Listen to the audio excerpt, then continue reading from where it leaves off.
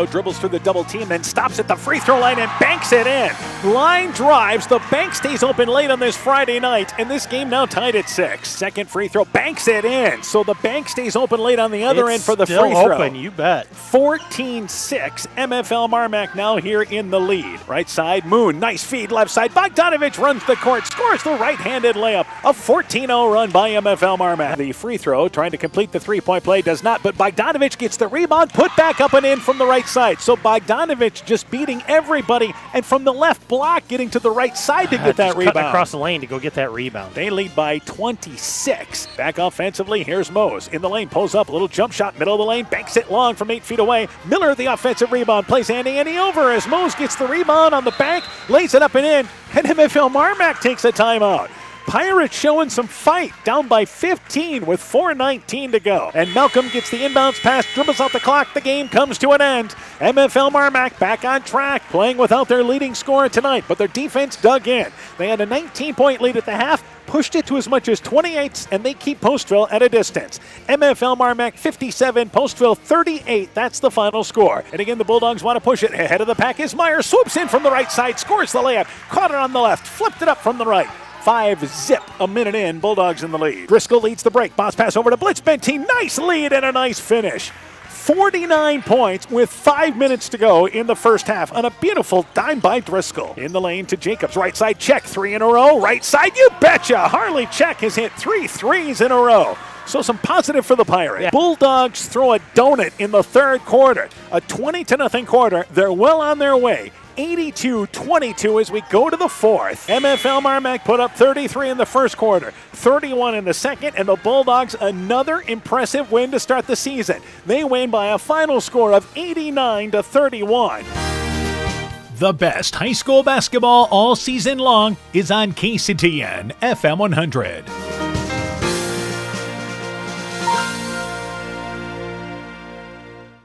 It's Upper Iowa Conference basketball again tonight on KCTN. In our featured matchup, Central visits Clayton Ridge. First off, we have the girls game. The Warrior girls are off to an impressive 4-0 start. This team looks like the team to beat in the conference. They look to keep it going. For Clayton Ridge, the Eagles have won 3 in a row. This team is showing they can play with anyone in the league. They expect to have an opportunity tonight. Rivals meeting as Central visits Clayton Ridge. The Chalk Talk for the girls game coming up next. This is Chris Holbert, General Manager of Hall Robertson Incorporated in Postville. We would like to wish the area student athletes both a safe and successful sports season. We have been a community-based company since 1864, servicing and supporting the area ag industry with products necessary for daily success. We look forward to continuing to serve and support both the ag industry and high school athletes in our surrounding communities. Thank you and good luck from the families at Hall Robertson. When I started out in the car business, my dad gave me some good advice. Hi, it's Forrest Brown with the Brown's family of dealerships. What my dad told me is when you sell someone their first car, you need a good sales department. But if you expect to sell them their second, third, and fourth car, you better have a great service department. Visit any one of the Brown's family of dealerships in Guttenberg, Elkader, West Branch, or Victory Ford in Dyersville and find out why Brown's is your hometown dealer, no matter where your hometown may be. Check us out online at 4browns.com. The Woodland Eye Clinic in Elkader and West Union are proud sponsors of high school sports. We are committed to bringing our patients the highest level of total eye care with detailed one-on-one attention. Our offices offer the newest technology and equipment with a professional team of experienced staff that is committed to you. Call us today for your next total eye care appointment. The Woodland Eye Clinic in Elkader and West Union supports all of our local athletes taking the field or court this season. This is Michael Erickson at Central State Bank. We provide a complete line of lending services to help you get the best out of life. From home mortgages and equity loans to vehicle and personal loans, we have expert lending professionals who will work with you to provide options to address your needs. At Central State Bank, you don't deal with a branch or department, you deal with a banker who is dedicated to you. Central State Bank, member FDIC. Hey sports fans, take a time out and call Garms Financial Services. Their team of agents can show you how to save money on all your insurance needs with Grinnell Mutual. Whether you need auto, home, farm, crop, or business insurance, Garms Financial Services has you covered. You'll also receive quality protection, expert advice, and local friendly service. Call Brian Bugenhagen, Cheryl Wagner, Emily Bazin, or Kayla Olson today for a free competitive quote. Garms Financial Services in Elkader, your trusted choice agency. Top Gun Collision Center knows hunting season is over, but the deer still have a lot of tags to fill. If you've been tagged by anything, pull into the stoplight at Top Gun. That's it. Bob and his technicians have over 35 years experience and will handle everything. We write the estimate, take photos, and follow the factory engineered repaired procedures to fix your vehicle quickly and, most important, safely. We also have free loaners or rental vehicles. While you're there, ask Bob about his community and veteran discount program. Call Bob at 563-964-9899. That's 563-964-9899. Warrior Eagle Basketball is brought to you in part by Rise and Shine Nutrition on West Bridge Street in Elkader. David Balls, agent for Balls Insurance Agency in Elkader. Rivertown Family Dentistry, Dr. Alicia Waukee in Guttenberg. Ethan Kane Construction. If it don't drain, call Ethan Kane. T&K Cahoon, your Napa dealer in Monona. St. Olaf Ag Sales and Service. LTI & Sons Water Conditioning, your Connecticut dealer in Postville. TJ's Pizza in Monona and Claremont, and Myers Auto Service in Monona. We begin the Chalk Talk for our girls game. We're joined by Central girls basketball coach Mark Wiley. Coach your team 4-0, 2-0 in the conference. Won a non-conference ball game 10 days ago. Beat Springville 60-55. Tell me about that game. Yeah, we had a slow start, Dan. We didn't play very well in the first quarter. They turned us over. The pressure got to us a little bit, but then we settled in. I really thought we responded very well. We outscored them in the other three quarters to secure the win. We actually took a 10-point lead there in the fourth quarter, and we found ways to hold on to that win. We got some free throws down the stretch, so it was a good win against a very good Springville team. All right, let's set the stage for your starting lineup in tonight's ball game. Yeah, we'll start our same five that we started 10 days ago. Grace Keel will start for us, Delaney Sharp, Ashlyn Sharp, Haley Frieden, and Gracie Comer. And I know some kids contribute off the bench for you. Yeah, without a JV game tonight, Dan, we're going to actually dress all 15 kids. But, the kids that get a bulk of the minutes will be our three seniors that come off the bench for us, Lexi Lone, Hannah Ash, and Allie Piker. All right, turning our attention to Clayton Ridge, what do you know about the Eagles? Well, they do a pretty good job on the boards.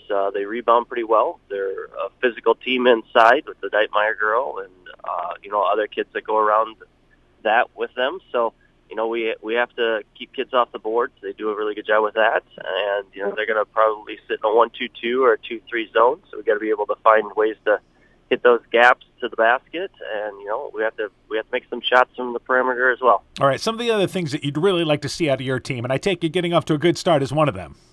Yeah, it definitely is, Dan. And I think that starts with just ramping up our pressure on defense and, forcing turnovers. I think that's a key component to the night's success early on. And, the other part is that we just have to continue to work together and get better on little aspects, whether it's out-of-bounds plays and sideline out-of-bounds plays. Those, smaller details, we just have to continue to focus on those. We haven't played for 10 days, so we've had time to practice, and hopefully we can showcase that we've gotten better over those 10 days. All right, Coach, good luck to you in the ball game. We look forward to talking to you later on tonight. All right, thank you, Dan. Central girls basketball coach Mark Wiley and his Warrior team. The Chalk Talk continues after this. The Veterans Memorial Hospital Medical Clinic is a welcome addition to Northeast Iowa. Establish care with our skilled, relationship-based primary care providers, Dr. David Schwartz, Sue McMillan, Haley Ruff, or John Hawes. They specialize in every age and life stage and provide comprehensive care for your entire family. Make your appointment today at 568-5530. Veterans Memorial Hospital Medical Clinic. New clinic, more accessible care. Exceptional caring people. Veterans Memorial.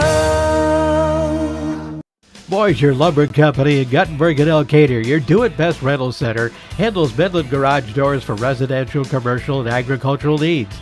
Midland Steel garage doors provide the best all-around value when appearance, security, durability, and low maintenance are desired. Boisier Lumber and Midland Doors take pride in providing their customers with top-quality products and superb customer service. Contact Boisier Lumber in Guttenberg and Elkader, your do-it-best rental center for Midland overhead doors sales and service. Stop into Nightingale Drug in Guttenberg to find that perfect gift for that special occasion. We have Silver Stars jewelry line, Gans and Carson home decor, Simply Noel purses and bags, Melissa and Doug toys, and baby items. Need that last-minute greeting card? Stop in and see our large selection. We have something for every occasion. Nightingale Drug and Gift Shop, your small-town, family-friendly business, located along Highway 52 in Guttenberg. Health Mart, caring for you and about you.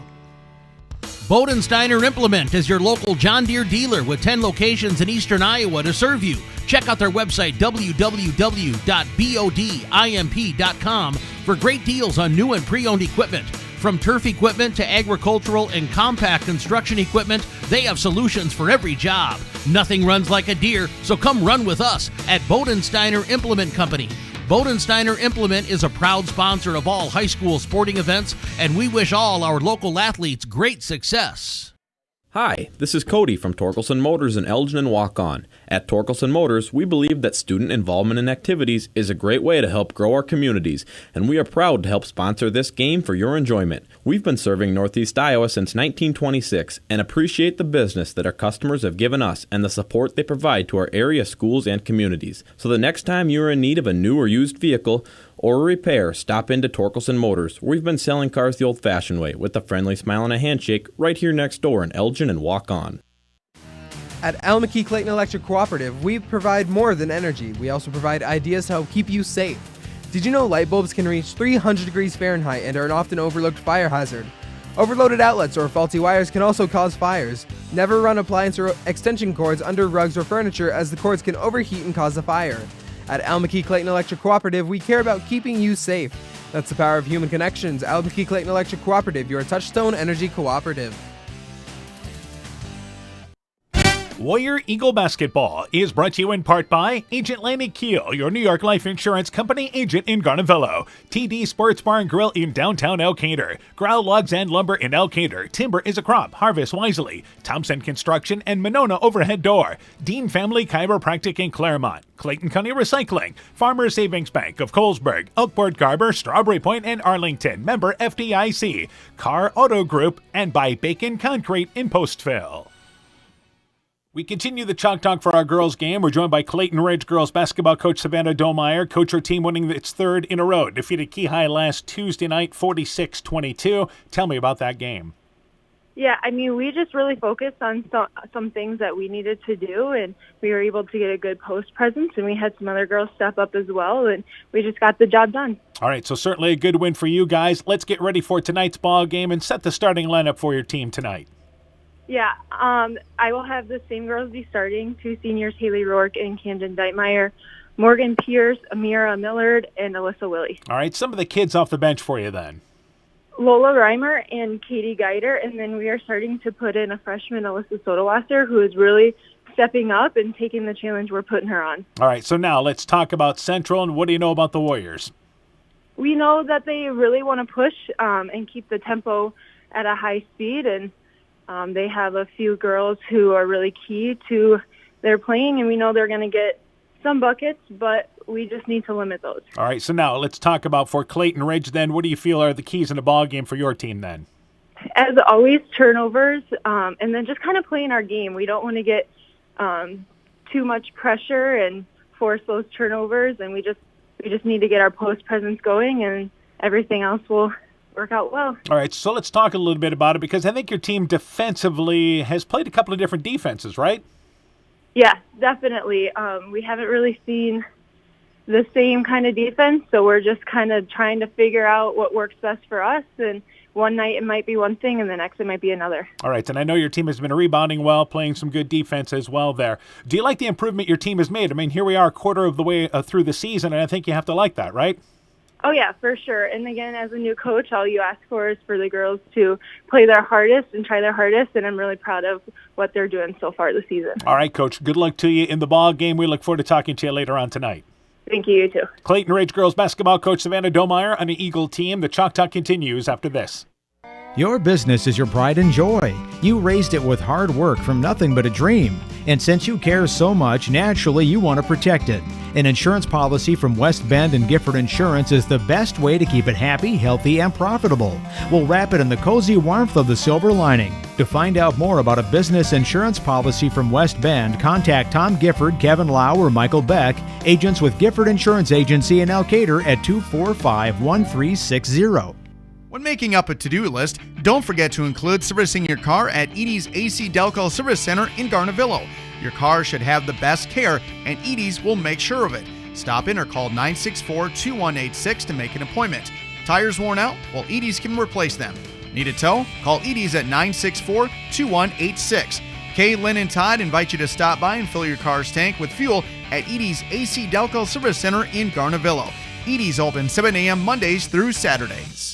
Alpine Communications believes connected communities become thriving communities. We are the local telephone company that became a 21st century communications provider. Alpine provides internet, television, cellular security, and telephone too. We promise personal, timely, reliable service from people who live here. When you choose us, we all thrive. Connect with Alpine Communications today. Click alpinecom.net or call 563-245-4000. Hey, Justin Birdnow here from Birdnow Chevrolet in Monona. I want to take a moment to wish all the local athletes good luck during their game.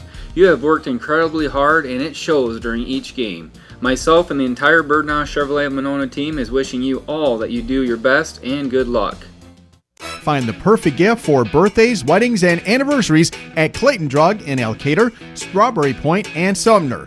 Each store is unique in its own character and design, but all have gift items that would be the perfect gift.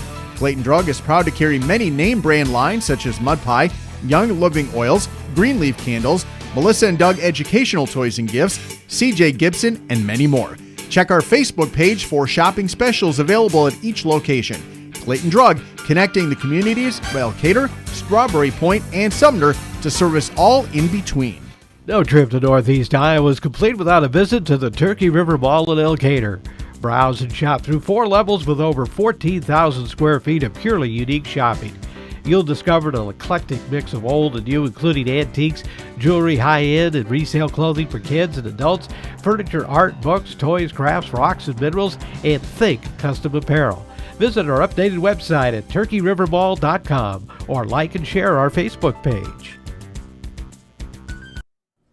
Warrior Eagle Basketball is brought to you in part by Elkader Chiropractic Center, Dr. Jamie Hammersland, Norby's Farm Fleet in Northeast Iowa, Guttenberg Municipal Hospital and Clinic. Check out career opportunities at guttenberghospital.org. Bruins and James Insurance, your Grinnell Mutual agent in Monona. RGK Portable Building, serving Northeast Iowa and Southwest Wisconsin. Furniture Showcase and All Wine, lighting showroom, flooring, furniture, and window treatments, and by the Loena Savings Bank, member FDIC. Good evening once again, everybody. How you doing? Dan Barons along with Coach Mike Sass. Welcome to Guttenberg. Welcome, Coach Sass. It's Upper Iowa Conference basketball, and tonight it's Central and Clayton Ridge. It is a rivalry matchup, and Coach Sass, I think you had a hand in a few of these rivalry matchups in the conference through the years. Rivalry matchups are always fun. Always brings intensity. Fans, the players, the coaches, they're a good time. All right, you took a part of it as a player at MFL Marmac with Postville. Was that your biggest rival back when you played? You know, I always felt it definitely was a rivalry. I felt like we had a good rivalry with South Wind when I played as well. They had a really strong team as we did, and we kind of had a rivalry with them as well. All right, and I know as a coach you took part of one with Postville, with MFL Marmac, I would say. MFL Marmac, and I think Valley before they joined with Postville and Valley were big rivals as well. And of course, that MFL Marmac matchup was always kind of good because you had played for Net Barn there, so old friends getting together. Absolutely. So it's good to get this rivalry matchup tonight with Clayton Ridge and Central. The Warriors come in. They are 4-0 on the season. They are 2-0 in the conference. Clayton Ridge has won 3 in a row. They're 3-2. More importantly, they're 2-2 in the conference. But both teams haven't played for a week. Let's start there. Central hasn't played for 10 days. Yeah, I know Coach Wiley mentioned they haven't played in 10 days. He's a little worried about the rust and the conditioning of his team, and that always can be a concern. All right, and for Clayton Ridge, they actually last played a week ago. They defeated Keyhigh. Central defeated Springville 60-55 in their last ball game, and Clayton Ridge victorious over Keyhigh by a final score of 46-22. Let's start talking about these teams, and as always, we start with the visiting team. The Central girls are ranked at number 9 in Class 1A. This is a team that many feels is not only one of the best teams in this conference, but maybe in Northeast Iowa in Class 1A. Yeah, I think, from what you've seen, scores and just watching the girls play, I think the Central girls are probably the favorite in the conference. And off to a great start, and they're led by some seniors, and they've got a lot of high goals this year. That's the big thing. You're led by seniors, and they have logged a lot of minutes for you. A couple of them have played since their freshman year. Delaney Scharf and Haley Frieden. Let's start there. Scharf averages 15 points a ball game. Haley Frieden averages 10.5 points a ball game. Nice place to start with those two. Yeah, when you get two girls that have played since their freshman year, and I know that Delaney Scharf is definitely the leader of their team, and the Frieden girl as well. That's big. The other girls can just follow their lead and do their jobs. The third score that has really stepped up, I think that makes Central a different team, is the play of Ashlyn Scharf, averaging over 14 points a ball game. She's the number 2 scorer. Yeah, and that changes them, like you said. I think they've always had Delaney Scharf and the Frieden girl, and now they've got that third scorer that really makes them tough to guard. And then, of course, you've got some other girls that contribute. Grace Keel at 6 points a ball game. Gracie Kummer in the starting lineup, averaging over 3 points a ball game. It's a team that the big thing is they have athleticism, right? Yeah, and I think they know their roles too. They know those top 3 are going to get the most shots and the most points, and then the other girls just kind of play defense, rebound, assist, get their shots when they're open, and they all work together well. All right, let's talk about Clayton Ridge and Coach Savannah Domeyer in her first season. They dropped a 1-point game to Southwind, but again, they have reset. They have won 3 ball games in a row after they lost to Southwind and North Fayette to start the year. And what has happened there is they actually have taken care of the basketball and played pretty good defense. Yeah, and I think that's going to be key for them. They've got good post play with the Deitmeyer girl.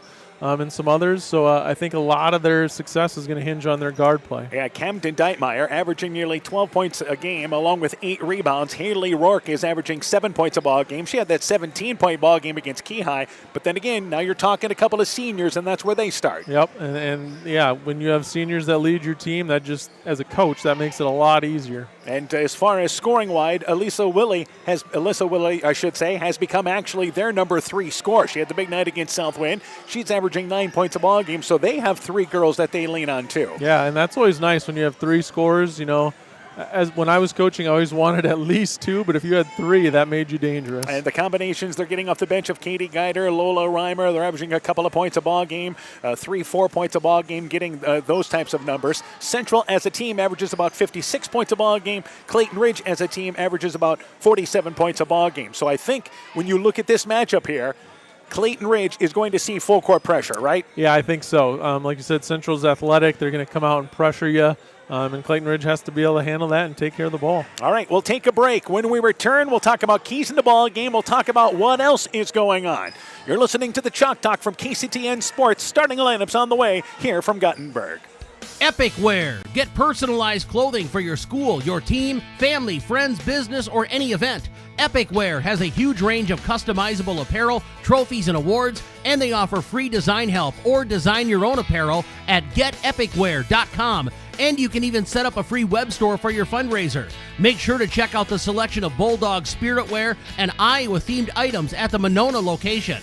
Epic Wear, located in downtown Monona and Waukon. Call 563-539-2300 to place your order today.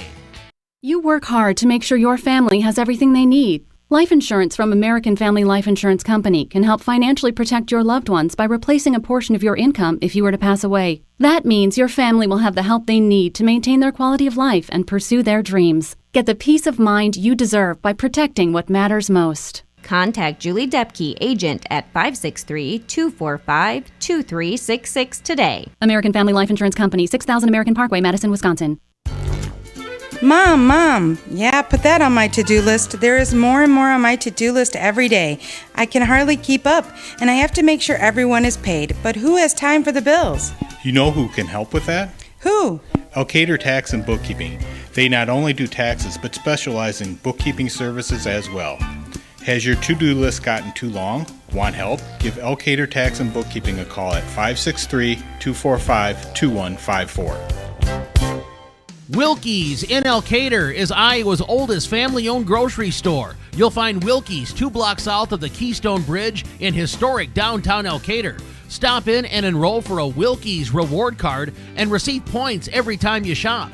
Then log on to their website at wilkiesgrocery.com to view the weekly specials, check out your reward points, make out a shopping list, and more. Wilkie's in Elkader, open Monday through Saturday from 8 a.m. till 8 p.m. While out and about, don't find yourself stuck at the side of the road. At Edgewood Auto and Tire, our trained technicians work on all autos, trucks, semis, and heavy duties. We offer premier alignment service and DOT inspections and carry all major lines of tires. Call or ask about our current tire rebates. If you're in a bind and need a tow, give Edgewood Auto and Tire a call at 563-928-7333. Available 24 hours a day, 7 days a week. We offer a mobile tire repair service to get you back up and going, either on your farm or on the road. Broadband is more important and versatile than ever, and you no longer need a home phone to utilize Neat's fiber broadband service. Freedom plans are now available to all subscribers on Neat's fiber network in and around Farmersburg, Luena, Monona, Postville, and St. Olaf.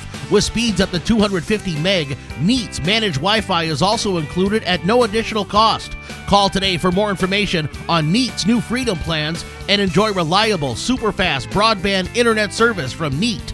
Call us at 539-2122 today to discuss which Freedom plan is best for you. Neat, connecting you now.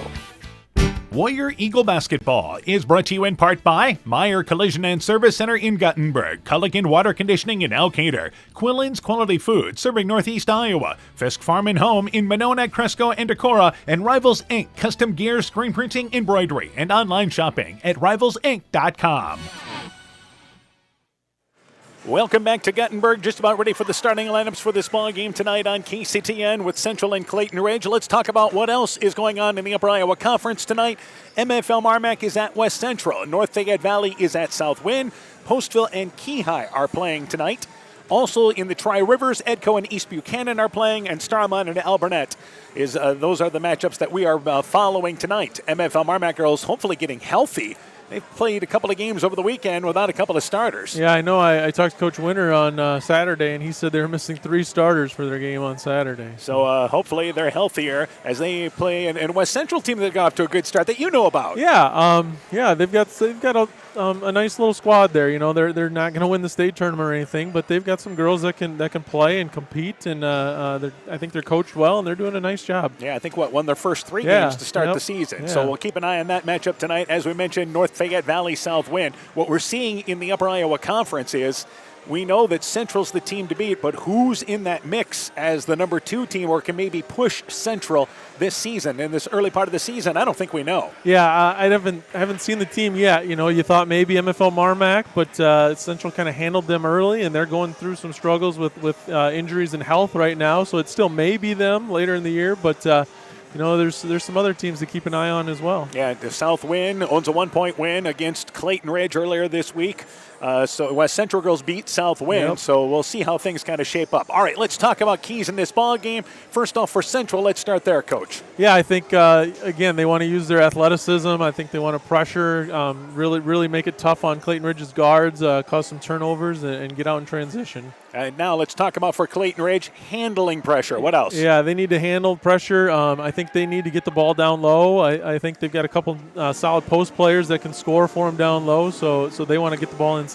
And, again, handle the pressure, get you into your offense. The other thing is I think rebounding is a key because Central is not a big team by any stretch of the imagination. Yeah, correct. I think Clayton Ridge should have an advantage there with some size, and maybe if they can control the boards, that could be a big advantage for them. Case there that Clayton Ridge would love to get Deitmeyer established down low. I think they realize they are a much more effective team when the offense kind of runs through her down low. Yeah, and I think any team wants to do that first, and it just opens up the outside so much more and makes those shots a lot easier. All right, great crowd, by the way, on hand for this matchup tonight. We have nearly a full gymnasium up here on the overlook as well. Great crowd. This is awesome to see. Yeah, this is great to see. Like you mentioned, a rivalry game, two schools that are fairly close to each other. So, yeah, a great crowd tonight, and it's great to see for a Tuesday night. They are finishing the Eagle Fight song, and we are ready to turn things over to our public address announcer, Rick Colbert. Been doing it for a lot of years. Rick Colbert has tonight's starting lineups for our first matchup tonight. Let's go courtside now there. Take it away, Mr. Colbert. Good evening, ladies and gentlemen, and welcome to tonight's Upper Iowa Conference matchup between the Central Warriors and your Clayton Ridge Eagles. Let's meet the starting lineups. For the Warriors, number 5, Gracie Kummer. And for the Eagles, number 10, Morgan Pierce.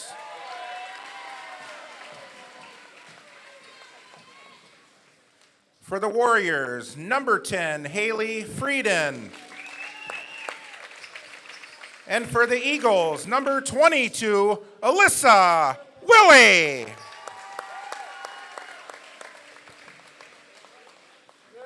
For the Warriors, number 14, Ashlyn Scharf. And for the Eagles, number 30, Haley Rourke.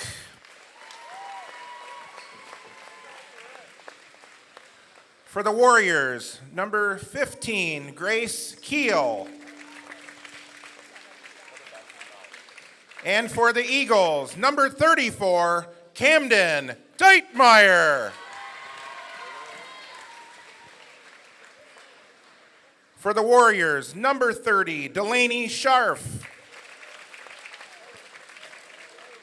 And for the Eagles, number 42, Amira Millard.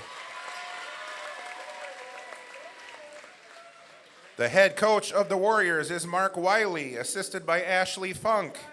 The head coach of the Eagles is Savannah Domeyer, assisted by Casey Czar. Ladies and there you have it. Starting lineups, opening action coming up next with Clayton Ridge and Central. Let it grow, let it grow, let it grow. People's State Bank is offering for a limited time a 6-month certificate of deposit at 3.25% APY and a 5-year certificate of deposit at 2.25% APY. Stop into one of our 20 convenient locations and speak with a local and experienced customer service representative to lock in this great CD rate at People's State Bank. Annual percentage yield is accurate as of 11/17/2022. $1,000 minimum deposit required to open account. APY calculation assumes interest and compounded semi-annually on deposit terms of 1 year or longer. Early withdrawal penalties may apply. Rates subject to change without notice. People's State Bank. Member FDIC. Being good at life means getting your finances together so you can focus on the moments that matter most. With over 175 years of expertise, New York Life Insurance Company provides you with benefits you can enjoy while you're, living. So give your local agents Andrew Reimer or Troy Springer of Gothenburg or Bill Garms in Monona a call. You can reach Andy and Troy at 563-252-2471 or Bill at 563-880-5530. They can help you and your family be good at life. Winter high school sports season has begun. Dr. Mark Foey, Dr. Jessica Wilkie, Dr. Courtney Wicken, and the staff of Family Dentistry Associates in Monona encourage you to support your local high school basketball and wrestling teams. Family Dentistry Associates of Monona, 539-4651, where health-changing smiles are created.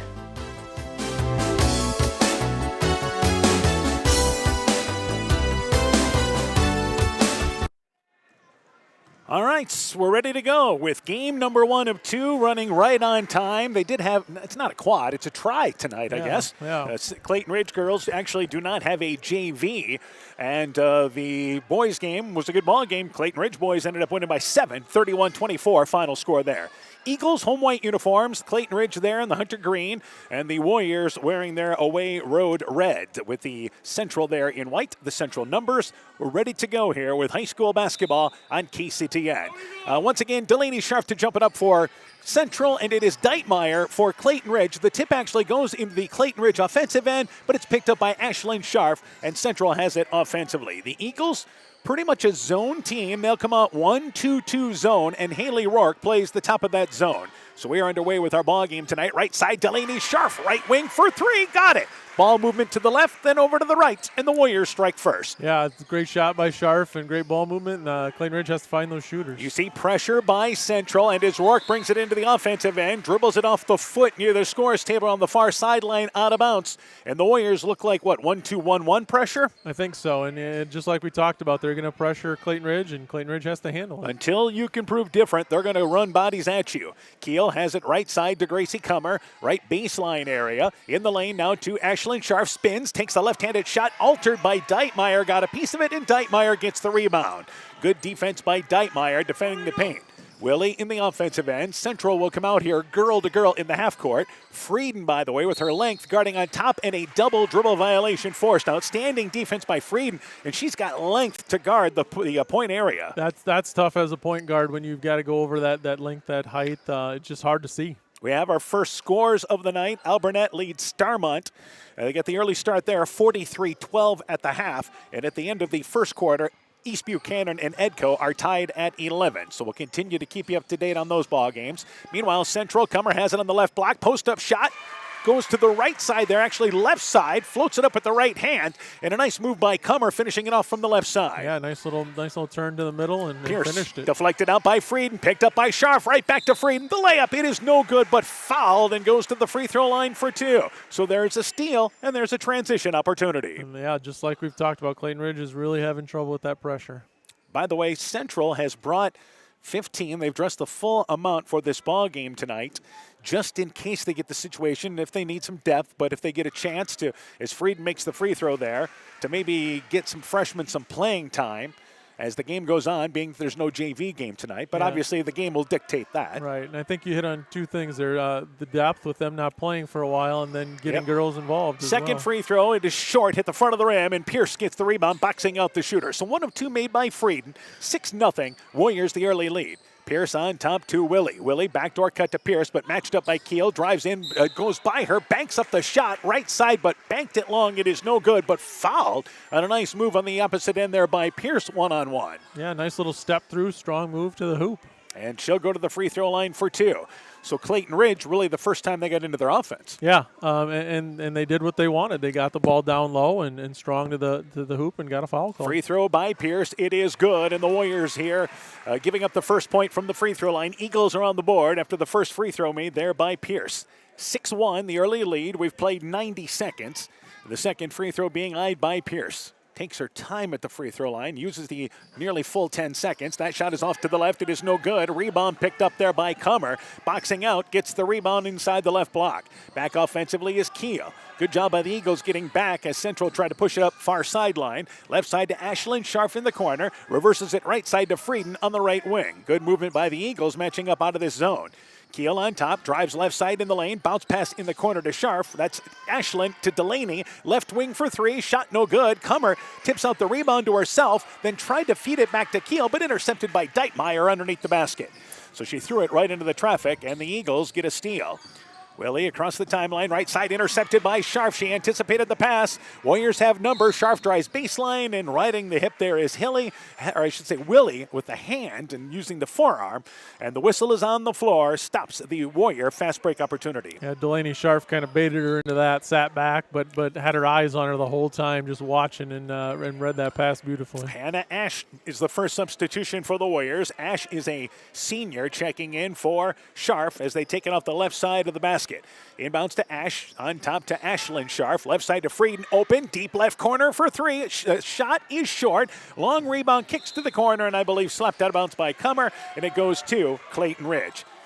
The Central girls run great inbound sets. Yeah, got her a wide open look there. You can't ask for much better than that. And inbounds to Rourke. I think MFL Marmac and Central are the two teams that run the best half-court sets in the conference. Right side, Millard gets ahead of the pack, drives in, but leaves the layup short. Willie tracks down the rebound, following it up from the right side. Willie trapped in the corner, able to go to Pierce, who tried to rifle it across a lot of traffic, and it's deflected by Ashlyn Scharf, but then Grace Keel traveled with the basketball, actually carried the basketball as she was trying to get the handle on it. So a steal, but then a turnover by the Warriors. Yeah, a couple turnovers back to back there by each team. Central did a nice job getting the hands up because there was a Clayton Ridge girl open underneath. But Delaney Scharf back into the game. Ash checks out for the Warriors. Rourke left side to Miller. Miller drives baseline, lane to the basket, uses the left hand, but played Annie over long. Rebound by Deitmeyer, misses the putback from the left side. And then the rebound slipped out of bounds by Central off the left side of the basket. Ball went off the back of the rim, but Deitmeyer's got a couple of rebounds already and unable to finish, but the Eagles maintain possession. Yeah, they're doing a nice job getting it inside. They've just got to finish some of those shots. Deitmeyer trying to back her way under from the right block on the inbounds, but again, that shot is flat off the back of the rim. Scharf gets the rebound from the left side, and again, the Warriors want to get up the court. 3 minutes in, they lead 6-1. Scharf, right baseline now. That is Ash open, deep left corner for three. Cups in and out. It is no good. Deitmeyer gets the rebound. Here's Rourke ahead of the pack. But again, Central gets back. Rourke stops 8 feet away, banks up the shot, and got it to go in. Didn't try to force it. Took the spacing that was left there, and the Eagles their first field goal. Yeah, did a nice job under control and hit the little short jumper. 6-3. Warriors have the early lead. 4.5 left in the opening act. Good pace of this game going, as Frieden has it left side to Delaney Scharf. That's Ash, deep left corner. Back out on top to Scharf. Central now left side, Ashlyn Scharf. She has it left corner. Line drives the three, and that ball long skips to the right side, and Millard gets the rebound. Warriors right now being limited to one shot. Yeah, and a lot of three-point attempts, too. And on top, it is again Pierce. Pierce to Willie. Willie back to Pierce, trying to drive right side. Slapped out of there by Scharf. Pierce tries to save it along the baseline. Then Willie going after it right below us. Willie along with Ash. And they say that it's going to go to Clayton Ridge. We're going to keep it down here. So they'll take it off the left sideline area. And the far, actually right below us. Just out of camera. You can kind of see that where Pierce will get it inbounds. And Lola Reimer has checked in for Clayton Ridge along with Katie Geider. That's their first substitutions. Deitmeyer and Willie check out, and now Geider goes over the center court line, trying to set up the offense, kind of lost where she was at. Foot stepped on the center court line, and that's an over and back violation. Yeah, exactly. Just lost where she was on the court there. Halfway through the first quarter, Warriors scored the first 5 points within the first 90 seconds, and they've only scored a point since. Right side to Frieden, back out on top. Lexi Lone has also checked in for the Warriors, so let's keep track of the subs. Scharf drives baseline, leans in from the right side, banks it up and in. Strong drive there, leaning into the right from the left, and Scharf there slashing against the Eagle defense. I think Coach Wiley's going to like that. They've been settling for a lot of threes, and they've been open threes, but get some action going to the hoop. Get a layup there. Ashlyn Scharf, and she's got that looks like bandage on the right wrist. She will check out. Into the game is number 44, Allison Fikert, a 5'9 senior. So Central, when they go to the bench, they're bringing in seniors, 3 of them. That's nice. And the free throw rattles around Scharf, an excellent free throw shooter at over 70%, makes the free throw, completes the three-point play in a 9-3 lead for the Warriors. Pierce stops the dribble, but Rourke able to come back and get it in the offensive, and then Frieden commits the reach-in foul. That's the second foul on Central. Eagles have committed 3 here. Never want to stop once you get across the center line, do you? Yeah, no, that's the worst place in the world you can pick the ball up. And she was bailed out there because Rourke was close enough behind to just flip her the ball. Back out on top to Rourke. Again, the Warriors, as we mentioned, girl to girl. Right side, the pass intercepted by Ash. Intended for Geider. Ash drives in the layup, scores it from the left side.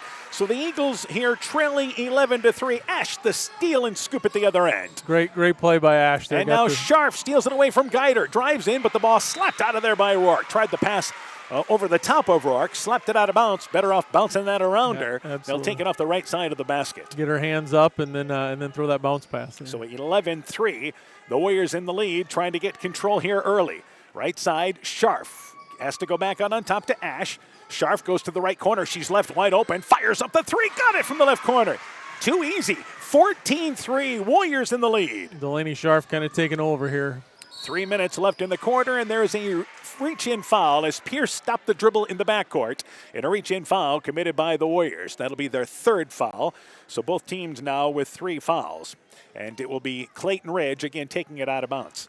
One thing about Central is the depth, the athletes, they can just throw kids off the bench at you there, and they don't lose a step. That's nice, Ash knocks the ball away. Rourke in the backcourt area, and the ball knocked away by Ash on the student area, the sideline area, the Clayton Ridge sideline area. And now the Eagles want a timeout. They have possession. So 3 minutes left in the opening act. Warriors at the 11-point lead at 14-3. Let's take this break. We know that potential is greatly enhanced through hard work and dedication. At Viafield Cooperatives, we promise to provide innovative products and dependable service to help you meet and exceed your potential. From agronomy to energy, grain to feed, Viafield is excited to provide growing opportunities for both producers and consumers at 18 locations throughout northern Iowa and southern Minnesota. Want to learn more about Viafield? Go to viafield.com. Viafield is a proud supporter of our local student athletes. So a timeout taken there by Clayton Ridge, and this is about having to adjust here to the Warriors' pressure. Yeah, just settle the girls down and calm down a little bit. Don't let them speed you up. You got to play at the pace you want to play at. So the ball goes to Clayton Ridge. Central here, and I believe we got a little moisture on the floor is what we have, where that ball was knocked out of bounds last time. So Pierce will take it out of bounds on that far sideline area. Maybe a water or drink spill here of some sort. One thing to consider here is Central is the team that has more depth, and Coach Wiley talked about that. He thinks that maybe quicken up the pace, maybe start to wear things down. Absolutely. I've had teams where I've wanted to press, but you don't have that depth, and you don't want to get your players in foul trouble. But if you've got that depth and you can keep running athletes at them, press away. All right, our official did a good job playing janitor there, so we'll return to action at the 3-minute mark of our first quarter. Eagles here. Central falling and picking them up half court. And it is Deitmeyer going underneath. Wide open is Millard on the left side. The shot, it is up. It is in. Fouled. Count the basket. It looked like Central maybe 1-3-1 there in a great recognition by the Eagles. I think they were, Coach Wiley switching it up a little out of the timeout. And, great job by the Eagles. Nice pass and great finish there by Millard. Ashlyn Scharf back into the ball game. Ash checks out. Geider will check out for Clayton Ridge as Willie comes back in. Deitmeyer waiting at the score table for Millard. Second foul, by the way, committed by Central's Haley Frieden. So keep an eye on that. Free throw on its way by Millard. It is good, and the Eagles needing a positive there. Got a 3-point play.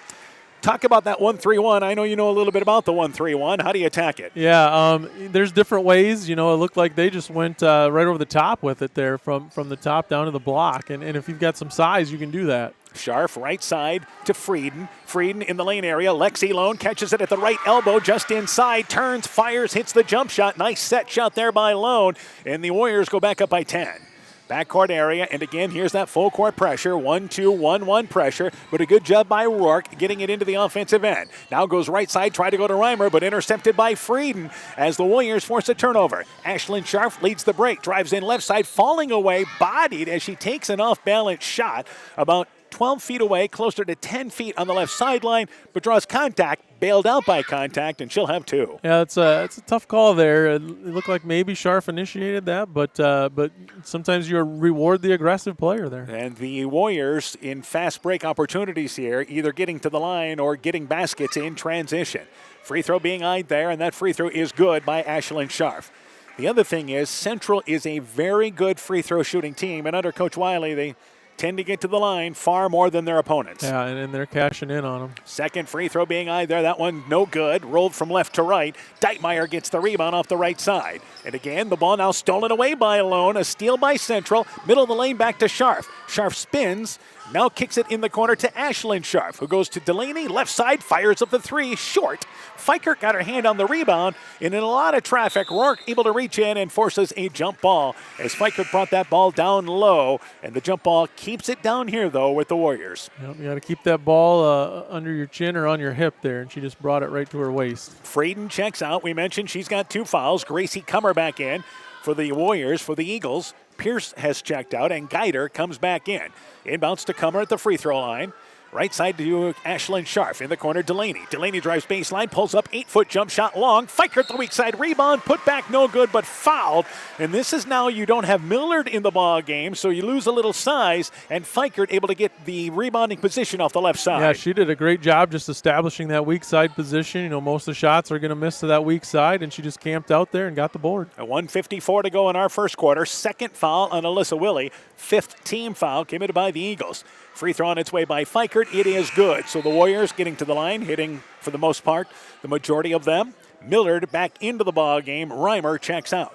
Millard a bit undersized, but again, she's got the motor that Clayton Ridge wants on defense. And she's strong. You can tell she plays strong. And the second free throw being eyed once again here by Fikert. Fikert's second free throw. That one's off to the right, but bounces to the left. And Deitmeyer saves the rebound from going out of bounds and back to Willie. Good hustle there. Eagles maintain possession. But again, Deitmeyer throws the pass away, picked up by Lone and scores the layup. It's a steal, it's a layup, and the Warriors lead by 14. Yeah, they're just nonstop with this pressure. And the Eagles here trying to slow things down. Rourke in the backcourt, and they better hurry because we're close to a 10-second violation, and Coach Deitmeyer realizes it and takes a timeout. Full timeout taken by the Eagles, down 20-6 right now. With 90 seconds left in the quarter, let's take this break. Join Freedom Bank in supporting our local students and their after-school activities.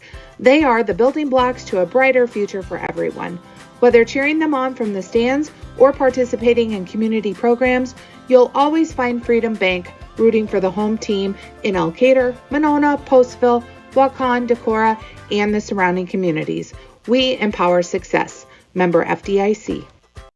Sode's Greenacre Gift Shop and Liquor Store is filled with great gift ideas with a wide selection of Iowa-themed and produced unique and one-of-a-kind gifts. Handcrafted items and a great selection of top-shelf spirits, wine, and craft beers. Sode's Greenacre Gift Shop and Liquor Store joins Perk Central at 7 Goethe Street in beautiful downtown Guttenberg.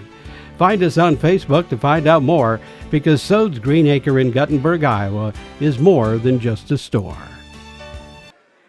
So the second timeout used this quarter by Clayton Ridge, and a good timeout taken by Coach Deitmeyer, Domeyer, I should say. Domeyer, yeah, I think you have to. Yeah, you don't want this is starting to get out of hand, and you've got to try and keep it within reach as long as you can here. We've got Domeyer there for Clayton Ridge as the coach. Deitmeyer is their leading scorer and post player. So a timeout taken by the Eagles. They have possession, but down 20-6. And it will be Willie taking it inbounds on the near sideline. Inbounds to Rourke, and again, Warriors continue to pressure. Deitmeyer, they beat the pressure, right side to Millard. Millard has a lane to the basket, bodied by Fikert, and Millard was going to go right by her. So not a bad foul by Fikert. Yeah, and again, great timeout. They set up the press break and executed it perfectly. Would have had a layup if not for the foul. Both teams with 5 team fouls. So we'll see how that looms here as Pierce quickly comes back into the ballgame. We talk about Central's depth. One thing that Coach Domeyer, I think, substituting early in this ball game, keeping kids fresh. Yeah, she's got to. Inbounds Rourke catches it on the right block, but fouled by Ashlyn Scharf on a nice inbounds play run by Clayton Ridge, because all Rourke did was go from the left block to the right. Yeah, I think some miscommunication there by Central. They just let her go, and no one switched, and wide open. So now that is the 6th team foul committed by Central. So the Eagles are going to be in the bonus for the final 9:24 of the half. Rourke's free throw, it is short. She'll get another opportunity. Rourke lines up the free throw, but at the last second pulls off the guide hand and then just pushes with the one hand. Yeah. So she'll try to salvage 1 of 2 from the free throw line after the inbounds play, getting a good look from the right side. Second free throw on its way there. It is good. So 1 of 2, 20-7, Warriors in the lead. And again, the Eagles getting back immediately defensively. Yep, they're trying to set up that half-court zone. Delaney Scharf on top, left side to Lone. Lone against the 1-2-2, Comer in the corner, deep left corner, back out on top to Lone, right side to Delaney Scharf. Warriors, good ball movement around the perimeter. Fikert gets it baseline, covered, right side to Scharf. Scharf on the right wing, reverses it left side to Comer, catches it on the left block, the shot there. Volleyball blocked by Deitmeyer, coming out to help out defensively. Rebound pulled down there by the Eagles. Good adjustment there by Clayton Ridge.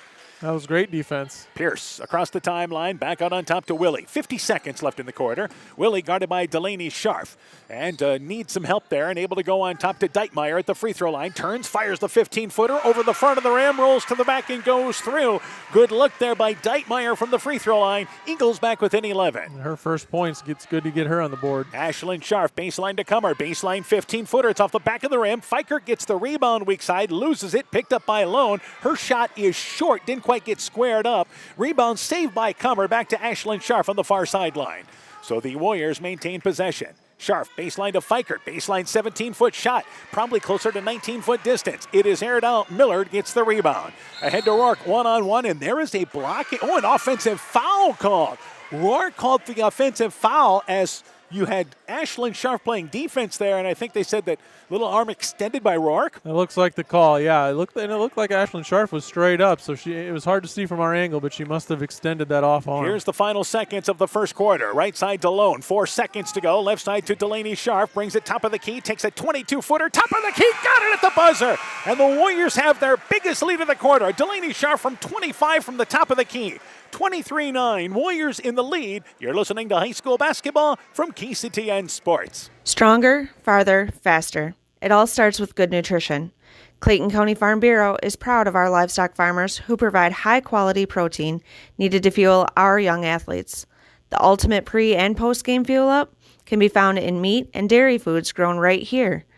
Meat and dairy are natural sources of essential vitamins that support health, energy, and performance. We know our student athletes are the real deal, and Iowa's livestock farmers are committed to helping them reach their goals.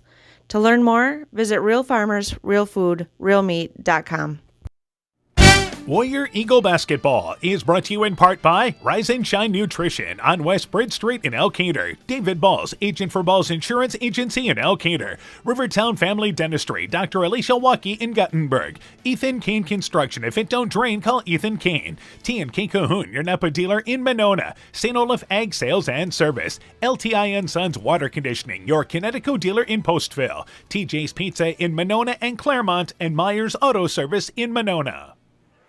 So we've played one quarter, 23-9, Central in the lead. Let's talk about that shot. Delaney Sharp did a great job of getting an open look. Yeah, she just created that on her own, and she shot the ball well that first quarter. The rest of the Warriors not so good from the outside, so they're really leaning on Delaney Sharp right now. 23-9, Central here in the lead. Let's update you on a couple of scores. East Buchanan leads Edco at the half, 28-18. MFL Marmac leads West Central at the end of one, 20-7.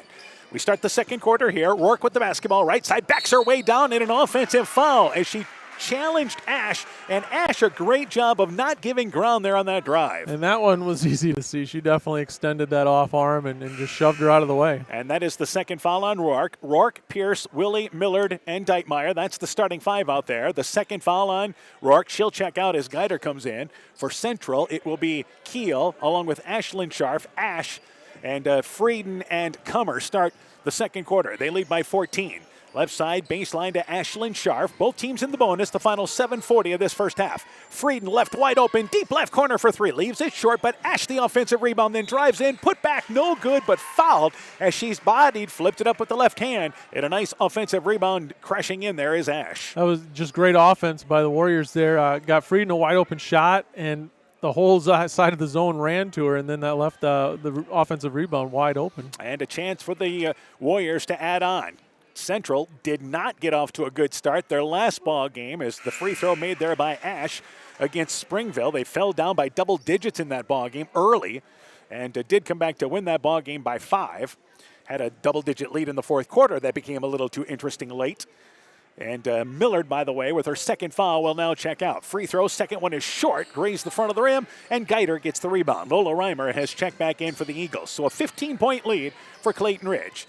Pierce, high post area to Reimer. Backdoor, nice feed to Geider, but too far underneath. Missed the layup. Kummer got the rebound. She was open, though. Yeah, great cut. Great backdoor, just too far underneath the hoop. Ashlyn Sharp offensively drives in, and she had a little hitch as she tried to drive in, and she's called for carrying the basketball. Just kind of brought that ball back a little bit to the hip.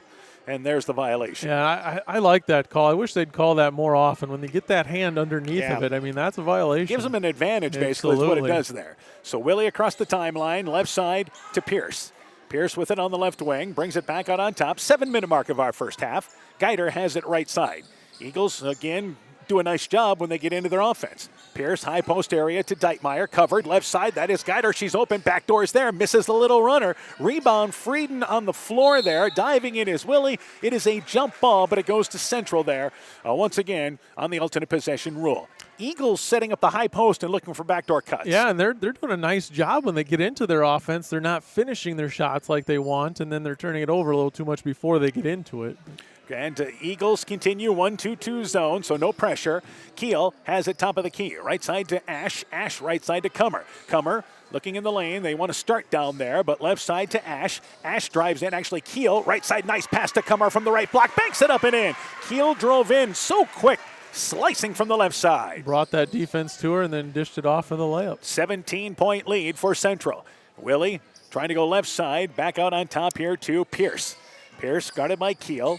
Keel, good defense there, keeping the hands away. And Pierce at the free throw line pulls up, little 12-foot leaner inside the lane, leaves it short off the right side. Kummer gets the rebound, one and done for the Eagles.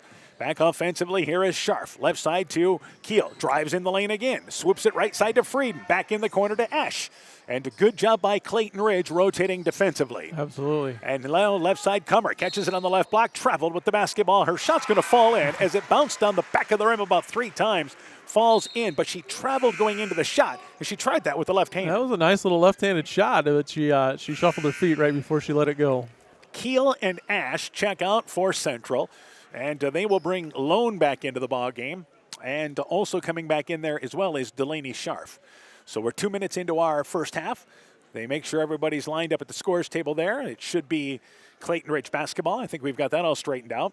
And they actually have we have car seat on the court. Oh, and good thing there was no baby in there. The car seat was dropped, and the good news is we'll move the camera over there. The baby wasn't in it. Yeah. So we would have had an injury timeout there. That would have been bad. So it goes back to Clayton Ridge. That's exactly why they stopped play, because we had a car seat that was in on this out of bounds. It was out of bounds, but it was still there. Little too close in case a player dives over there or something. Yeah. All right, the youngins still got a good seat for the game though. Absolutely. Pierce across the timeline and brings it right side after a stoppage of play, but Delaney Scharf just picked her pocket there. Just again, soft with the ball, and Delaney Scharf gets a steal. But between the leg dribble as she comes across half court and works it backside to Lone. 5.5 left in our first half. Frieden on top. Clayton Ridge trying to take away cutters in the lane. I think you got a box and one on Delaney Scharf. Right side for 3, leaves it short. It is no good, and the rebound pulled down by Geider. Pierce, do you think following Delaney Scharf I think so. It looked like a box and one. Yep. And across the timeline here is Willie. Willie guarded by Frieden, left side to Geider. They run that stack at the free throw line, trying to get cutters through there. Reimer, high post area, goes to Deitmeyer on the right block, muscles by her defender, but banks the shot long. Really one of the better looks she's had, or at least as close as she's been. Yeah. Frieden back right side to Ashlyn Scharf. Spins back right side. Frieden open right side for 3. Circles in and out, no good. And the long rebound tracked down by Willie near the far corner, and immediately double teamed, throws it away, and it's taken by Frieden. Right back to Kummer, knocked out of bounds by Deitmeyer. But again, the Warriors a steal, and they have possession. Yeah, that pressure is just relentless. Too many turnovers right now by the Warriors, or the Eagles, I should say. Absolutely. They've got 16 turnovers already. And we're only halfway through the second quarter. Fikert back into the game for the Warriors, and they have just made a substitution with Frieden checking out. Ashlyn Scharf, right side to Lone. Lone right side, left open for 3. Got it from the right wing. So Lone's been a lift off the bench. Warriors lead by 20. Yeah, she's their second leading scorer right now, so they need her shooting in her offense. 29-9, Central in the lead. Willie, right side, Scharf going for the steal, knocks it into the backcourt, able to pick it up. Here's a fast break opportunity. Scharf drives in, leans in, the shot, it is up, it is in, foul, count the basket. The Warriors great in transition. They lead by 22. Just a great individual effort by Delaney Scharf, using that ball side hand, knocking out in front to herself, and then finishing through the contact at the rim. The other thing is almost baiting the defender there and just able, that's an experienced move there, driving to the right side, knowing the contact coming. Yep, she knows her quickness, and she's got great body control and just tremendous all-around play there. And a chance to add on to the Warriors' lead. Willie that's her third foul. That's a concern for the Eagles. Free throw by Scharf. It is good. They lead by 23. Grace Keel will check into the ball game, and Delaney Scharf checks out. Warriors, they don't look like they've been off for 10 days. No, they look sharp. Across the timeline is Pierce. Let's see if the Eagles here can kind of work against that deficit, try to cut in, and they're going to turn the ball over again. Pierce tried to go to Willie there. They were working near the volleyball line, and the ball goes off the hands. Too hot, too close to handle. They turn it over again. Yeah, too much heat on that one. This has been the concern for the Eagles as teams that have been able to pressure them. They have struggled against that pressure. On top here is Lone, intercepted by Pierce. Pierce returns the favor, drives in, left-handed layup up and in. Nice job by Pierce. Good form on that. Got set. And that's a 32-11 deficit for the Eagles now. That's exactly what Central had been doing to them, so Clayton Ridge returns the favor there. First basket of this second quarter for Clayton Ridge. So it's a 9-2 Central lead in this second quarter. Right side, wraparound pass. So they try to go in the lane. Kummer to Fikert, but intercepted by Geider, who then has the ball knocked right back away by Ashlyn Scharf. Kummer slides to the court, picks it up there, and a timeout taken by Central. Wanted to save possession. Coach Wiley called that timeout. 3:37 left in the half. Warriors lead by 21. Let's take this timeout. This is Chris Holbert, General Manager of Hall Roberts Son Incorporated in Postville. We would like to wish the area student athletes both a safe and successful sports season. We have been a community-based company since 1864, servicing and supporting the area ag industry with products necessary for daily success. We look forward to continuing to serve and support both the ag industry and high school athletes in our surrounding communities. Thank you and good luck from the families at Hall Roberts Son. So a timeout taken by Central. They maintain possession. That's the first timeout they've used. 30-second timeout. Let's update you on scores. Albernet and Starmont already done. The girls' game, 65-25. The final score, Albernet victorious. Also, we have our first score tonight with North Fayette Valley leading Southwind 11-8 in the first quarter. Warriors lead 32-11, 9-2 run in the second quarter after putting up 23 in the opening quarter. Kummer has it right side, back over to Lone on the wing. On top to Ash, in and out of her hands. Loose ball picked up by Willie. Warriors turn it over. Chance for the Eagles to run, but a good job by Central getting back. But as I say that, Keel reaches in to try to slow down Pierce, and that puts Clayton Ridge to the free throw line. So remember, it was 9.5 minutes plus that Central had committed their sixth foul. 3:22 to go in the first half. They've adjusted, now putting Clayton Ridge into the bonus. Yeah, great job by Central to stop fouling there, and didn't end up hurting them too bad, I don't think. Well, I guess we'll see. There's still 3 minutes plus, but went a long time without putting them on the line. Second foul, by the way, committed by Keel. And at the free throw line is Pierce. It is a 1-and-1. Free throw is good, so she'll get the bonus. 32-12. It is Central leading Clayton Ridge here. Keel, by the way, has checked out of the ball game as they have brought back in Delaney Scharf. The Warriors have. Second free throw being eyed by Pierce. And again, takes her time at the free throw line, but the form is good. Rolls over the front of the rim, makes them both. 32-13, Central in the lead. Here's some pressure by Clayton Ridge. 1-2-1-1 pressure. And Scharf able to beat the pressure. Brings it right side. And a good job by Clayton Ridge getting back. Lola Reimer able to stop the dribble. Back out on top to Lone. 3-minute mark of our first half. Left side to Ash. Ash with it and brings it back out on top. You can press Central, but again, they're guard-oriented. Yeah, it's going to be tough. Scharf, middle of the lane, a lot of traffic. Feeds it left side to Fikert. Shot blocked by Reimer. Reimer tied up for the rebound there. May have stepped on the line underneath the basket. She did as she went to get the rebound before the tie-up. Keeps it down here with the Warriors. I think that pressure, maybe they're hoping just to surprise them with it and get a quick turnover. I'd be surprised if they stay in that. Scharf takes it off left side, inbounds to Ash. Left wide open, deep left corner for three. That shot is off the back of the rim and the long rebound. Tracked down there by Lone, who brings it right back out on top. Warriors maintain possession. Lone, right side. Clayton Ridge running that box and one, as you mentioned. They got the 2-2 zone. In the lane to Millard. Ball knocked away. Actually, they tried to go to Fikert, and Millard almost looked like she was posting up, and Fikert played defense. Yeah, Fikert must have reached in from behind to poke that away because Millard had her fronted perfectly. And that is a turnover by the Warriors. So the ball goes back to the Eagles. The Warriors falling back half court defensively. It appears on misses or empty opportunities. And both it on top is Rourke. Rourke now cuts through. She hands the ball on top to Willie. Willie to Millard. Millard at the free throw line goes back out on top to Pierce. Back right side to Rourke. Rourke cut off by Lone, stops the dribble in the lane to Millard. Nice pump fake left, drives right, banks it up and in. As I mentioned, Millard undersized at the post area, but a good job there using her strength. Yeah, great up and under, and like you said, she's a strong player in there. 32-15, so now Central's seen that lead fall from 23 down to 17, and now Ash carried the basketball on top, trying to get into the offense. Yep, so they're calling that tonight, which I like to see. Ash checks out along with Kummer into the ball game. There is Frieden back in. And also coming in is Ashlyn Scharf as well. Inside 2 minutes left in our first half. So 32-9 after a 9-0 run to start the quarter by Central, but Clayton Ridge has answered with a 6-0 run. Still down by 17, trying to work their way back. Pierce, left side to Deitmeyer. Deitmeyer well behind the three-point line. She'll take it there, but she's guarded close enough. Back out on top now here to Willie. Willie guarded by Frieden and goes high post area to Millard.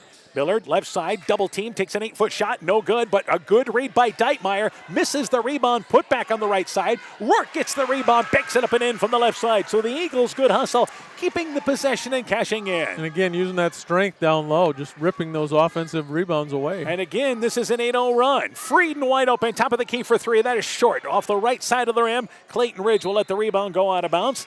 And now the Warriors have hit a funk here offensively. Yeah, Clayton Ridge has a chance to close this gap and make it manageable by halftime. If you can get it within 10 or 11, that's a long ways when you were down by 23 a few moments ago. Inbounds to Rourke. Rourke back left side to Pierce. And again, Eagles have handled the pressure better. Pierce drives in from the left side, takes a leaner. The shot is strong, no good. Millard gets the rebound, then decapitated by Delaney Scharf from the left side. As she went out for the putback, Millard didn't have a chance to get that shot up. She'll go to the free throw line for two. Yeah, trying to get the block from behind and just came right across her head there. But Clayton Ridge, again, attacking the rim, and they're doing a really nice job in this second half of the second quarter. Almost with a clothesline foul. Free throw by Millard. It is good. So the Eagles back within 14 with a minute to go in our first half. This is a 9-0 run. Willie checking out of the ball game with Geider coming back in. Millard has another free throw opportunity. Second free throw, banks that one long, pushed it long. Rebound pulled down there by Ashlyn Scharf. So 32-18 Central in the lead. Scharf back right side. To Ashlyn Scharf. That's Delaney to Ashlyn. Brings it right side, then rolls underneath the basket. The shot altered there by Miller. Got a hand on it. She tried a reverse layup from right to left, and the rebound pulled down by the Eagles. 45 seconds and counting here. And with it on top is Pierce. Right side to Rourke. Rourke guarded by Lone. Left side at the free throw line. Needs some help there. Goes right side. Pierce wide open on the wing. 17-footer. Banks it long. Rebound pulled down there by Fikert. One of those tough angles. Do I bank it? Do I try to swish it? Warriors try to go ahead of the pack and then throw it away.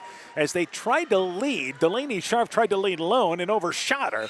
And 23 seconds to go, the Eagles will get it back. Kind of an awkward angle and an awkward distance. A step back, it's a three. A step in closer, you got a nice little shorter jump shot. So, yeah, tough little shot there. Inbounds Geider to Pierce. Let's see if the Eagles can somehow manage to work for the final shot. Pierce has it knocked away, but able to pick it up and goes left side to Rourke, who brings it across the timeline and then fouled. So they don't have to worry about a final shot. She got fouled coming into the offensive end, and Rourke goes to the free throw line for two. Yeah, chance for Clayton Ridge here to close the gap even more. I should say it's still a 1-and-1. That is the ninth team foul on Central. But 15 seconds to go here in our first half, and Rourke's got a chance to bring them back within a dozen. But again, 1-and-1. Got to get the first one here. Free throw there by Rourke. That one is short, but rolls over the front of the rim. It is good. Got enough strength on that one. 32-19. This is a 10-0 run. Yeah, they've done a really nice job cutting into this deficit, and the key is they haven't turned it over.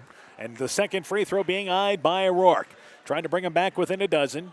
Rourke at the free throw line fires up that one-handed shot, leaves it short. It is no good, and then entered the lane. So either way, it's Central's basketball because Rourke realized she was going to be off on that shot and immediately crashed to the right side, and the Warriors had the rebound anyway. It's amazing how often you see that when the kid knows they're not going to make it. They just run in there. Scharf back right side to Frieden. Let's see what the Warriors do. Scharf hit one to close the half. They run a backside screen. She's open. Left side for three. Leaves it short. Pierce gets the rebound. Pierce in the backcourt. Knocked away by Scharf. Scharf from about 25 feet away. On its way. Got it. Count it from the volleyball line. She hit one to close the first. Hit ones to close the second. And fouled as well. Yeah. They're up by 16. I was going to say she took some contact on that too. A rare 4-point opportunity.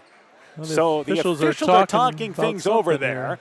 And the foul occurred. The shot was definitely good. So Scharf, good recognition, but not giving up on the possession after missing the shot. Yeah, Clayton Ridge tried to get out a fast break, and Scharf swiped the ball away and threw it up and went in. It is one. I think they were talking, was it a foul after the shot instead of maybe a 1-and-1 type situation? I think that could or be a two-shot foul. It would have been the 10th foul, but they say no, it's just a 4-point opportunity. Yep. But think about the Eagles. A 10-0 run, you worked your way back, and she hits a three there to give them the momentum back. Yeah, and possibly four here. This is devastating after you work that hard to cut that lead down. Yeah, got back here within a dozen, and Scharf's going to try to make it a 17-point lead. Free throw there on its way. It is good. So completes the 4-point play, and the Warriors, they led by 14 at the end of one. They've extended it now. 36-19. Central here leading Clayton Ridge at the half. When we return, first half stats will update you on scores. You're listening to high school basketball from KC. WCTN Sports. When I started out in the car business, my dad gave me some good advice. Hi, it's Forrest Brown with the Browns family of dealerships. What my dad told me is when you sell someone their first car, you need a good sales department. But if you expect to sell them their second, third, and fourth car, you better have a great service department. Visit any one of the Browns family of dealerships in Guttenberg, Elkader, West Branch, or Victory Ford in Dyersville and find out why Browns is your hometown dealer, no matter where your hometown may be. Check us out online at 4browns.com. The Woodland Eye Clinic in Elkader and West Union are proud sponsors of high school sports. We are committed to bringing our patients the highest level of total eye care with detailed one-on-one attention.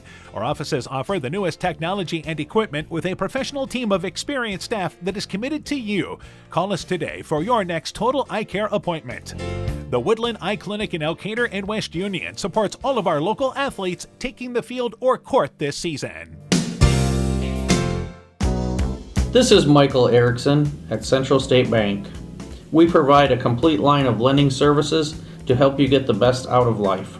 From home mortgages and equity loans to vehicle and personal loans. We have expert lending professionals who will work with you to provide options to address your needs. At Central State Bank, you don't deal with a branch or department, you deal with a banker who is dedicated to you. Central State Bank, member FDIC. Hey sports fans, take a time out and call Garms Financial Services. Their team of agents can show you how to save money on all your insurance needs with Grinnell Mutual. Whether you need auto, home, farm, crop, or business insurance, Garms Financial Services has you covered. You'll also receive quality protection, expert advice, and local friendly service. Call Brian Bugenhagen, Cheryl Wagner, Emily Bazin, or Kayla Olson today for a free competitive quote. Garms Financial Services in Elkader, your trusted choice agency.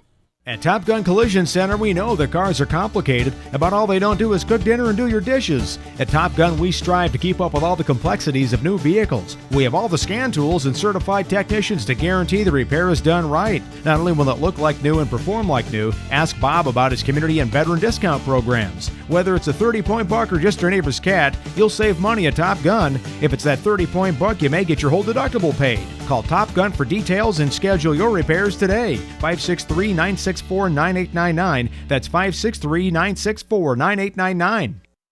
Warrior Eagle Basketball is brought to you in part by Agent Lanny Keel, your New York Life Insurance Company agent in Garnavillo, TD Sports Bar and Grill in downtown Elkader, Growl Logs and Lumber in Elkader, Timber is a Crop, Harvest Wisely, Thompson Construction and Monona Overhead Door, Dean Family Chiropractic in Claremont, Clayton County Recycling, Farmers Savings Bank of Colesburg, Elkport Garber, Strawberry Point, and Arlington, member FDIC, Carr Auto Group, and by Bacon Concrete in Postville. At the half, again, our score, it is 36-19. Central led 23-9 at the end of the opening act, and outscoring Clayton Ridge 13-10 in our second quarter. Let's update you on scores. Albernet has defeated Starmont 65-25. East Buchanan leading Edco. We'll get you another update there, 28-18. MFL Marmac leads West Central now at the end of the third quarter at 31-9. North Fayette Valley leading Southwind early 11-8, and Keyhigh leads Postville at the half 25-18. Again, the Warriors lead by 17. We turn things over to Coach Sass. Let's go through the individual totals, and let's start with Central. Yeah, so they're led by Delaney Sharp. She's got 19 points in the first half. She definitely was the majority of their offense, that big 4-point play at the end. Lexi Lone, 7 points, I think, off the bench there. That's a bonus for them. Gracie Kummer with 4, Hannah Ash with 3, and then Haley Frieden with 1, Ashlyn Sharp with 1, and Allison Fikert with 1. Let's go to the totals now for Clayton Ridge. A better second quarter for Clayton Ridge. Absolutely. They did a nice job closing that gap at the end of the second quarter. That 4-point play was really tough to take for them at the end. But they've got Millard with 6, Rourke with 6, Pierce with 5, and Deitmeyer with 2. I think they need to get Deitmeyer going a little bit more. They need her to have one of those 15 to 20-point ball games. Yeah. Turnovers have certainly been the story, though. Yeah, 21 turnovers for Clayton Ridge that first half. They did a better job in the second half, I think, taking care of it, and that led to that, that small comeback. But they've really got to cut down on those turnovers. Remember, Delaney Sharp hit a 3 from the top of the key to close the first quarter, put them up by 14. They then started that second quarter on a 9-0 run and led 32-9. Then the Eagles, again, just kind of continued to work their way back, got within 32-19. And you mentioned it. Got into their offense, ran their offense well to get back into the ball game. Yeah, and I don't, they didn't even shoot and finish that well, but they were running their offense well. They've just got to finish a little bit better. Like I said, I think get Deitmeyer the ball down low a little bit more. And they're capable of scoring on this team in the half court. It's just taking care of the ball and getting into that half court. And for Central, their defense got them into this ball game early. That's what got them the lead. Yeah, again, forcing lots of turnovers and getting out in transition. We talked about Deitmeyer with only 2, but you look at Central, Haley Frieden and Ashlyn Sharp each only 1 apiece, so they need those 2 to step up and score a little bit more as well. Yeah, those 2 combined average 25 points a ball game. But Delaney Sharp has really picked up the slack for So them. they lead 36-19. Central leads at the half. When we return, we'll talk about our boys' game coming up a little bit later on, and we'll have second half action. You're listening to high school basketball from KCTN Sports. The Veterans Memorial Hospital Medical Clinic is a welcome addition to Northeast Iowa, offering extended hours for more accessible care. The clinic remains open over the lunch hour and offers early Monday morning and later Thursday evening appointments for your convenience. Call 568-5530 to schedule your appointment today. Veterans Memorial Hospital Medical Clinic. New clinic, more accessible care. Exceptional caring people. Veterans Memorial. Boisier Lumber Company in Guttenberg and Elkader, your do-it-best rental center, handles Midland garage doors for residential, commercial, and agricultural needs. Midland steel garage doors provide the best all-around value when appearance, security, durability, and low maintenance are desired. Boisier Lumber and Midland Doors take pride in providing their customers with top-quality products and superb customer service. Contact Boisier Lumber in Guttenberg and Elkader, your do-it-best rental center for Midland overhead doors sales and service. Stop into Nightingale Drug in Guttenberg to find that perfect gift for that special occasion. We have Silver Stars jewelry line, Gans and Carson home decor, Simply Noel purses and bags, Melissa and Doug toys, and baby items. Need that last-minute greeting card? Stop in and see our large selection. We have something for every occasion. Nightingale Drug and Gift Shop, your small-town, family-friendly business, located along Highway 52 in Guttenberg. Health Mart, caring for you and about you. Bodensteiner Implement is your local John Deere dealer with 10 locations in eastern Iowa to serve you. Check out their website, www.bodimp.com, for great deals on new and pre-owned equipment. From turf equipment to agricultural and compact construction equipment, they have solutions for every job. Nothing runs like a Deere, so come run with us at Bodensteiner Implement Company. Bodensteiner Implement is a proud sponsor of all high school sporting events, and we wish all our local athletes great success.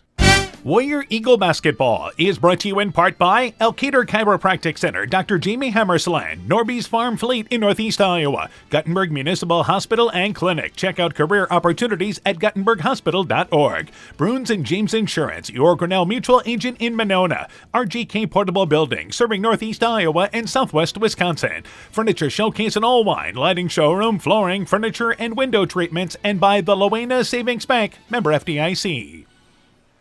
36-19, Central girls lead here at the half. Coming up a little bit later on, our boys matchup. Central boys 1-2. They've only played 3 games. Clayton Ridge boys are 4-0. Both teams got canceled Friday night.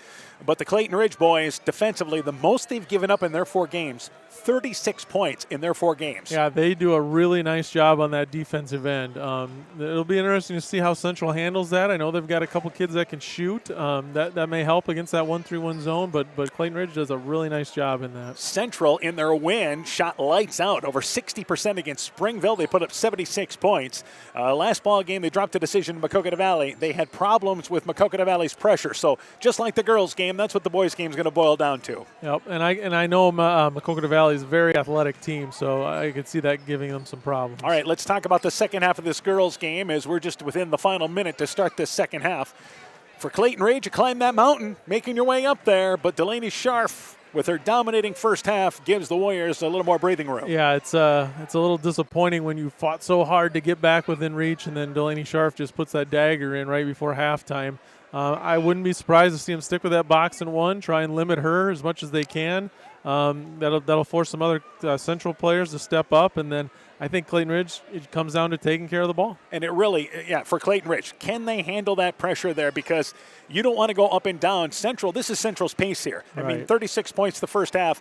Clayton Ridge is not a team that's going to play into the 50s and 60s. No, they need this game to be in the 40s if they're going to win. All right, so again, we'll have our boys game coming up a little bit later on tonight. We'll hear from the coaches in between our ball games. And as always, the girls' coaches will hear from them at halftime of our boys game tonight. So Clayton Ridge starts the second half with Willie, Pierce, Rourke, Millard, and Deitmeyer. That is their starting five. And Central will start with their starting five as well, with the Scharf sisters, Ashlyn and Delaney, along with Frieden, Kummer, and Keel. 36-19, Warriors in the lead as we start the second half, and the Eagles have the basketball. Our officials make sure everybody's set, ready to go.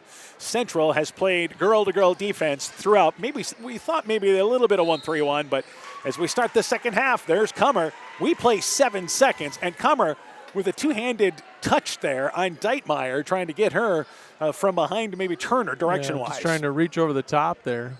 So the foul is on the floor. First whistle, and the Eagles take it left side. They're on a 4-flat inbounds, and Rourke there kind of twisted her knee and comes up empty on the inbounds pass, picked up by Keel. Back over to Frieden. Her shot, no good. Keel, the offensive rebound, leaves the putback short. Finally, Delaney Scharf the rebound. Her putback no good and fouled as they had 3 tries on a fast break opportunity. Rourke hobbling as she comes into the offensive end there and kind of grimacing as she's at the free throw line. She was the intended receiver there on that inbounds pass. Yeah, her leg just kind of collapsed on her, so I hope she's okay. She is grimacing a little, but looks like she's going to stay in the game. Free throw by Delaney Scharf. It is off the back of the rim. It is no good. We mentioned Delaney Scharf, an outstanding free throw shooter, 11 of 15 coming in. Substitutions already. They'll check out Rourke. She'll check out there. She'll check out on the sideline as Millard comes in. Millard checks out as well. Reimer comes in for Clayton Ridge, as does Geider. Third foul, by the way, on Millard. That's the reason why she's checking out. Yeah, they're going to miss her. She's played well tonight. Free throw by Scharf. It is good. And by the way, Scharf now outscoring Clayton Ridge with her 20th point. And on the inbounds, the Eagles, Pierce just tried to go back to Geider and overshot her. An errant pass, and they turn it over on very light pressure by the Warriors. Just kind of threw a bounce pass at her feet. Hard to catch. And Frieden has it left side. Second half just underway. Warriors right now leading by 18. Biggest lead's been 23. Right side, Frieden on the wing. Eagles have played 1-2-2 zone throughout. Ashley Scharf goes right side to Kummer on the wing. 17-footer, banks it long. It is no good. Deitmeyer, nice job just going up and getting the rebound. But the errant pass there, the outlet pass intercepted by Kummer. So the Warriors stayed there defensively. Ashley Scharf, left side to Keel. She dropped the pass. Scharf a little bit late on that pass to Keel, who was looking to spot up for a 3 on the left wing. Yeah, I think she wanted that a little bit sooner and threw her timing off and just went off her hands out of bounds then. Inbounds to Willie. Full court pressure by Central. And Deitmeyer helps oversee things. Goes right side to Geider. They beat the pressure. Geider tried to go in the lane, deflected out of there, picks up the loose ball. Her shot blocked from behind by Kummer. Taken away by Kummer. A lot of traffic to try to get that shot up. Back offensively, Ashlyn Scharf on the wing, 17-footer, banks it long, got a piece of the glass as she tried to bank it from the right side, I should say. Shot no good. Willie gets the rebound quickly, one and done as the Warriors come up empty in transition. Willie, left side, drives baseline, knocked away by Frieden, and there's another steal, drove into traffic. And here's Scharf, beautiful feed ahead to Scharf. That's Delaney to Ashlyn, scores the left-handed layup. Warriors lead by 20, and they take a 30-second timeout. A minute and a half in, Warriors back in control, 39-19. Let's take this break. Hi, this is Cody from Torkelson Motors in El. Everything you care about is in your home. Things that you just can't afford to lose. Let us help you protect what matters most. West Bend's Home and Highway Policy provides you with one policy, one bill, one deductible, and one agent while protecting your home, car, truck, boat, motorcycle, snowmobile, and more. All with no hassle and a portion of your annual premium back in cash if you don't have a claim. To find out more, contact Tom Gifford, Kevin Lau, or Michael Beck, agents with Gifford Insurance Agency in Elkader at 245-1360. So a quick 30-second timeout taken by Central as they have scored now the first points of this third quarter. 39-19 in the lead. And again, full court pressure. And Clayton Ridge is going to throw it away again. Geider and Pierce just haven't been able to hook up. As Geider tried to throw it backwards against that pressure, threw it out of bounds. Yeah, it's just been, looks like miscommunication between their guards back there. And the Eagles will try to get in another ball handler in a guard, and Alyssa Sodawasser will make her first appearance. And checking out will be Willie. So down by 20, and it will be the Warriors basketball and another turnover there by Clayton Ridge. Keel back out on top to Kummer. Kummer at the free throw line. Right side to Ashlyn Scharf. Drives baseline. Takes a little one-handed runner. 8-foot baseline shot up and a nice floater there by Scharf. Slashing in from the right side. Real good touch there on that shot. And you have that full court pressure. Pierce help gets it on top to Sodawasser. They've got numbers. Sodawasser beats the pressure, but then Delaney Scharf steals it away, but is called for the foul. Scharf raced in from behind, knocked the ball away with the right hand. Scharf thought she picked her pocket from behind. I think there was a little contact. It might have been clean with her reach in, but I think there's a little shoulder-to-shoulder contact. That is the second foul on Central this second half. Eagles have committed one. Inbounds to Deitmeyer right in front of the Clayton Ridge bench on that far sideline. The ball is deflected out of bounds as she was fronted as she tried the inbounds pass by Kummer. So they'll move a few feet down. Pierce inbounds to the corner to Geider. Geider back out on top, and they'll reset here with Pierce. Pierce offensively trying to go to Deitmeyer rather, and there's a travel. She traveled with the basketball. Pierce traveled there, and she looks a little confused on that. Yeah, I guess she must have slid that pivot foot when she picked up her dribble. I didn't quite see it either. All right, let's get you a score. North Fayette Valley leads Southwind 19-12 at the half of that girls' game. We'll continue to keep you up to date. Warriors with the basketball. Keel on top to Frieden. Frieden baseline to Ashlyn Scharf. She drives in middle of the lane. Hook shot no good, but draws contact. She drove into the traffic there, tried to flip it up over the right shoulder, and she'll go to the free throw line for two. And this is what Central needed with this box and one. They're taking Delaney Scharf away, and Ashlyn has kind of stepped up so far this third quarter. Let's talk about how you handle that box and one. And if you're Central, you run your girl-to-girl offense, right? Yeah, you can do different things, but yeah, it looks like that's what Central's trying to do, and they just need other girls to step up and put the ball in is what it comes down to. Second foul on Geider. She'll check out. Willie back in there, but now after Clayton Ridge had that 10-0 run, Central has answered with a 10-0 run right between the halves. Yeah. And the quarters, I should say. And the second free throw, no good by Ashlyn Scharf. 1 of 2 rebound kicks to the corner, picked up by Willie. Willie right side to Pierce, and Kummer knocks it out of bounds. Boy, the Warriors' pressure has just been relentless. Yeah, they've really ramped it up again at the start of this third quarter here. And they'll take it in front of the bench, and it will be Pierce right beside Coach Domeyer taking it inbounds. Substitution, Keel will check out as Ash back into the ball game for the Warriors. Central has played, 9 tonight? Clayton Ridge, pretty much the same. Yeah, and Coach Wiley, he rotates them all, just kind of runs them through. Willie, high post area, Deitmeyer on the right block, puts it on the floor, goes underneath the basket to Pierce, backs her way down, but too far underneath, missed the shot. It was altered as a good fronting defense by Frieden, and then Kummer behind her. Eagles will take it off the right side of the basket. Some good help defense there because she was open for a second. Here we go with one of these droughts, too. Clayton Ridge hasn't scored here the early part of this third quarter. Pierce, problems again to get inbounds, has to go deep left corner to Deitmeyer, catches and fires, 17 feet away, no good. Reimer the rebound, but misses the putback from the right block, and the rebound cleared there by Ash. Reimer had a good height, kept the ball high, had a good look at the shot, but missed it. Back offensively, Ashlyn Scharf in the lane to Ash. Ash back right side to Scharf. Scharf drives in the lane, floats that little 1 foot leaner, rattles around, got it to go down. Well, this is what you give up because Ashlyn Scharf's so good off the dribble. Yeah, so when you take Delaney away, this is exactly what you're prone to have to stop now. And Ashlyn Scharf is stepping up and being aggressive and Clayton scoring Ridge the ball. throws the ball away as Pierce tried to lead it to Sodawasser and just goes off her hand. Rourke, by the way, now has ice around that right leg and is on the bench behind the bench there for Central and looks like she's done for the night. Yeah, I would think she'd be done with that ice on her knee. Just kind of came down awkwardly on an inbounds play. We'll try to get an update from Coach Domeyer when we talk to her a little bit later on. Warriors with possession, leading by 25. Grace Keel has it right side at the elbow, covered, back out on top to Frieden. Frieden brings it left side, looking in the lane now. Instead goes to Ash, back right side to Keel. Keel, she's got a lane to the basket. Nice bounce pass there to Kummer. Banks it up and in from the left side. Keel's done that a couple of times tonight. Yeah, great bounce pass. Drawing the defense and just dishing it to the wide open girl on the weak side. And it's a 27-point lead, and Ash just takes the ball away from Willie, and then the double whammy. Willie, the reach-in foul. Ash just leaped up for the pass that was trying to go into the offensive end, and she just plucked it out of the air. Just stuck in her hands up there. Millard checks back into the game. Willie checks out. That is the fourth foul on Willie with 4:26 to go in our third quarter.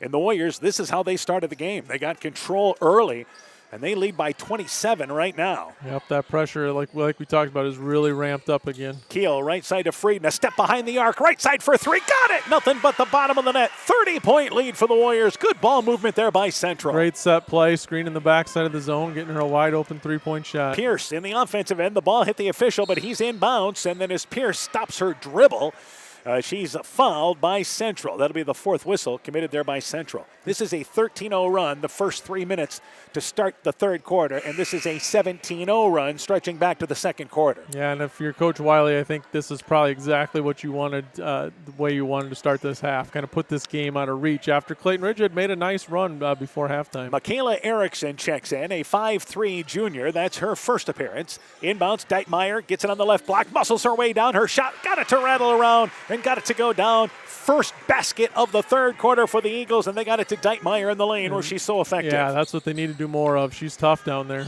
Frieden has it left side offensively. Back out on top to Erickson.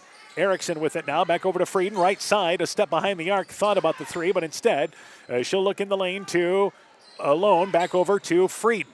Frieden, cross-court pass. Left wing area now to Keel. Keel's got a lane to the basket. Tries a wraparound pass. Deflected right back to her. Left side, Frieden, left wing for three. Banks it in. Got it from the left side. I don't know if she was trying to bank it, but she nailed it. Yeah, when things are going well, they're going well, and that just banked right in. 52-21. Warriors in the lead here as we approach the 3-minute mark of our third quarter. This has been a dominating quarter. Millard, right side, fires up the three. Got it.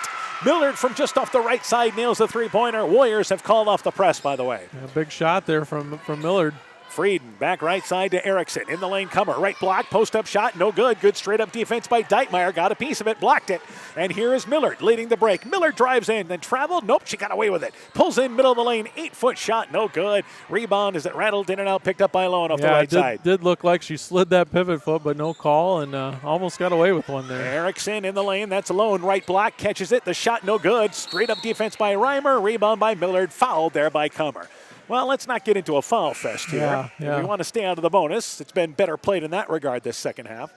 Comer checks out, and also Lone will check out. Fikert comes back in along with Aisling Sharp, and this is where I think the Warriors are going to start to go to their bench. I was going to say, they're going a little bit deeper now, and I think as the game marches forward, you'll see a few more subs and a little bit deeper into his bench, maybe get some of those freshmen in that Coach Wiley talked about. And here's Deitmeyer off the right block, misses the jump shot. Rebound as it was short. Rebound by Grace Keel, who leads the break. Keel back right side to Sharp. Top of the key, that's Erickson, open right side. Fires up the three, short. Line drive off the front of the rim. Rebound by Millard. Millard tied up by Grace Keel. It is a jump ball. Good hustle there by the Eagles, and Warriors going after it on the floor, but Central maintains, or gets the possession, I should say. And just all around good hustle there. Both players scrapping for it and ended up in a jump ball. All right, so we'll try to keep you posted. Expect to get an Edco update in just a bit.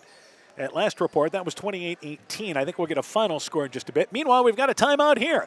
52-24, timeout on the court. Let's take this break. Hi, this is Cody from Torkelson Motors in Elgin and Walk-On. At Torkelson Motors, we believe that student involvement in activities is a great way to help grow our communities, and we are proud to help sponsor this game for your enjoyment. We've been serving Northeast Iowa since 1926 and appreciate the business that our customers have given us and the support they provide to our area schools and communities. So the next time you are in need of a new or used vehicle or a repair, stop into Torkelson Motors. We've been selling cars the old-fashioned way with a friendly smile and a handshake right here next door in Elgin and Walk-On.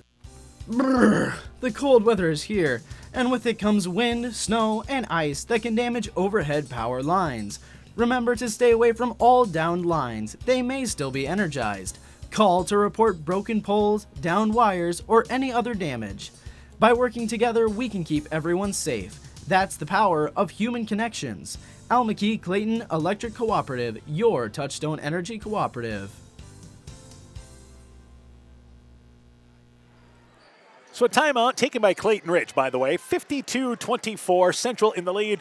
They led 36-19 at the half, and they have left little doubt in this third quarter. And they have went a little deeper into their bench. As number 20 coming into the ball game, Brooklyn Amsden, a 5'9 junior, checks in, her first appearance.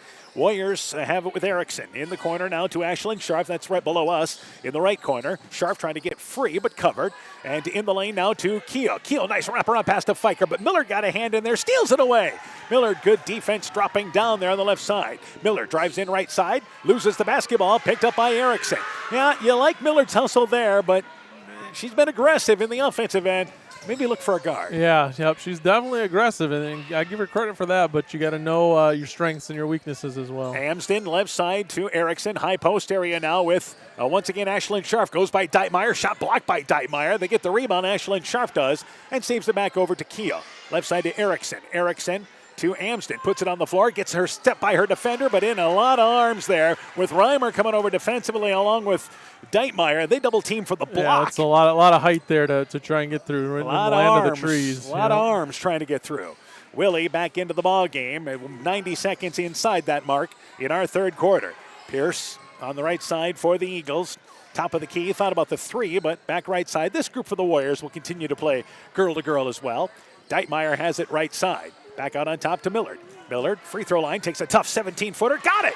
With good defense by Amsden, Millard hits that shot. Yeah, that's a tough shot. Nice one dribble to set herself up and nails it. Inside a minute to go in our quarter. Erickson has it on top. Right side to Ashlyn Scharf in the lane, trying to go to Fiker, but good job by Reimer fronting the post. Slaps it out of there with the left hand. They turn it over. Back offensively, Willie drives in, takes an 8-foot runner, hit the side of the backboard. Wrong angle. Deitmeyer gets the rebound. Her put back line drive, then air ball, but Pierce on the left side. As Deitmeyer missed it from the right wing, Pierce read it well. Banks up the shot from the left side. Keel drives down the defense. Little floater facing the basket. 5 feet away, hits the jump shot.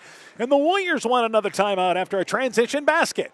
54-28 Central in the lead. We've got timeouts to burn. Let's take this break. When making up a to-do list, don't forget to include servicing your car at Edie's AC Delco Service Center in Garnavillo. Your car should have the best care, and Edie's will make sure of it. Stop in or call 964-2186 to make an appointment. Tires worn out? Well, Edie's can replace them. Need a tow? Call Edie's at 964-2186. Kay, Lynn, and Todd invite you to stop by and fill your car's tank with fuel at Edie's AC Delco Service Center in Garnavillo. Edie's open 7 a.m. Mondays through Saturdays. Alpine Communications believes connected communities become thriving communities. We are the local telephone company that became a 21st century communications provider. Alpine provides internet, television, cellular, security, and telephone too. We promise personal, timely, reliable service from people who live here. When you choose us, we all thrive. Connect with Alpine Communications today. Click alpinecom.net or call 563-245-4000. You continue to coach. Central takes a timeout there in command, 54-28, but he's talking to his team there about getting back defensively. Yeah, they gave up a couple buckets in a row, and I think Coach Wiley wasn't real happy with that and wants his players to know it doesn't matter if you're a starter or not or what you are, you're expected to play defense. Inside 20 seconds left in the third quarter. Delaney Scharf is not on the court, so she can't go 3 for 3 on final shots. Inbounds, Ashlyn Scharf's got a chance, though. Yeah, she could. Steals it away as Clayton Ridge had the ball at the free throw line, intercepted by Ashlyn Scharf. Back right side now, they go in the corner, and again, they'll bring it over to Erickson. Erickson in the corner, right side, Grace Keel for 3. Shot is long, rebound. Geiter got it, loses the basketball, and in the third quarter comes to an end. So the Warriors led by 17 at the half. They've extended it to 26, 54-28 as we go to the fourth. You're listening to high school basketball from KCTN Sports. Hey, Justin Birdnow here from Birdnow Chevrolet in Monona. I want to take a moment to wish all the local athletes good luck during their game. You have worked incredibly hard and it shows during each game. Myself and the entire Birdnow Chevrolet Monona team is wishing you all that you do your best and good luck. Warrior Eagle Basketball is brought to you in part by Meyer Collision and Service Center in Guttenberg, Culligan Water Conditioning in Elkader, Quillen's Quality Food serving Northeast Iowa, Fisk Farm and Home in Monona, Cresco, and Decorah, and Rivals Inc. Custom Gear, Screen Printing, Embroidery, and online shopping at rivalsinc.com. So we've played 3 quarters. Central, by the way, outscoring Clayton Ridge 18-9 in that quarter, but they started that third quarter on an impressive run. I mean, they started the quarter there, I believe, what was it, 14-0 run? Is that what they started on? I think so. So we went from 36-19 to 52-21. So actually it was a 16-2 run overall, but Central is in control. And being that they haven't played in 10 days, I would think that this group out here, their minutes probably limited to start this quarter, but I think he wants his starters to finish this fourth quarter the way they started the second half. I think so. Probably wants to just give them a couple minutes here and see if they can play defense. Looks like maybe they're in a zone here even. Try something a little different. Little 1-3-1 with Comer playing the top, so why not work on it? Yep. Eagles basketball, Willie, Pierce, Reimer, Millard, and Deitmeyer to start the quarter. For the Warriors, you have their starting five, Comer, Frieden. Also out there, Lone, correction. Lone is the one bench player. Also out there, Delaney Scharf and Ash. Right side, Millard gets it back out on top here now to Willie. Let's get you caught up to date on a couple of scores. MFL Marmac has defeated West Central tonight, 50-24, as the Eagles turn it over. They were trying to go left side into the offensive end. The ball overshot and underneath the basket. Pierce tried to throw it back, but it hit behind the backboard. 50-29. MFL Marmac has defeated West Central in that girls game tonight. So that's a final. Also, at the end of 3, Key High girls lead Postville 34-30. So a real good ball game going on there. Really good one. So we'll continue to keep you up to date. Right side with the basketball. That is Comer in the lane to Ash. Ash back out on top to Frieden. Frieden with it. They are not running a box and one on Delaney Scharf, so she's left wide open. Left side for 3. Got it! And here is a rarity, but another 4-point opportunity. Yeah, she's got a chance for 2 in one game. I have seen and actually coached a couple times where it's happened once in a game, but I've never seen a player do it twice in a game. And she had the 4-point play to close the half, which put them up by 17 after the Eagles had their best stretch of basketball in that second quarter. And now has a chance here early part of this fourth quarter for a 4-point opportunity. Free throw is good. So she is the leading scorer tonight for Central. Yeah, that brings her up to 24 points for the total. 19 in the first half. Biggest lead of the night for the Warriors has been 31, but it sits at 30 right now. A minute into our fourth quarter. Deitmeyer, backdoor pass, knocked away by Lone. Good recognition there as they set the high post. Lone able to drop back defensively. Got a hand in the passing lane. Eagles take it off the right side. Nice cut there, but Lone did a nice job getting a hand in there. And to right side, Pierce inbounds to Millard. Millard has it right wing, takes a jump shot off the elbow, 15 feet away. Shot is no good. Rebound to go out of bounds. Shared it out. Nobody touched it.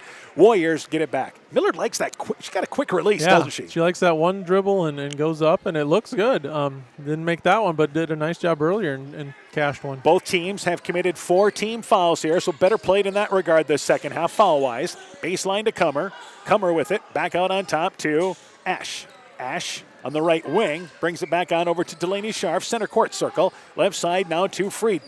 Frieden trying to go to Ash. Knocked away by Millard. Millard's got a fast break opportunity. Got a steal. Millard drives in. Blocked from behind by Frieden. Great job by Frieden not giving up on that play as Millard had the lane to the basket. Yeah, she turned it over but did a nice job hustling back and got there for the block. It will be taken out of the right side by Pierce underneath the basket for the Eagles.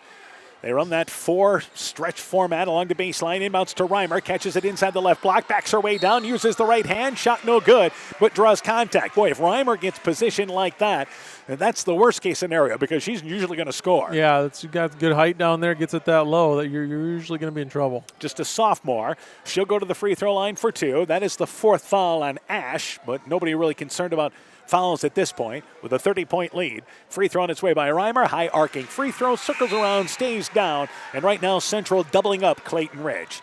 Ashlyn Scharf will check out and Ash will check out for the Warriors. So for the Warriors, haven't played for 10 days. Clayton Ridge hasn't played for 7 days. Schedule of January already busy for Central. It's going to be booked. They've had 2 games postponed and pushed into January. Second free throw, it's off the right, didn't hit the rim.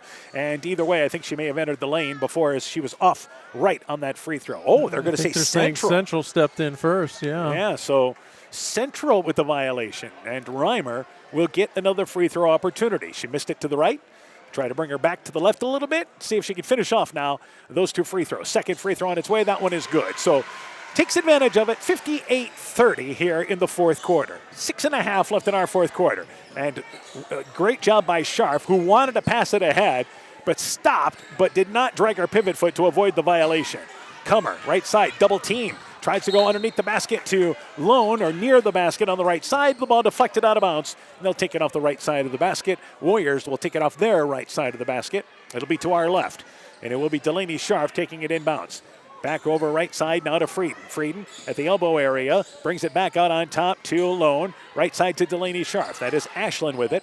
And Delaney has it top of the key. Takes the jump shot inside the free throw line. 15-footer is good. Such a nice stop and pop shot from the free throw line. Real nice body control, nice soft shot. Just that's impressive. And across the timeline is Willie. Been interesting to see just kind of her grow as a ball handler and shooter. Willie trying to go backdoor, intercepted by Scharf. Scharf leads the break. That's Delaney the steal. Stops at the elbow, back left side to Lone. Lone open left side for three. Aired it out long. Rebound by Ashlyn Scharf. Her putback shot, middle of the lane, missed it. Banked it long. And Reimer loses the basketball, picked up by Lone. Lone just kind of flipped it up there, never really got squared to the basket. Shot grazed the rim. It is short. Deitmeyer the rebound. I think she rushed that one a little bit, yeah. And right now this isn't anything to write home about. As Pierce tried to go in the lane, the pass is knocked away again by Ashlyn Scharf defensively. Another steal by the Warriors. Frieden brings it right side to Comer on the right block. Her shot hits the side of the backboard. And again, not squaring up, just trying to flip it there. And the Eagles get the rebound. Yeah, knowing where you're at on the court, she was a little bit too low on that block and maybe thought she was higher. Reimer, high post, nice feed, backdoor to Millard, scores it from the left side, lays it up and in. Nice lead pass there, good recognition by Reimer. Very pretty play there, nice little backdoor cut, wide open layup. Frieden, left side. And goes on to Ashlyn Scharf at the elbow. Going to take the 15-footer. Millard comes out, blocks the shot. Loose rebound there. Comer knocked to the floor by Deitmeyer. Deitmeyer called for the foul. Fifth team foul. Now committed by the Eagles. Both teams have committed 5. Geider and Sodawasser will check in for Central. And checking out for them will be Pierce and Millard. Meanwhile, Fikert and Keel have come back in for Central. And Lone has checked out of the ballgame along with Ashlyn Scharf. Central... Did it look like they're still sticking with the 1-3-1 last time down? I mean, to be honest with you, we really haven't had a chance to see. It was real. They might have been that. Maybe that's why that back cut was so wide open. Clayton Ridge did a nice job of going quick and whatever they were in there. Left side, Comer, pass too high there. Is Frieden from the top of the key. Tried to reverse it left side and overshot Comer, so an unforced turnover there. Only thing left to decide, final score of this ball game. 60-32, Central in the lead. Warriors still stay in that 1-3-1. Yep, definitely is with Comer on top there. You got Comer with the length on top there. Frieden with some good length on the bottom of that 1-3-1, but on the wings is where the speed is. And here's Grace Keel anticipating a pass, steals it away, drives in, misses the layup, but then loses the rebound over her head. Picked up by Fikert, who saves it to Frieden. Frieden at the free throw line, 15-footer, stop and pop shot, no good. Ball goes off the foot, off in the Warrior there in Grace Keel going after the loose rebound, and the ball will go back to Central, or Clayton Ridge, I should say. So we've kind of lost our rhythm a little bit here, haven't we? Yeah, I think so. It's gotten a little bit ragged here.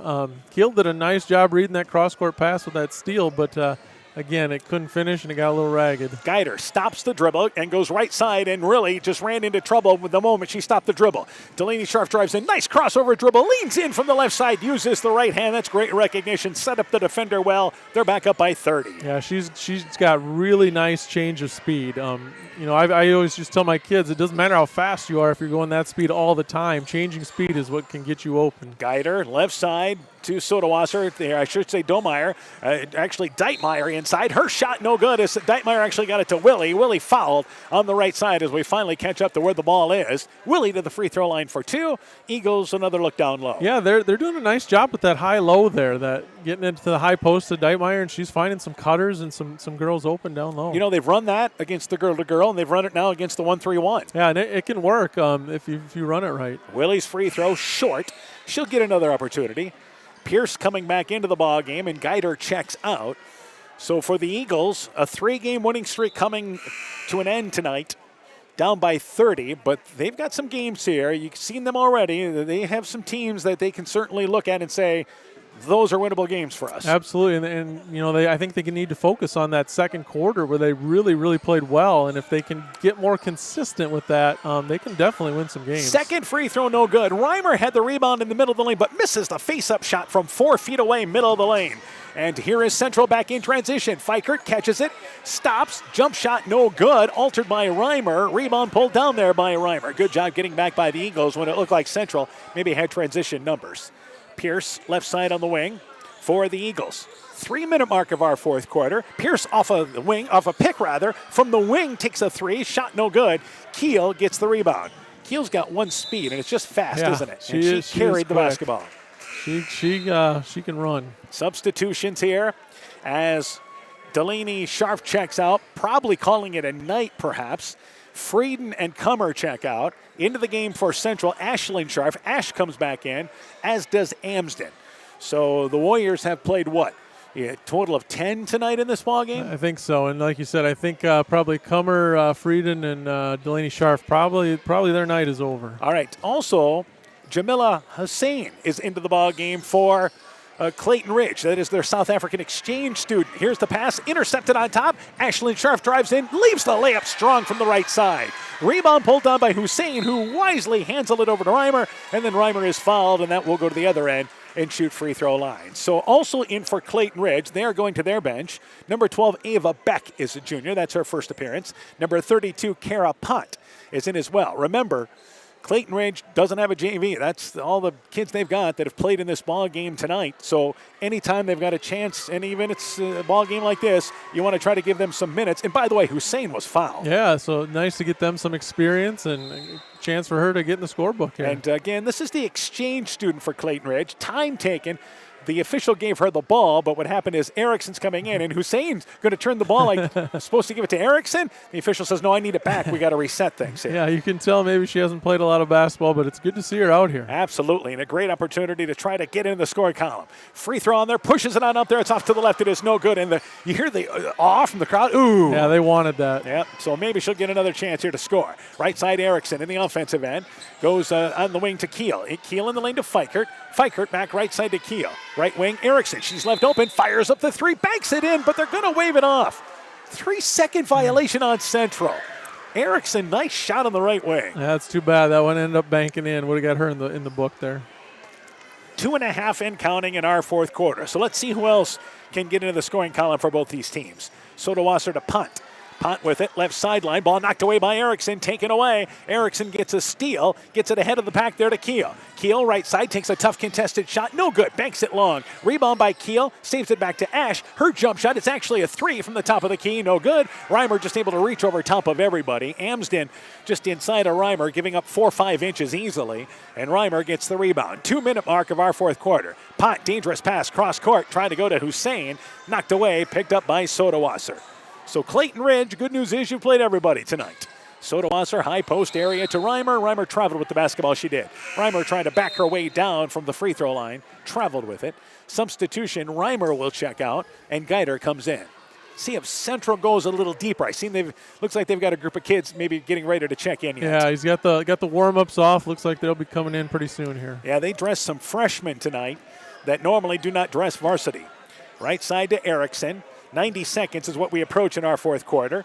And baseline trying to go to Amsden. Catches it off the right block. Double team back over to Erickson. Erickson with it. Goes back left side to Fikert. Fikert down low to Keel. Nice entry pass and a foul there by Geider coming over defensively. Only the sixth foul committed there by Clayton Ridge. So the next one puts Central into the bonus, and the Warriors are going to the bench. Yep. Fairly clean game here in the second half as far as fouls. Coach Wiley gave us an extra pregame a stat sheet, or I should say a roster tonight, because anticipating of playing some other kids. Number 3, Oakley Armstrong into the ball game. Number 52 is Macy Kepler into the game. Number 25 in there as well, and that is Layla Embretson. Number 32 checking into the game, Brooke Teeden. And also Grace Keel stays on the court, and now she will check out as they will bring in Katie Royer. So we have 5 new players on the court for Central to finish things off. Some of them their first varsity minutes. And let's see what happens as they take it out of bounds with Kepler. Kepler inside, working to the basket there. Catching it left side is going to be Layla Embretson. Nice post-up move from the left shot. Nice entry pass. Warriors doubling up the Eagles. Yeah, nice little cut there. Good finish. So Embretson in the scoring column. Geider, left block, knocked away, back to Pont. On top to Sodawasser. Sodawasser right side. Let's see if we get some of these Eagles in the scoring column. Sodawasser to Hussein, and Hussein traveled with the basketball. And I think our official was going to let it go for a second there, but it was the number of steps that ended up being involved. Yeah, maybe one less step, they would have let it go, but she took about 3 there. Yeah, what a throw for this kid getting to play. For sure. With the team dressing tonight. For Clayton Ridge, as dressed for the varsity girls all season long, in a matter of fact. A minute to go in our fourth quarter. And kids continuing to play hard. Final score, all we have yet to decide. Right side now with Teeden. Teeden on the wing. Shot hit the side of the backboard, 12 feet away. Shot no good. Pont gets the rebound back to Sodawasser. Sodawasser, freshman, handles the ball into the offensive end, left side to Pot. Pot left side for three, leaves it well short. Hussein the rebound. Her shot in traffic, blocked there by Embretson. Rebound picked up by Sodawasser, left side, misses the little 8-footer. Then the rebound goes out of bounds as she missed the shot to the right, goes out of bounds, back to the Eagles. 32 seconds left in our fourth quarter. Yeah, a lot of action there. Girls still continuing to play hard. Another score, 31-16, North Fayette Valley extending south win. Meanwhile, we have a timeout taken by Clayton Ridge with 32 seconds to go in our fourth quarter. And you may wonder, well, what are you doing taking a timeout here? But 32 seconds to go. They've got possession. They've got the JV team on here. Let's run a play. I wonder if that's what they want to do here, draw up a play to get one of the girls into the scorebook here. I think that's what their goal is here. So, again, MFL Marmac has won. The MFL Marmac girls have won tonight. Also, we can update you now. Starmont has dropped that decision. Actually, this is halftime of the boys' game. Alburnett leads Starmont 57-19, halftime of the boys' game. The Alburnett girls beat Starmont earlier tonight, 65-25. And also, a final, East Buchanan girls have defeated Edco tonight by a final score of 60-55. Good ball game there. We'll see Edco and Starmont a week from tonight. Keyhigh girls leading Postville in the fourth quarter, 34-30. So we expect an update on that game as well. Meanwhile, right side, inbounds to number 12. That is once again in the corner for Clayton Ridge there. And that is once again Beck. They go back on top now to Sodawasser. 20 seconds to go. I don't know if they ever got into that play they wanted. Yeah, it didn't look like it. They were looking for something, but it just never materialized. Geider, top of the key for three. Banks it right side. Rebound pulled down there by Central. So we try to keep track who's in the game. Kepler gets the rebound. Back right side in the offensive end. Kepler has it right wing. In the lane, driving down there. That is going to be Armstrong. Scores the layup right side, and that's going to finish it off. So the Warriors, an impressive win. Haven't played for 10 days. They haven't missed a beat. An impressive start. They led by 14 at the end of one. They built the lead to the final score of 66-32. Warriors now 5-0 on the season. They improved to 3-0 in the conference. Eagles see their 3-game winning streak come to an end. They fall to 3-3, 2-3 in the conference. We'll take a break. We'll go through the individual stats and be back with the Chalk Talk for the boys game. You're listening to high school basketball from KCTN Sports. Find the perfect gift for birthdays, weddings, and anniversaries at Clayton Drug in Elkader, Strawberry Point, and Sumner. Each store is unique in its own character and design, but all have gift items that would be the perfect gift. Clayton Drug is proud to carry many name brand lines such as Mud Pie, Young Living Oils, Greenleaf Candles, Melissa and Doug Educational Toys and Gifts, CJ Gibson, and many more. Check our Facebook page for shopping specials available at each location. Clayton Drug, connecting the communities of Elkader, Strawberry Point, and Sumner to service all in between. No trip to Northeast Iowa is complete without a visit to the Turkey River Mall in Elkader. Browse and shop through 4 levels with over 14,000 square feet of purely unique shopping. You'll discover an eclectic mix of old and new, including antiques, jewelry, high-end and resale clothing for kids and adults, furniture, art, books, toys, crafts, rocks and minerals, and think custom apparel. Visit our updated website at turkeyrivermall.com or like and share our Facebook page. Central girls win by a final score of 66-32. Coach Sass, take us through the individual totals. Yeah, for Central, Delaney Scharf led them with 28 points, just had an outstanding night. And then a lot of chip-ins from other places. Ashlyn with 8, Ashlyn Scharf with 8 points. Haley Frieden with 7. Lexi Lone with 7. Gracie Kummer with 6. Hannah Ash with 3. Oakley Armstrong with 2. Grace Keel with 2. Allison Fikert with 1. And Layla Embertson with 2. All right, so a lot of players getting the court tonight, touching the court. That's good to see. Clayton Ridge totals. Yeah, Millard led them with 13. And then 7 points for Morgan Pierce, 6 for Haley Rourke, 4 for Camden Deitmeyer, and 2 for Lola Reimer. All right, so again, our final score, it is 66-32, Central victorious. A correction, MFL Marmac actually beat the West Central girls tonight, 64-34 the final score. East Buchanan beating Edco 60-55. Alburnett beat Starmont 65-52. North Fayette Valley leads Southwind going to the fourth 31-16. Keyhigh leading Postville in the fourth at 34-30. We'll take a break. When we return, the Chalk Talk for the boys game with Central and Clayton Ridge coming up next. With American Family Insurance, you've got the ultimate road trip companion. Our Travel Peace of Mind package is there to help when things don't go as planned. From roadside assistance to rental car coverage, I'll help you prepare for bumps in the road while you pack your bags. Just ask me how. Contact Julie Depke, agent, at 205 South Main Street in Elkader or call 563-245-2366 today. American Family Insurance. American Family Mutual Insurance Company, SI, and its operating companies, 6000 American Parkway, Madison, Wisconsin. Elkader Tax and Bookkeeping are proud supporters of all of our local high school sports teams. We want to wish everyone the best of luck on their season. We are here for all of your tax, payroll, and bookkeeping needs. Give us a call at 563-245-2154. Again, that number is 563-245-2154. Thank you from Kurt, Steve, Carol, Josie, at Elkader Tax and Bookkeeping, located in downtown Elkader. It's time now for the Warrior Eagle boys game. The Central boys are off to a 1-2 start. They have not played since the loss to Maquoketa Valley last Monday. They're an improved team, but they know they face a challenge tonight. For the Eagles, they've gotten it done defensively. The most points they've given up in their 4 games is 36. They know that defense travels no matter where you play. It's time now for game number 2 with Central and Clayton Ridge. The Chalk Talk for the boys game coming up next on KCTN FM 100. Wilkie's in Elkader is Iowa's oldest family-owned grocery store. You'll find Wilkie's 2 blocks south of the Keystone Bridge in historic downtown Elkader. Stop in and enroll for a Wilkie's reward card and receive points every time you shop. Then log on to their website at wilkiesgrocery.com to view the weekly specials, check out your reward points, make out a shopping list, and more. Wilkie's in Elkader, open Monday through Saturday from 8 a.m. till 8 p.m. TNT Power Sports sells and services all makes and models of UTVs and ATVs. Not ready for a new ATV or UTV? TNT Power Sports has a nice selection of clean used units available. Contact Brian, Master Certified Technician, or Tracy for your next UTV or ATV purchase, or to schedule service work to keep your UTV or ATV in top-notch condition for work or play. Call 563-245-1100 or stop in and visit with Brian or Tracy at TNT Power Sports, north of Elkader on Highway 13 today. Broadband is more important and versatile than ever, and you no longer need a home phone to utilize Neat's fiber broadband service. Freedom plans are now available to all subscribers on Neat's fiber network in and around Farmersburg, Luena, Monona, Postville, and St. Olaf. With speeds up to 250 meg, Neat's managed Wi-Fi is also included at no additional cost.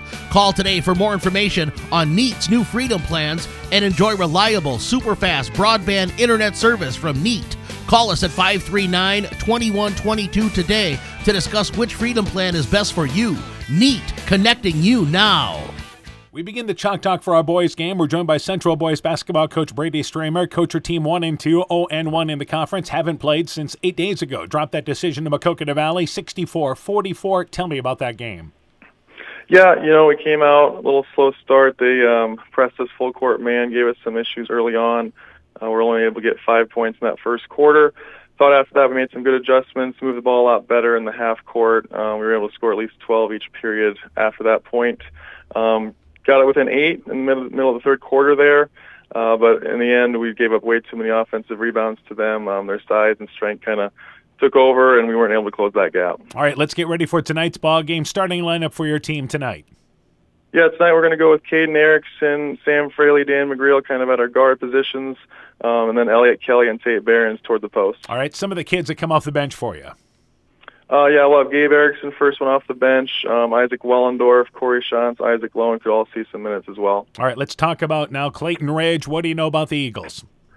Yeah, well, obviously they're undefeated. I think their margin of victory is something like 27 per game, turning other teams over more than that. I think they have 19 steals a game. Obviously, a lot of that is that 1-3-1 defense, which they do a really good job of, take away passing lanes. Senior-led group, lots of seniors, well-coached team by Kyle. So we got our hands full tonight, but looking forward to the competition. All right, for Central then, what do you have to do in this ball game? Yeah, I kind of mentioned it about the Mac Valley game. Getting defensive rebounds is going to be crucial. Holding them to one-shot possessions will be big. On the offensive end, obviously, the turnovers are always the key, especially against that 1-3-1, just moving the basketball. moving in our areas, trying to find those passing lanes that they do such a good job of taking away. All right, Coach, good luck to you in the ball game. We look forward to talking to you later on tonight. Appreciate it, Dan. Central Boys basketball coach Brady Stramer and his Warrior team. Chalk Talk continues after this. Let it grow, let it grow, let it grow. People's State Bank is offering for a limited time a 6-month certificate of deposit at 3.25% APY and a 5-year certificate of deposit at 2.25% APY. Stop into one of our 20 convenient locations and speak with a local and experienced customer service representative to lock in this great CD rate at People's State Bank. Annual percentage yield is accurate as of 11/17/2022. $1,000 minimum deposit required to open account. APY calculation assumes interest and compounded semi-annually on deposit terms of 1 year or longer. Early withdrawal penalties may apply. Rates subject to change without notice. People's State Bank. Member FDIC. Being good at life means getting your finances together so you can focus on the moments that matter most. With over 175 years of expertise, New York Life Insurance Company provides you with benefits you can enjoy while you're, living. So give your local agents Andrew Reimer or Troy Springer of Gothenburg or Bill Garms in Monona a call. You can reach Andy and Troy at 563-252-2471 or Bill at 563-880-5530. They can help you and your family be good at life. Winter high school sports season has begun. Dr. Mark Foey, Dr. Jessica Wilkie, Dr. Courtney Wicken, and the staff of Family Dentistry Associates in Monona encourage you to support your local high school basketball and wrestling teams. Family Dentistry Associates of Monona, 539-4651, where health-changing smiles are created.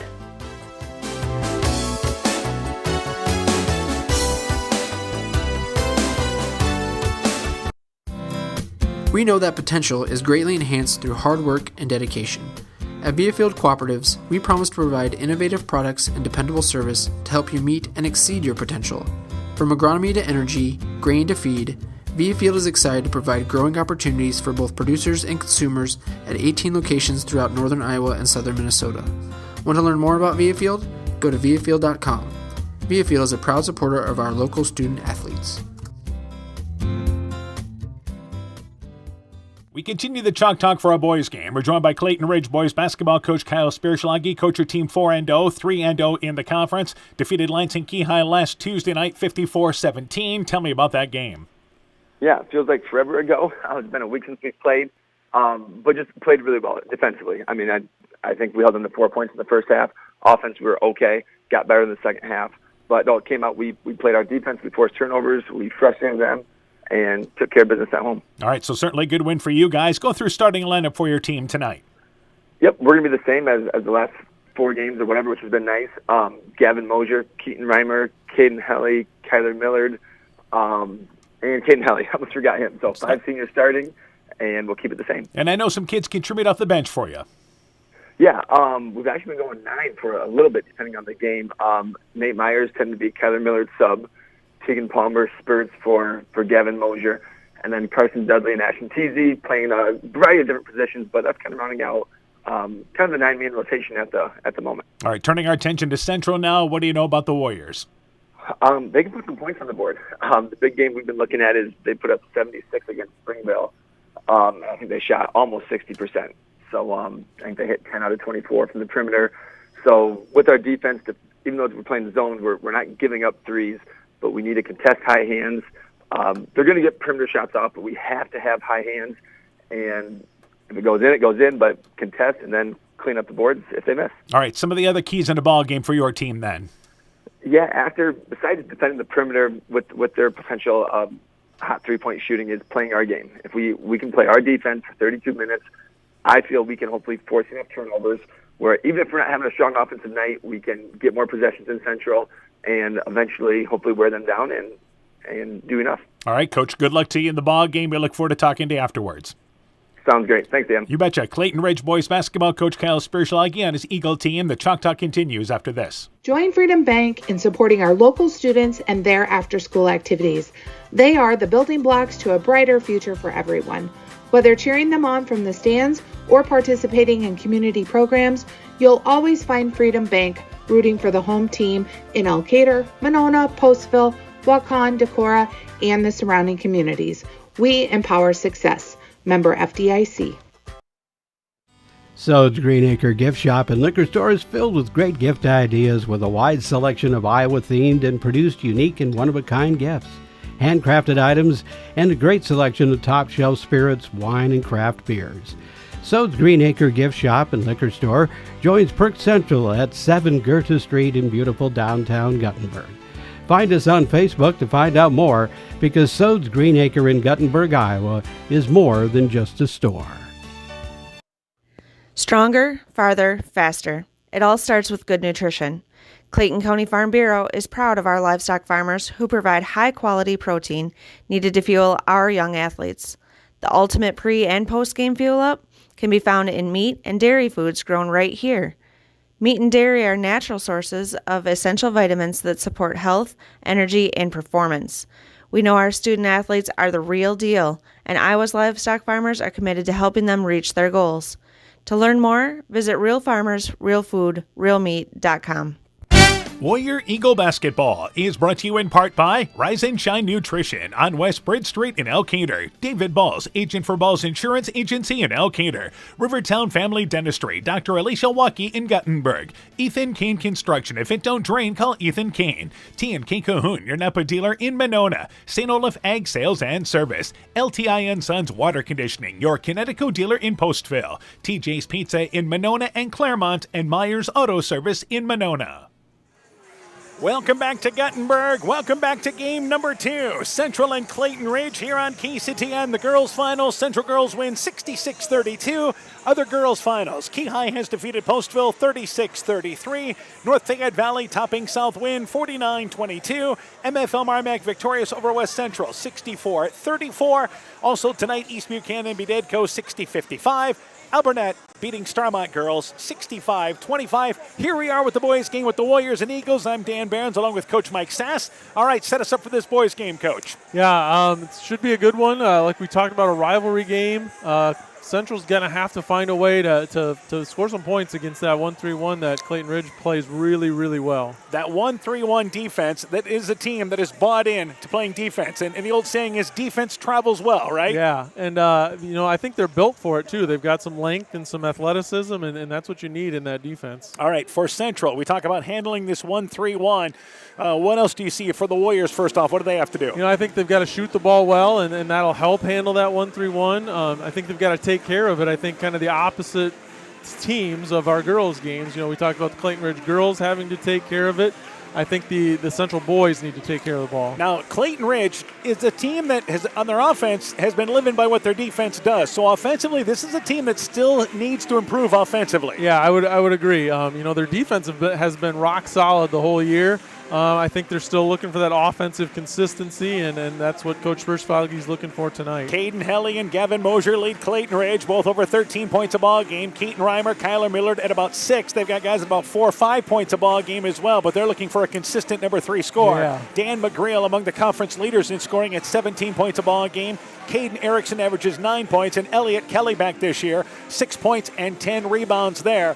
Again, Central is a team that only scored 44 against Maquoketa Valley, couldn't handle the pressure. Clayton Ridge, the most points they've given up all year is 36. Let's go courtside with our public address announcer, Rick Colbert. And tonight, starting lineups here for our second game. Take it away there courtside. We're ready to go there.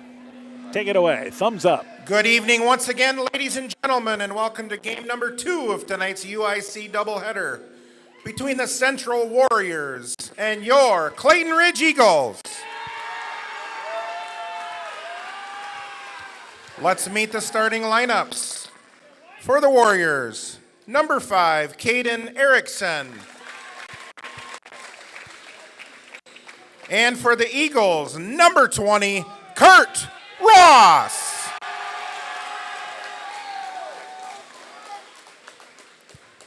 For the Warriors, number 11, Sam Fraley. And for the Eagles, number 22, Kyler Millard. For the Warriors, number 20, Dan McGreal. And for the Eagles, number 24, Keaton Reimer. For the Warriors, number 24, Elliot Kelly. And for the Eagles, number 34, Gavin Mosier. For the Warriors, number 44, Tate Barnes. And for the Eagles, number 35, Caden Hilly. The head coach of the Warriors is Brady Stramer, assisted by Blake Rodenberg. The head coach of the Eagles is Kyle Spearsloggy, assisted by Tim Helly and Ben Backus. Thank you very much there, Mr. Colbert, with our starting lineups ready to go here with game number 2 tonight on KCTN. With the Warriors and the Eagles, it'll be Tate Barnes to jump it up for Central, Reimer to jump it up for Clayton Ridge. The lengthy Eagles, they put 5 guys on the court, and they can switch with you defensively all night long if they want to, but they play 1-3-1. Yeah, and that length really helps in that 1-3-1. And for Central, we'll see what they do defensively to start this ball game. They may try to make Clayton Ridge a perimeter-oriented team tonight. That's what I would expect them to do, yeah. All right, so the tip, Barnes was able to get a hand on it, but Reimer wins the tip. It goes to Helly in the backcourt. This game is underway. Central will come out here. It appears going to play 2-3 zone. In the lane, they try to work it. That was Ross, actually. Millard tried to go down in the lane to Reimer, intercepted by the Warriors. Good defense out of their 2-3 zone. Here's that half court 1-3-1, and the Warriors turn it over. That's a bad omen. First trip down the court as they try to work it inside with Fraley to inside to Kelly. Driving in is Miller, drives by the defender, uses the right hand from the right side. Too strong with the layup though. Barnes gets the rebound. So this is the 1-3-1 here, extended for Clayton Ridge. They're going to play half court. McGreal, right side to Fraley. Back over to McGreal. Again, the pass deflected, but McGreal able to go get it. McGreal reverses it back over on top to Fraley. Right side to Barnes on the right wing. Reverses it left side to McGreal. McGreal takes a step back jump shot from the free throw line. Long, no good. Barnes gets the rebound and right back out on top. And here's McGreal. Drives down, bodied on the drive in. Flips it up. They call the foul on the floor. Shot no good as he flipped it up left side. Foul on the drive in. But the Warriors maintain possession off the left side of the basket. And already you see Clayton Ridge getting some deflections, and that's what I always preached with our 1-3-1. Get deflections, and those eventually turn into turnovers. Inbounds to Barnes, knocked away by Mosier, but picked back up by Barnes. Left side to McGreal, back out on top to Fraley. So Clayton Ridge, they'll play 1-3-1. Made misses as Fraley throws it away right into the end of the Eagle bench, right side, and that was an unforced turnover there. But they play it on makes, misses, not going to switch out of it. Yeah, they do a nice job with it. And a turnover has let Central now go to the bench. Number 30, Gabe Erickson checks in, a junior. McGreal checks out there for the Warriors. And I'm not sure if McGreal just needs to catch his breath there for a second. Yeah, it's maybe not feeling so well, I think. Could be a little surprising. Here's the ball lost, and it's picked up by Central. They get a turnover. Stealing it is Sam Fraley. Scores the layup from the left side with the right hand, and the Warriors strike first. It's pressure by Central. Caden Helly now. 2-2-1 pressure, and this is something that the Eagles, they really don't have a true point guard. Helly back on top to get him in the offense. That's the one thing I think they're missing is that point guard to really settle them down and run their offense. Middle of the lane, Mosier post facing the basket, misses the 8-footer, middle of the lane, rebound cleared there by Kelly for Central off the left side.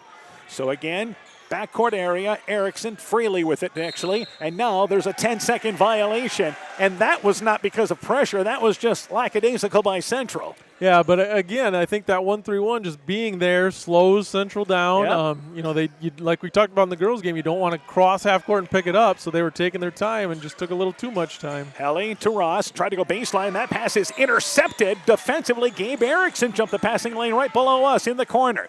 So the Eagles have turned it over a couple of times. Yeah, each team with 3 early turnovers. Barnes, high post area, backdoor cut in the lane to Kelly. Swings it right side. Erickson right side for 3. Got it from the right wing. Inside then outside, and the Warriors a great start here. Yeah, that's where you're going to get your shots. If you can get the ball inside, get that zone to collapse, you can get some wide open threes. Ross right side to, again, Mosier back out on top. They go left side to Helly, baseline to Reimer, reverses it right side to Ross. He's open right side for 3 off the back of the rim, no good. Rebound there. The ball actually hit the basketball support on top. May have hit the shot clock, but either way, it's out of bounds, and the ball goes back to the Warriors. Yeah, hit something up there. What you want to do is you want to force Clayton Ridge to be a half-court team and force them to shoot outside. I think the more outside shots they take, usually the better you're going to be. Here's a loose ball, and it's a jump ball in the offensive end. Barons lost the handle on it, just not strong with the ball, and a mad scramble, but Ross ended up in there along with, I believe, Kelly. The officials wisely jumped it up before we lost possession of it, and it goes back to the Warriors. Inbounds to Kelly. Left side to Erickson. Erickson, deep left corner, brings it on top, deflected out of there, but into the hands of Fraley. Fraley has it right side now, and the wing area goes to Caden Erickson. In the lane, Kelly just inside the right block. A high arcing shot right side, 6 feet away. 7-0, the Warriors in the lead. Just a tremendous start for Central. Caden Helly gets it down the court. Little floater in the lane, 12 feet away, right side, scores the basket, and the Warriors here have the lead trimmed to 5, and Clayton Ridge takes a timeout. We've played 3:05. Central leads 7-2. Let's take this quick break. This is Chris Holbert, General Manager of Hall Roberts Son Incorporated in Postville. We would like to wish the area student-athletes both a safe and successful sports season. We have been a community-based company since 1864, servicing and supporting the area ag industry with products necessary for daily success. We look forward to continuing to serve and support both the ag industry and high school athletes in our surrounding communities. Thank you and good luck from the families at Hall Roberts Son. So the Eagles get on the board, and this is what these young coaches do. Got a little momentum, they take a timeout right away. Yeah, well, Did you ever do that?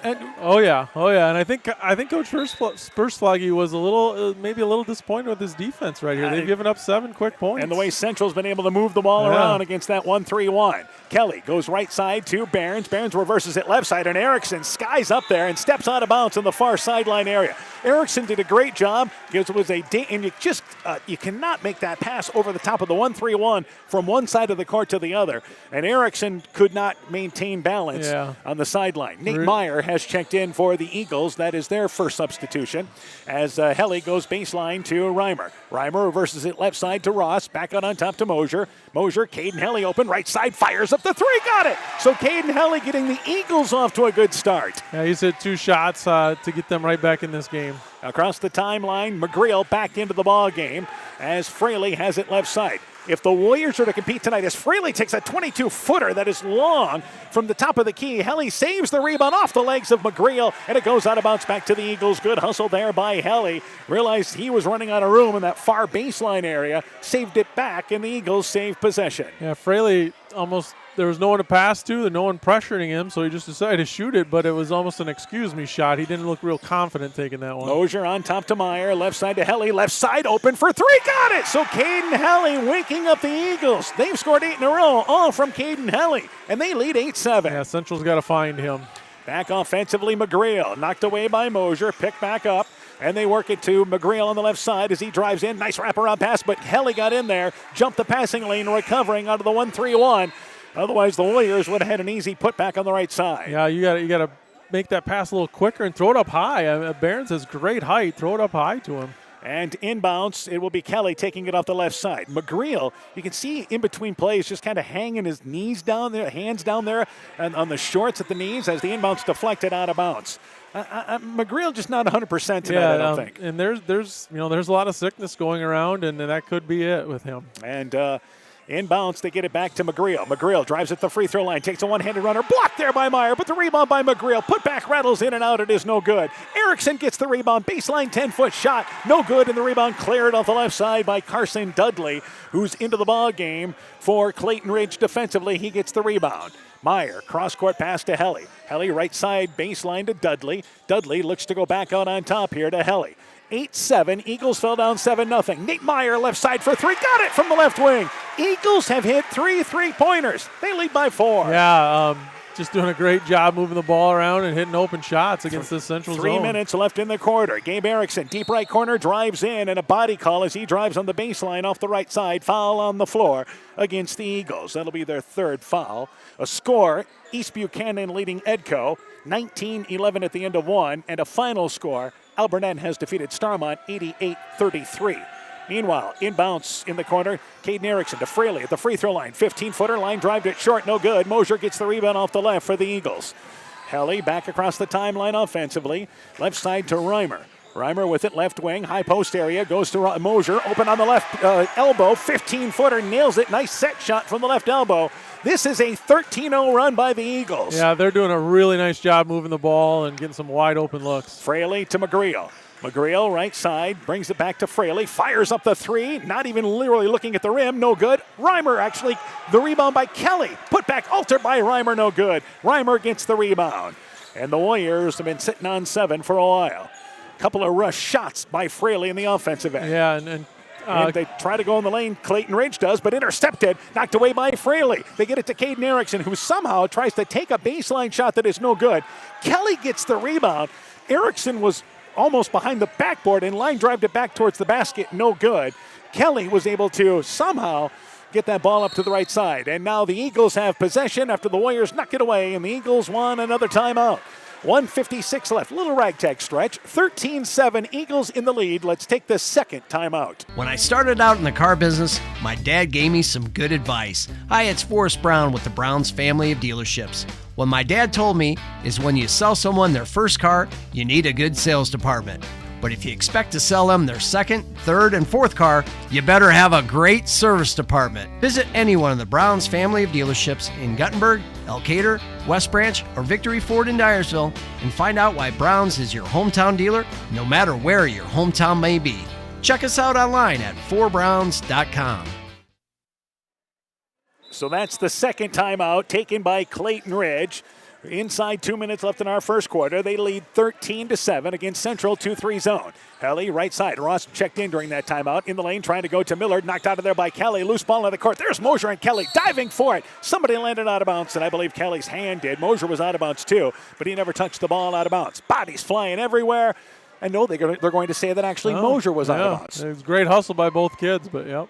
You love to see that. What was gonna happen there. And it goes back to the Warriors. Again to McGreal into the offensive end. And McGreal on the right wing, back out on top to Kelly. Kelly drives in, right side corner. That's Gabe Erickson, right side for three. Rattles in and out, no good. Mosier gets the rebound, middle of the lane for the Eagles. 90 seconds left in our first quarter.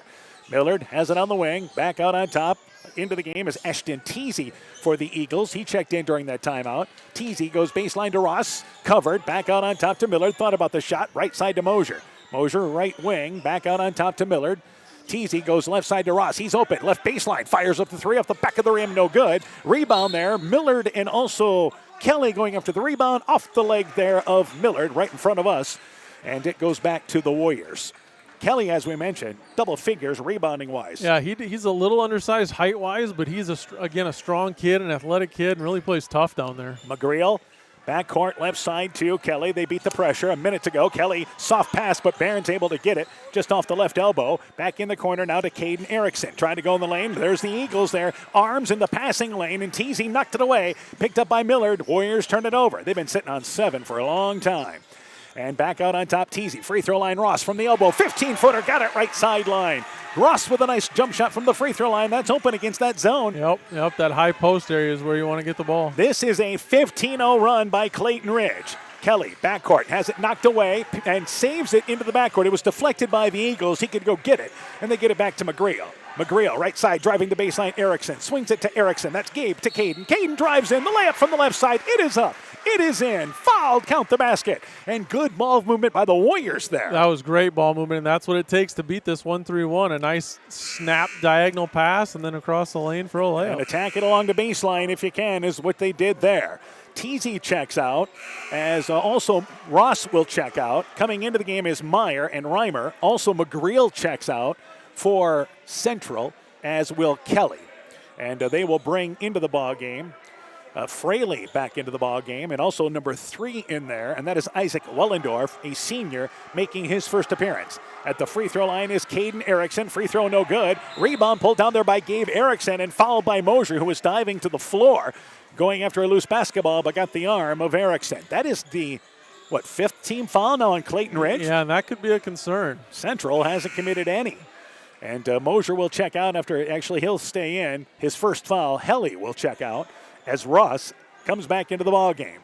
And Central takes it out of bounds there off the left side with Fraley. Inbounds to Barons at the high post area. Trying to be strong with it. The pass deflected away, and there's a foul by Mosier. That's his second foul, and there's the 5th foul. So the Eagles a little over-aggressive out of the 1-3-1. Yeah, you want to be aggressive, but you don't want to give them any free trips to the free throw line, and they're on the verge of doing that in the first quarter. So there's the second foul committed by Mosier. He will now check out. Tegan Palmer checks in for the Eagles. So 5 team fouls now. We've got some moisture on the court because we've had bodies flying around here. That last basket by Caden Erickson stopped a 15-0 run by Central. Yeah, and the 2 fouls on Mosier could be big too because he plays the top of that zone, and that's a key position. He plays it well. And McGreal, and again, just checking out. I think what they're trying to do is just get McGreal some breathers. Yeah. And he'll check in as Tate Barons checks out with 13.7 seconds to go. You want him on the court if you're going to get a last shot off here in the final seconds of this quarter. Yeah, a little offense, defense maybe here at the end of the quarter. He was out when he thought, when Coach Stramer thought they were going to be playing defense, and now he's back in on offense. Backcourt to McGreal. McGreal brings it up right sideline, bounces it left side to Fraley. Fraley with it, right side to McGreal. McGreal at the elbow, 4 seconds to go. McGreal brings it left side, drives in, little one-handed runner on its way, got it in the closing seconds, and that's exactly how the first quarter ends. Nice setup there by the Warriors, back within 4 after the 15-point run by the Eagles. We've played 15-11. You're listening to high school basketball from KCTN Sports. Eagles lead. The Woodland Eye Clinic in Elkader and West Union are proud sponsors of high school sports. We are committed to bringing our patients the highest level of total eye care with detailed one-on-one attention. Our offices offer the newest technology and equipment with a professional team of experienced staff that is committed to you. Call us today for your next total eye care appointment. The Woodland Eye Clinic in Elkader and West Union supports all of our local athletes taking the field or court this season. Warrior Eagle Basketball is brought to you in part by Agent Lanny Keel, your New York Life Insurance Company agent in Garnavillo, TD Sports Bar and Grill in downtown Elkader, Growl Logs and Lumber in Elkader, Timber is a Crop, Harvest Wisely, Thompson Construction and Monona Overhead Door, Dean Family Chiropractic in Claremont, Clayton County Recycling, Farmer Savings Bank of Colesburg, Elkport Garber, Strawberry Point and Arlington, member FDIC, Carr Auto Group, and by Bacon Concrete in Postville. We've played 1 quarter. Clayton Ridge leads 15-11. They have the ball to start the second quarter. It'll be Helly, Mosier, also out there, Ross, Millard, and Reimer. Starting 5 out there for the Eagles. And they face the 2-3 zone of Central. Millard back out on top to Ross. Right side now to Helly. Helly back out on top to Mosier. They reverse it left side to Ross around the perimeter. Right wing area now with Mosier. Baseline, there is Reimer. Off the right block, reverses it left side. Deflected in the hands of Millard, who drives in, swoops in, out of control. An offensive foul. They're going to wave it off. Yeah, they had to call something there. Yeah. And that was player control. Millard makes the shot driving in, but Kelly was set. And even if Kelly's not set, that's still a player control foul. Yeah, I think that's a good call. I think the officials were maybe looking at each other who was going to blow their whistle, and finally one of them did. But I think it's a good call. It was the official along the baseline that had that. McGreal, also out there will be Fraley, Kelly, Gabe Erickson, and Caden Erickson for the Warriors. Here's Kelly, has a lane to the basket, drives in, blocked by Reimer, but Brian Reimer is called for the foul. And the reason why that call, he swatted at it. So Kelly to the free throw line for 2. Yep, nice drive by Kelly there. He's doing a nice job being aggressive, and you have to attack this 1-3-1. If you're passive against it, that's when you can really get in trouble. Well, and if you're Central, it's the 7th team foul committed by Clayton Ridge. You're in the bonus the rest of the half. Yeah. Kelly's free throw, it is short. He will get another opportunity. That could be huge for him. And the Warriors have not committed any fouls here. You see that discrepancy as a fan, but you also have to realize that Clayton Ridge is playing a very aggressive defense, and Central's playing more of a passive one. Kelly's second free throw over the front of the rim, rolls to the back, it is good, 15-12. Eagles led by 8 after that 15-0 run. They're back to a 3-point lead.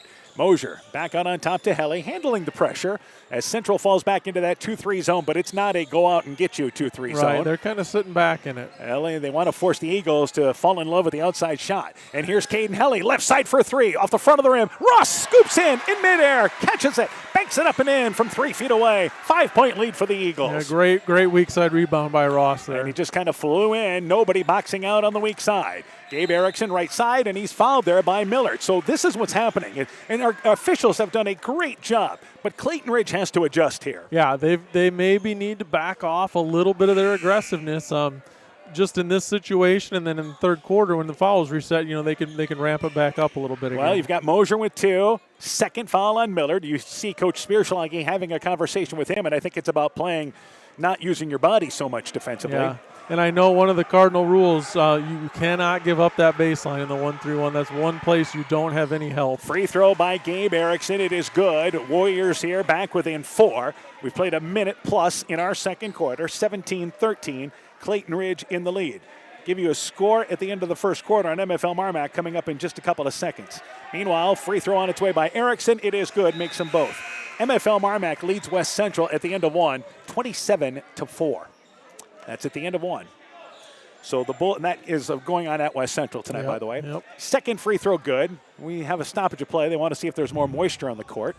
So we've got players that are just every loose ball. Guys are diving after it. Love the effort. Yeah, the effort is there for both teams. 2-3 zone. Helly.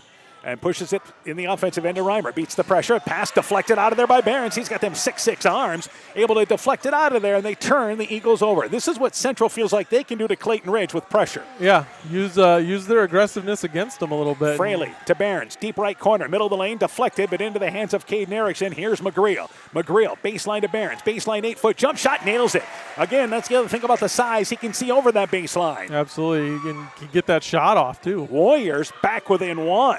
Backcourt, Mosier. Anything to slow down Clayton Ridge. Helly goes to Meyer. In the middle, that 2-2-1 pressure. Able to go to Mosier. They bring it across the timeline.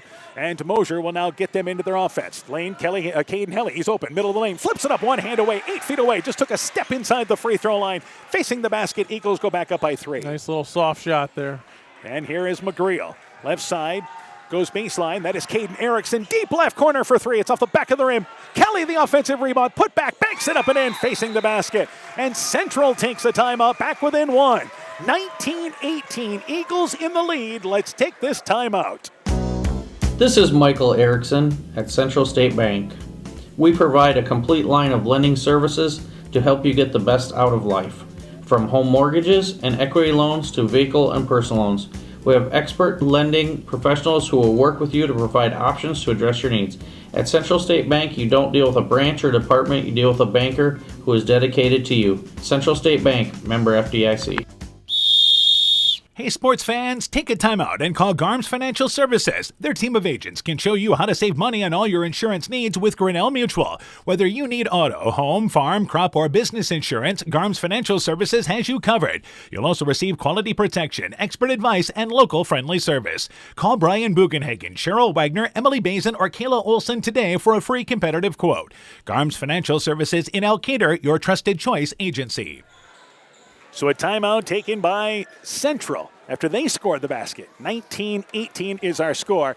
And we talk about this all the time, but this is all the young coaches. When they take a time, they're going to take it. Momentum be darned, right? Yep. You don't get paid for them at the end, so use them up. And Reimer, baseball pass ahead to Palmer. Palmer beats the pressure. Right side to Meyer. Scores the layup right side. Nice lead pass and a good job by the Eagles handling the full court pressure that time. Yeah, that was a great press break there. Ball didn't even touch the floor after half court. Back to a 3-point lead. McGreal left side to Caden Erickson. Drives in, bounce pass to Kelly from the left block. Facing the basket. Too strong. It is no good. Rebound picked up by Fraley. Fraley, right side to McGreal. 22 feet away. Right side. It's off the back of the rim. High rebound and a nice box out there, but Palmer cannot hang on to the rebound as he was able to go in there from the left side. Just couldn't haul it in. He'll check out as Mosier comes back in. Yeah, just slipped through his hands and off his knee there. And the Warriors will take it off the left side. Inbounds and wide open is Caden Erickson, who misses the give me off the right side. Mosier falling down saves the rebound. I think Caden Erickson was surprised he got the ball and then he was that wide open. Yeah, I think it was a bit of a shock, and there was some late contest there, but it's one you gotta make. Meyer to Reimer. Reimer left side to Meyer. He's open left side, fires up the 3 off the front of the rim. It is long. McGreal tracks down the rebound on the near side, and the Warriors will again be patient getting into the offensive end. Fraley, right side. Warriors down by 3. Fraley loses the basketball, and Mosier then able to knock it away, but there is a foul as Fraley falling down, and I believe he's going to be called for the foul, which isn't a bad foul because Mosier had an easy layup uncontested the other way. Yeah, that would have been 2 points for Clayton Ridge, so not a bad foul at all. He committed the foul, but it was falling down committing the foul. Yeah. And substitution, Meyer checks out for Clayton Ridge, and back into the game is Millard. Left side, Millard has it on the wing. Millard goes right side now to Helly. Helly, baseline to Dudley, just came back in, drives by his defender, a lot of traffic, tries to get out of there. The ball deflected out of there, picked up by Caden Erickson. Dudley got into trouble there, couldn't get out of it. They turn it over. Right side to McGreal. McGreal, high post to Barnes. Back over to McGreal. Left side, Kelly. Kelly tries to go baseline, intercepted by Millard. Millard brings it right sideline into the offensive end and fouled there by Caden Erickson. Just the second whistle there, committed by the Warriors. Just a little bit slow on that pass, and that's all it takes. And the Clayton Ridge kids jump in front of those. And substitutions as Isaac Wellendorf comes back in for the Warriors. Caden Erickson checks out. Dudley checking out for the Eagles, and into the ball game is Ross. Halfway through our second quarter, Eagles lead by 3 at 21-18. Biggest lead for Central was 7-0 to start the game. For the Eagles, it was 8. Mosier from the free throw line, blocked there by McGreal. Rebound by Kelly, muscled between two Eagles with Ross and also Reimer. It is a jump ball, and the ball goes back to the Warriors. Everything being contested down there. Warriors maintain possession. Yeah, it's a physical game, but not dirty by any means. Both teams just playing really hard. Inbounds to Wellendorf, back to Kelly. So Kelly, a lot like Helly for Clayton Ridge, a post player that will help bring it into the offensive end. Difference is Helly's kind of the primary ball handler for the Eagles. Yeah, and Helly's their main scorer as well, where I'm not sure Kelly is. But Erickson tried to go on top. Gabe Erickson deflected out of there. And it was Ross getting a hand in the passing lane. Eagles turned him over in the half court. Caden Helly back offensively. Goes right side to Mosier. Mosier back out on top to Millard. Left sideline out to Helly. Baseline to Reimer. Reimer drives in left side, works to the right side. Reverse layup, scores it. Nice drive there by Reimer.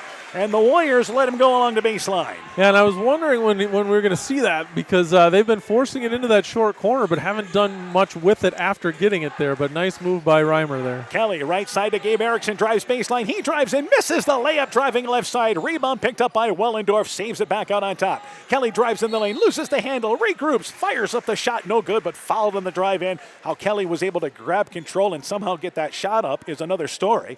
But he'll go to the free throw line for 2. Yeah, again, just a strong kid there, strong hands, and it's hard to get the ball away from him. And let's get you up to date on a couple of scores. Southwind leads North Fayette Valley 18-8 at the end of 1. So Southwind leads that ball game. Postville leads Key High 10-9 at the end of 1. And also East Buchanan leads Edco 34-23 now at the half. Free throw by Kelly, it is no good. And the first one missed by Kelly, he'll get the second opportunity. Substitutions. Fraley back into the game. Barnes checks out, so this is a short lineup for Central now. Reimer checks out for Clayton Ridge, and back into the ball game for them is Ross. And we talked about Kelly playing the guard position. I wonder if he moves more to a post now with Barnes going out. Free throw off the back of the rim. Kelly comes up empty on both. By the way, Teasy actually checked in for the Eagles. Ross was in the ball game. 3-minute mark of our first half. Eagles lead by 5, 23-18. In the lane area, Millard. Double team, back out on top to Helly. Left side, driving in is Ross. On the right block, kicks it on over to TZ. Threw it there, overshot him. I think they're going to talk. Was the ball deflected? It was. McGreal got a hand in the passing lane along the baseline. Yeah, I think just a fingertip on that one. Substitution. Wellendorf will check out. Into the ball game is number 5, and that is Caden Erickson back in. Warriors have been, again, after that run by Clayton Ridge, has kind of settled into this game. Yeah. Inbounds, Teasy, deep 3, left side off the back of the rim, just off the top of the key, and then a silly foul there committed by Clayton Ridge. Mosier and Millard both went up, trying to out-jump McGreal, and reached over top. That's the third foul on Mosier, but more importantly, that's the concern, but it also gives Central 2 free throws now in the 10th foul. Yeah, and Coach Birschlag, he's talking to him right now, is, we don't need that. You know, that's a double negative for him, basically. It's his third foul, plus Central gets two shots at it. Clayton Ridge, again, they are 4-0 on the season, trying to go to 5-0. They already own a win against North Fayette Valley. They had that game against Turkey Valley canceled last week, and we're trying to figure out who fits into that top spot of the conference, the number 2 spot, as Central has now missed 3 free throws in a row, is Fraley long on that one. But MFL Marmac, right now, that's who Clayton Ridge plays a week from tonight. There's a chance both those teams may be undefeated next Tuesday night. That could be a good game record-wise and important for the conference. Second free throw there, good. 1 of 2 by Fraley.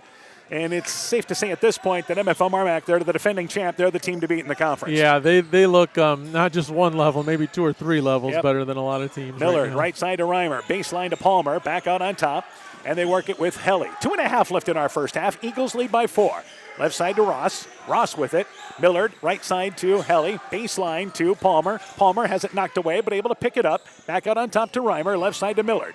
Millard, Reimer, top of the key, drives in, deflected, tried to go to Millard. He does. Millard has it on the left wing, takes an off-balance three with the shot clock winding down. It is no good. Palmer able to keep the rebound alive, tip it on over to Millard. And the Eagles maintain possession. Helly back out on top to Reimer. So a nice possession here. Helly traveled with the basketball, trying to get into a three-point shot. It was closed, but he took an extra step with that pivot foot. Yeah, good close out there, I think caused that travel. And the question is, Clayton Ridge, we mentioned, has defeated North Fayette Valley. Where does Southwind and Turkey Valley play in this? Yeah, Turkey Valley beat them by 1 earlier in the year, but I think Southwind's playing some young kids, and you're going to see them improve throughout the year. Fraley has the ball knocked away by Dudley, now playing the top of the 1-3-1. Forces it away. Dudley in the lane, tries to go in the lane to Millard. It's knocked out of there. Reimer picks it up top of the key. Ross, left side with the basketball. Back out on top. They work it right side with Reimer. 90 seconds left in the half. 4-point lead for the Eagles. That's Reimer. Baseline to Dudley. He's going to take that 12-foot jump shot. Aired it out long. Helly gets the weak side rebound, and he works it back out on top to Ross. Steps into a three. Top of the key off the right side. It is no good. Rebound tracked down by Gabe Erickson, but he runs out of room along the baseline. Instead of trying to throw it on over there, he was trying to kind of keep his possession and end up traveling with the basketball. Yeah, that's a tough break there. Good hustle, but just couldn't keep control of it. And they'll take it. Clayton Ridge will off the right side of the basket with Caden Helly. Back over to Ross. Ross on the right sideline, back to Caden Helly. He's open, deep right corner for three, short off the side of the rim. Rebound by Kelly. So after a number of opportunities for the Eagles, they come up empty. Yeah, Kelly finally says, I need to get in there and rebound a ball. Kelly, backcourt area, pushes it offensively on the left sideline, goes to Caden Erickson. Erickson, lane, Tate Barons is open, middle of the lane, 6-foot jump shot, rolls off the back of the rim. As the rebound pulled down by Miller. That's a great look, though. Yeah, that's Kelly what they want. Beats the pressure, drives in, pulls up from the elbow, 15-footer, banks it long. Yeah, you'd like him to maybe be a little patient on that shot. Yeah, I think rushed. And rebound pulled down there by the Warriors. 45 seconds left in the half. Kelly back to McGreal. McGreal open right side for three. That shot is long. His shot just hasn't been there tonight. Hasn't had a lot of looks. Millard, the rebound off the right. Yeah, finally got a look and wasn't able to cash it in there. Ross, left side, drives baseline in the corner to Reimer. Reimer, deep left corner, back on top to Helly, knocked away there, but Helly able to get it away from Erickson. 25 seconds left. There's a 3-second difference on the shot clock. Meyer takes a three, right wing that is no good, and the rebound pulled down by the Warriors. So Kelly has it back, 15 seconds left in the half. Kelly with it, back out on top to McGreal. McGreal covered, back over to Kelly. 8 seconds to go. Kelly in the corner. Caden Erickson, left side, fires up the three. Got it! In the closing seconds, inbounds to Ross. Caden Helly in the backcourt has it knocked away. He's actually fouled, which isn't a bad foul because it's the third on the Warriors, and now only 0.1 seconds left. Yeah, it turns out to be an okay foul. I'm kind of curious to know whether he knew that or not. He wasn't meaning to do it. Yeah, they had fouls to give. Yeah, Helly catches it, throws it the length of the court, hits the basketball support. Wouldn't have counted anyway because there's only 0.1 second left. So we've got a game now. 23-22. Clayton Ridge leading Central at the half. When we return, our halftime interviews from the girls' game. You're listening to high school basketball from KCTN Sports. At Top Gun Collision Center, we see that the insurance companies want you to do all the work for them. They want you to download the app, take pictures, upload them, and you to accept the paltry check they think will repair your vehicle. No, no, no. Bob at Top Gun has over 35 years dealing with insurance companies. We write an accurate estimate. We take the photos. We deal with the insurance company to make sure your vehicle is repaired right. Let Bob and the guys at Top Gun use their 30-plus years of experience to take all the worries out of your repairs. Ask about Top Gun's community and veteran discount programs. Call Top Gun today at 563-964-9899. As a busy mom, I have challenges keeping my family on track, but appointments for healthcare visits are no longer one of them. Veterans Memorial Hospital has now opened a new clinic and walk-on, so complete care for my entire family is more accessible than ever, and providers care for all ages, so everyone gets the care they need when they need it. It's a welcome addition for busy families like ours and our community. To learn more, go to veteransmemorialhospital.com. Veterans Memorial. 23-22, Clayton Ridge leads Central at the half. Earlier tonight, Central girls victorious over Clayton Ridge, 66-32. We're joined by Clayton Ridge girls basketball coach Savannah Domeyer. Coach, first off, I think there was a stretch in the second quarter where you really saw your team play the way they can play. Yeah, that was huge. I mean, there's nothing I can really ask for more than the girls to show me show me what they can do, and I'm really proud of how that second quarter went. All right, but obviously turnovers, that continues to be a concern for you guys. Yeah, I feel like a broken record. I mean, at the end of the game, I didn't talk about it because they kind of knew like we needed to take care of turnovers, and we're doing everything we can in practice, and I can only do so much right away. But yeah, we're going to for sure keep working on the turnovers. And I know you had to play part of that game without Haley Rourke, so let's get an injury update there. It sounds like maybe just a week. It sounds like it's just a reoccurring injury.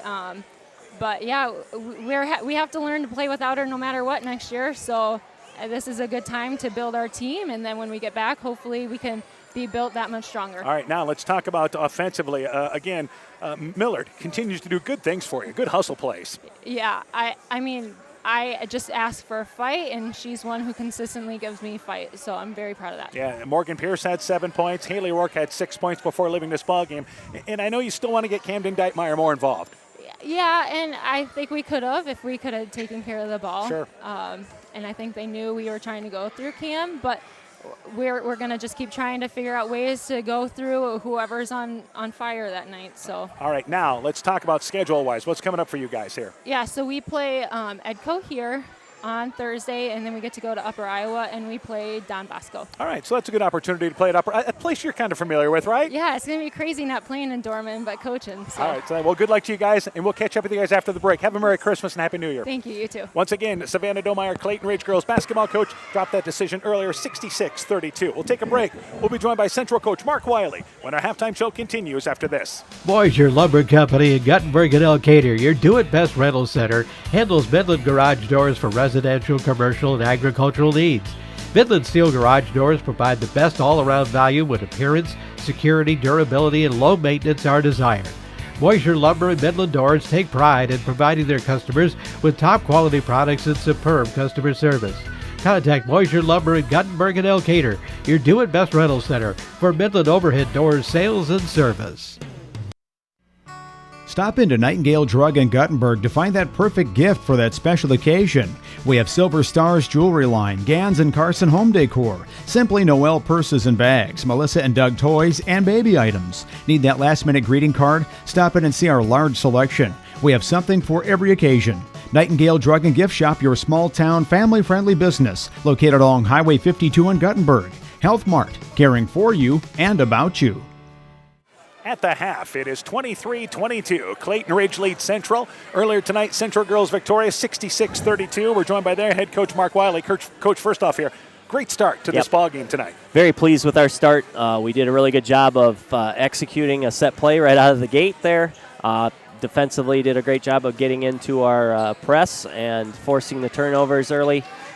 Very, very happy with a 10-day layoff. You always worry as a coach, are we ready to go? And we really set the tone early. Yeah, and again, it was defensively that you guys set the tone with your pressure defense. Yep, and that's what we've been talking about, for quite a few years, is that defense will lead to good offense, and I felt like we did that in the first quarter. All right, Delaney Scharf had 28 points. They even went a box and one against her there, but I think did such a good job not rushing anything. Very patient. Right, and, probably the aspect that we need to get better at is when they box and one, our other kids don't stop playing. So, it was good to see that tonight against Delaney. I thought other kids stepped up and found ways to score. We did turn the ball over more when they went to box and one, and that was probably one of my disappointments as a team. I thought we could do a better job of taking care of the basketball. We turned the ball over way too much in the second quarter. Yeah, I think that second quarter, maybe the stretch there, you look at the game going, okay, there was I think they ended up having, at one point, it went from 32-9 to 32-19 before the 4-point play to close the half. Right, yep, and that was a game changer, honestly, Dan. I mean, she shot it with about 4.5 seconds left, stole the ball back, shot it from, just understanding the game, and she did a great job with that. All right, so after that lead slips, gets cut down to where it's manageable. Boy, you guys came out the third quarter almost the way you came out the game. So we made some adjustments at halftime a little bit. I actually took a timeout where in the third quarter there, I was disappointed that we rushed some shots. We didn't get the ball in the lane, and I basically told them if we don't get the ball in the lane and you shoot a shot that we don't get the ball in the lane, you're going to come out. And kids listen, and I felt like we were much more effective. We're a great shooting team when we kick balls out. It is unbelievable. And we practice the other things, trust me. We practice shots from different passes, but we are so good when we get the ball in the lane and kick balls out. So Absolutely. We saw that a couple of times tonight. All right, what's coming up for you guys then? Oh, we have Postville on Friday. We go to Postville tonight. They play Key High, so we look to continue doing what we're doing. And then on Monday and Tuesday, we have games as well. So we got a busy week here, week and a half actually, of basketball, Dan. All right, we'll catch up with you plenty of times after the first of the year. All right, Good think luck to you 4 guys. times, Dan. Have a Merry Christmas and Happy New Year. You too, Dan. Once again, Central basketball coach Mark Wiley talking things over about his Warrior team as they were victorious tonight, 66-32 the final score. We'll take a break. First half stats, second half action of our boys game. It's a 1-point lead for the Eagles at 23-22. Our halftime show continues after this. Bodensteiner Implement is your local John Deere dealer with 10 locations in eastern Iowa to serve you. Check out their website, www.bodimp.com, for great deals on new and pre-owned equipment. From turf equipment to agricultural and compact construction equipment, they have solutions for every job. Nothing runs like a Deere, so come run with us at Bodensteiner Implement Company.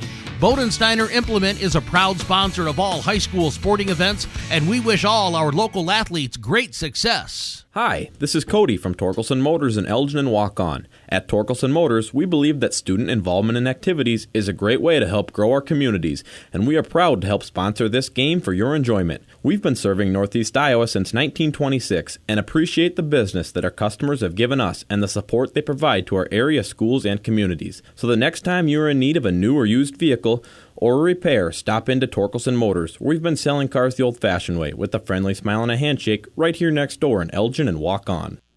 Warrior Eagle Basketball is brought to you in part by Elkader Chiropractic Center, Dr. Jamie Hammersland, Norby's Farm Fleet in Northeast Iowa, Guttenberg Municipal Hospital and Clinic. Check out career opportunities at guttenberghospital.org. Bruins and James Insurance, your Grinnell Mutual agent in Monona. RGK Portable Building, serving Northeast Iowa and Southwest Wisconsin. Furniture Showcase and Allwine, lighting showroom, flooring, furniture, and window treatments, and by the Lowena Savings Bank, member FDIC. At the half, 23-22 is our score. It is once again Clayton Ridge leading Central. Coach Sass, take us through the individual totals, and let's start first off for Clayton Ridge. For Clayton Ridge, Caden Halley is leading them with 10 points, Gavin Mosier with 2, Keaton Reimer with 2, Kurt Ross with 4, and Nate Meyer with 5. And remember, 8 of those points coming from Helly when they fell down 7-0 to start the ball game. Totals for Central. Yeah, Central very balanced. Tate Barons with 2, Gabe Erickson with 5, Elliot Kelly with 5, Dan McGreal with 2, Sam Fraley with 3, and Caden Erickson with 5. If Central is going to have success in this ball game, and I think McGreal's toughing this out tonight, at least from what we can tell here. Yeah, but if you would have told Coach Stramer McGreal has 2 points at the half, he says we're in trouble. Yeah, he looks maybe just a little sluggish out there, but he's gutting it out like you said, and Coach Stramer's got to be happy with McGreal with 2 points and them only down 1 at half. He's got to like that. For Clayton Ridge, somebody scored 22 points against you in a half. The most points you've given up all year is 36. Yeah, so let's see how they respond here, see if there's any changes defensively or, just what happens here. But they're in a game. They're in a dogfight here. It'll be Helly along with starting the second half will be number 20 out there. Ross, couldn't think of Ross's name. Sorry about that. Mosier along with Reimer, and you have Millard starting 5 out there. Same for Central with Barons, McGreal, Caden Erickson, Fraley, and also Kelly start the second half, and it is once again the Eagles basketball. Left side, they working on top. Helly bumped into by Fraley, and there's the first whistle of the second half. Fraley reached in with the wrong hand, just a split second late, trying to jump the passing lane. Yeah, he goes ball side hand there. He probably avoids that foul. End of the third quarter, end of the first half rather. South Wind leads North Fayette Valley now 32-11 at the half. Key High leads Postville at the half 31-14. So a big second quarter for Key High. Yeah. Meanwhile, second half just underway here. Helly, right side to Ross. 2-3 zone by Central. Millard in the lane to Mosier. Drives by, Barons. Uses the right hand. Flips it up from the left side. And you can see the Eagles a little more aggressive trying to get the ball in the lane. Yeah, I think they've got to. They've got to attack that rim a little bit more. And you put Mosier inside. You've got a lot of quickness there. Yep. McGreal has it right side to Caden Erickson. Erickson on the wing, back to McGreal from the elbow, pulls up, 15-footer, nails it left side. Such a pretty shot, Yeah. the left-hander. And the Warriors back within one. Just nice soft shot, good rotation on that. Good cut there, too, by McGreal. Right side to Ross, back on top to Helly. I would say the pace of this game, though, Central has no problem playing a lower pace game in this game. I think that favors them. And right side, Ross tried to go in the corner to Mosier. It's intercepted by Kelly, but he runs out of room right in front of the Clayton Ridge cheerleaders. That far baseline, out of bounds, didn't quite get credit with the steal. Not a turnover either. Ball stays with the Eagles. Yep, kind of no harm, no foul there. He just lost his balance as he was trying to come up with that steal. All right, it will be Helly taking it out of bounds as Reimer checks out for Clayton Ridge. Teasy comes back in to the ball game. And now we've got another timeout here. We've got another wet spot on the court. Man, we just have, and we haven't had anybody diving over on that side, but maybe it's just from people walking in, walking out, you think? That could be, maybe a spill, but it is raining, so probably some wet shoes over there. Right. Somebody ran out during halftime or something like that. I don't know. Yeah. So our official has had to do this probably far too many times tonight. Looking for hazard pay here. Yeah, so the way he's cleaning up there, that we may want to just keep that towel over there on the side. Yeah, it almost looks like a spill the way he was cleaning that one area. Well, and the funny thing is there's nobody around there, so whoever did it hightailed it out of there. Yeah. All right, we've had a stoppage of play because of a car seat. That baby's still here, by the way. Right side inbounds to Mosier. Back over to Teasy in the corner, right back to Mosier on the right wing. We've played a minute of our second half. Mosier left side to Millard. Millard back out on top to Helly. And again, you want Clayton Ridge to be perimeter-oriented, force them to be patient. Millard in the corner to Ross. Back over to Millard. And Teasy, top of the key, right side to Mosier. Mosier drives baseline, feeds it back out on top, left side to Teasy on the left wing. Tried to go in the lane, deflected into the hands of Mosier, puts it on the floor, loses it, but tracks it down in the left corner. Back out on top to Millard. Millard with the shot clock winding down, hands it back to Helly. He's open right side for three, blocked by Fraley, but a foul called. Fraley, and I think Fraley got him with the body there. I think so. I think it was clean up top, but I think he caught his leg as he was running by him. And that is the third foul committed by Fraley. And again, this is where you talk about kind of knowing the situation, right? Absolutely. You've got to know situation. Make him make that shot. The shot clock's about to go off. Just get a hand up, make it hard, and if he makes it, he makes it. But you can't bail him out with a foul there. So the third foul on Fraley, he will check out. If the free throw on by Helly is off to the left, it is no good. So Fraley will check out, and Gabe Erickson getting ready to check in. Fraley's committed both fouls here to start the second half. And that's the other thing. It's your third foul. Now you got to take a seat for a while. So yeah, he's got to know the situation a little bit better. All right, so two more free throws for Caden Helly. That free throw rattles around, got it to stay down. Caden Helly, by the way, almost shooting 50% from the three-point line. Free throw-wise, he was 12 of 13 before that miss. Yeah, that's pretty good. Yep, so having a very good senior season. Second free throw being eyed here, and Helly floats that one on up there. It is good, so he makes 2 of 3, and the Eagles go back up by 3. McGreal against the 1-3-1, extended to half court. McGreal back to Kelly, goes left side, intercepted by Ross. Again, tough pass to make from one side of the court to the other, especially that long diagonal pass, intercepted by Ross. Back over on top. Ross has it, now into the lane, knocked away. They try to go to Reimer, and there's a reach-in foul by Gabe Erickson. Well, Central was so good about not committing fouls in the first half.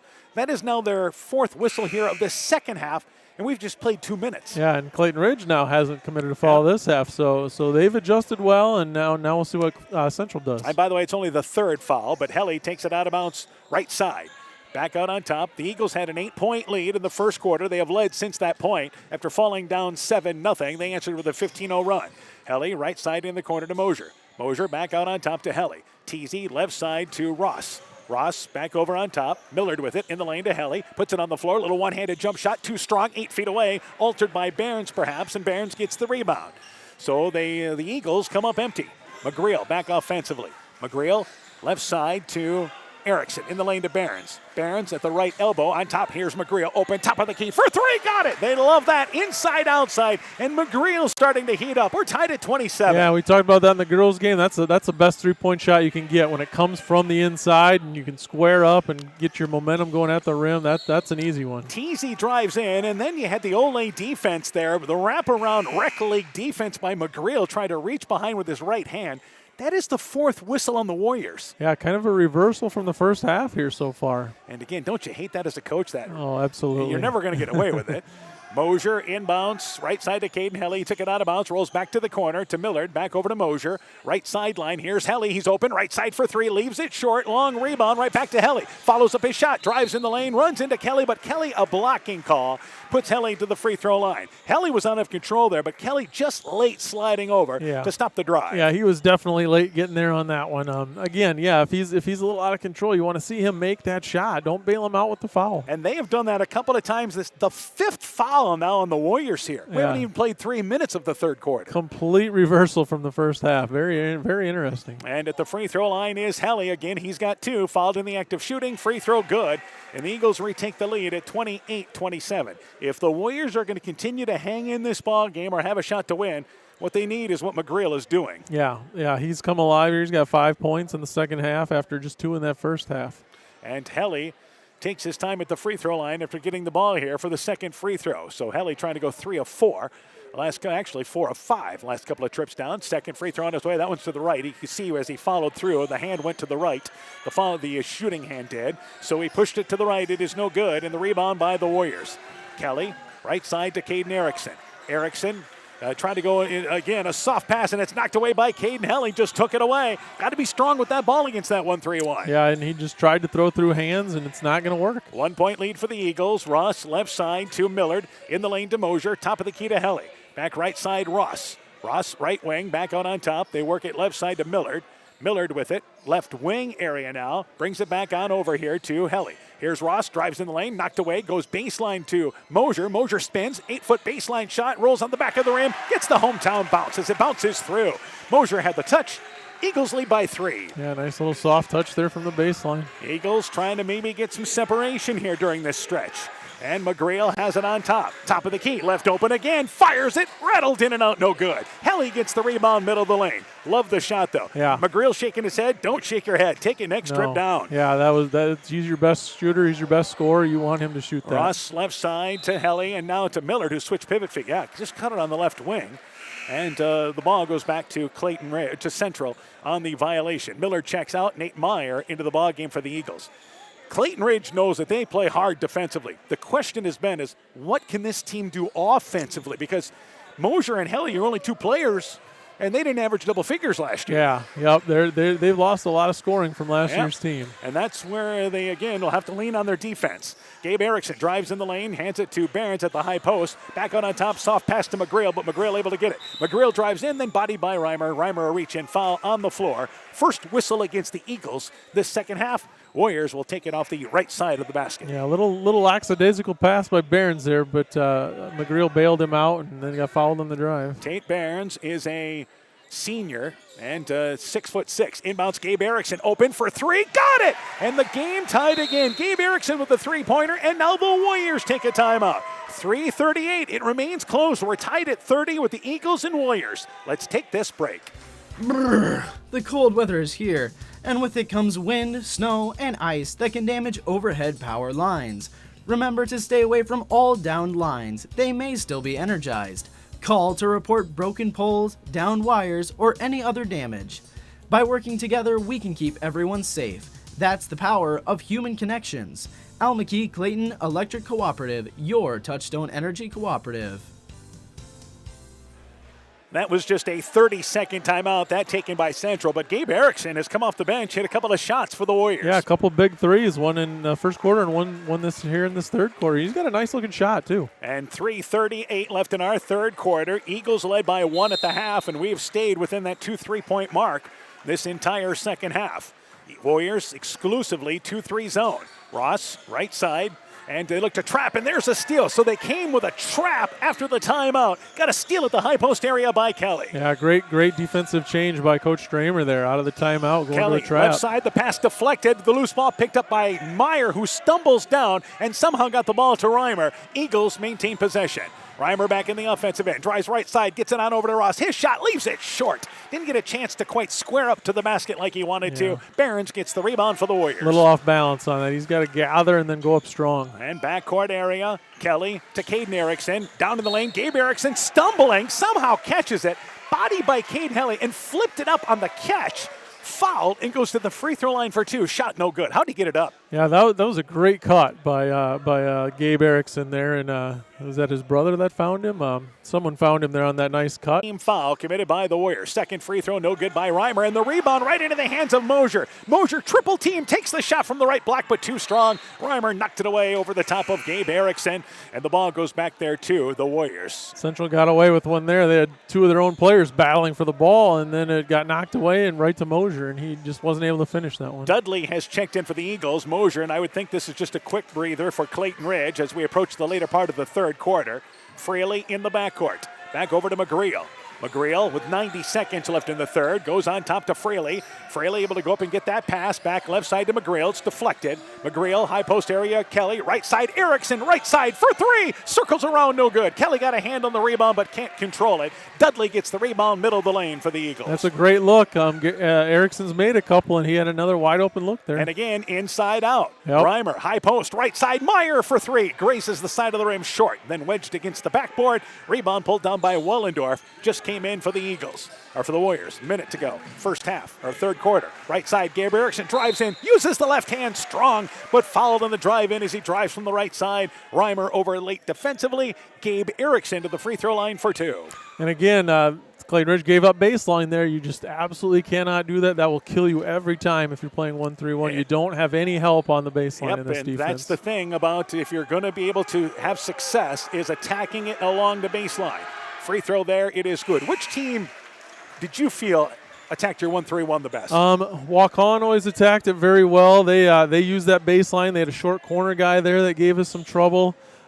Turkey Valley ran a nice high 1-4 set against it as well. All right, free throw good by Gabe Erickson. Second free throw being eyed there, and it is good. So both made, and the Warriors back within 1. Erickson will check out as Tate Barnes comes in. Caden Erickson checks back into the ballgame. McGreal checks out as well for the Warriors. Again, they've just been buying McGreal some minutes. Yeah. And also for Clayton Ridge, Teasy has checked into the ball game as Reimer checks out. Yeah, Moser back into the game. Reimer's got 4 fouls, so that's right a side, concern as well. Helly, right side for 3. Misses the long three-pointer, about a step behind the arc. And the rebound pulled down there by Barnes. That was a nice job sealing by Barnes. Back left side, it is Fraley. Fraley with it. Center court circle now with Kelly. Kelly goes baseline. There it is. Caden Erickson catches it on the left block. Fouled. Couple of Eagles reaching in there, but I think it was Helly that got him across the arm. And heading to the free throw line is Caden Erickson for 2. That's the diagonal pass you like. That's the pass you like. And the thing he did on that was made a great pump fake to the wing, which drew that wing defender up on that pump fake, and then that opened up that diagonal pass. Third foul on Caden Helly. Keep an eye on that. Free throw, it is short by Caden Erickson. So Caden Helly fouling Caden Erickson, and Erickson will now try to tie this game up. Warriors have been down this half, got a 32-30 lead, and now a chance to tie it again. Second free throw good after the Eagles had that quick 5-0 spurt. We're tied at 35 inside 30 seconds left in our third quarter. Helly will walk it across the timeline. Central has been 2-3 zone throughout. That's it. Eagles have been 1-3-1. Left side, Meyer. Left wing, back on top. Millard, right side to Mosier. Back on top to Helly. Has to go back to center court circle to get it. Left side to Millard. Millard, right side now to Helly. He's open, right side, fires up the 3, leaves it short. Rebound tracked down in the corner by Fraley. Fraley gets it over to Barnes, 3 seconds to go. Barnes goes left side to Kelly. Kelly, 3/4 court heave on its way. Banks to the right, it is long. Missed the rim as it hit the side of the backboard. But we go to the fourth, been tight throughout. Tied at 35 with Central and Clayton Ridge. You're listening to high school basketball on KCTN, Garnavillo, Elkader, Iowa. Everything you care about is in your home. Things that you just can't afford to lose. Let us help you protect what matters most. West Bend's home and highway policy provides you with one policy, one bill, one deductible, and one agent while protecting your home, car, truck, boat, motorcycle, snowmobile, and more. All with no hassle on a portion of your annual premium back in cash if you don't have a claim. To find out more, contact Tom Gifford, Kevin Lau, or Michael Beck, agents with Gifford Insurance Agency in Elkader at 245-1360. Warrior Eagle Basketball is brought to you in part by Meyer Collision and Service Center in Guttenberg, Culligan Water Conditioning in Elkader, Quillen's Quality Food serving Northeast Iowa, Fisk Farm and Home in Monona, Cresco, and Decorah, and Rivals Inc. Custom Gear, Screen Printing, Embroidery, and online shopping at rivalsinc.com. So we go to the fourth. We're tied at 35, and for the Eagles, they'll have their starting 5 out there. Helly, Millard, Ross. Also out there is Reimer and Mosier. It is Central's basketball. It'll be McGreal, Caden Erickson, Fraley. Also out there is Barnes and Kelly. So here we go in the fourth quarter, tied at 35. Fraley, left side against that 1-3-1. Try to go on top. It's knocked away by Mosier. Here's a fast break opportunity. Fouled from behind is Fraley. Wasn't going to give Mosier up the easy layup. And Fraley there turns it over, then picks up his fourth foul back at the other end. Mosier to the free throw line for 2. Yeah, again, double mistake. Turns it over and then commits the foul as well, though he didn't let him get the easy layup there. But tough half here for Fraley. And at the free throw line, here is Mosier trying to re-give them the lead. Free throw, it is no good. Missed it off from the right side. Kick to the left, it is no good. He'll get another opportunity. Again, Southwind leading North Fayette Valley 32-11 at the half. And it's not that we're surprised Southwind is winning. It is the fact that North Fayette Valley has only scored 11 points the first half. The margin is a little surprising. Second free throw there, rattled in and out, but stays down. Mosier gets the touch, and the Eagles retake the lead at 36-35. If you're Central, this is where you wanted to be. Chance in the fourth quarter to steal this game. Yep. And Gabe Erickson left sideline to McGreal. McGreal back over to Kelly. Kelly with it now, goes back out on top.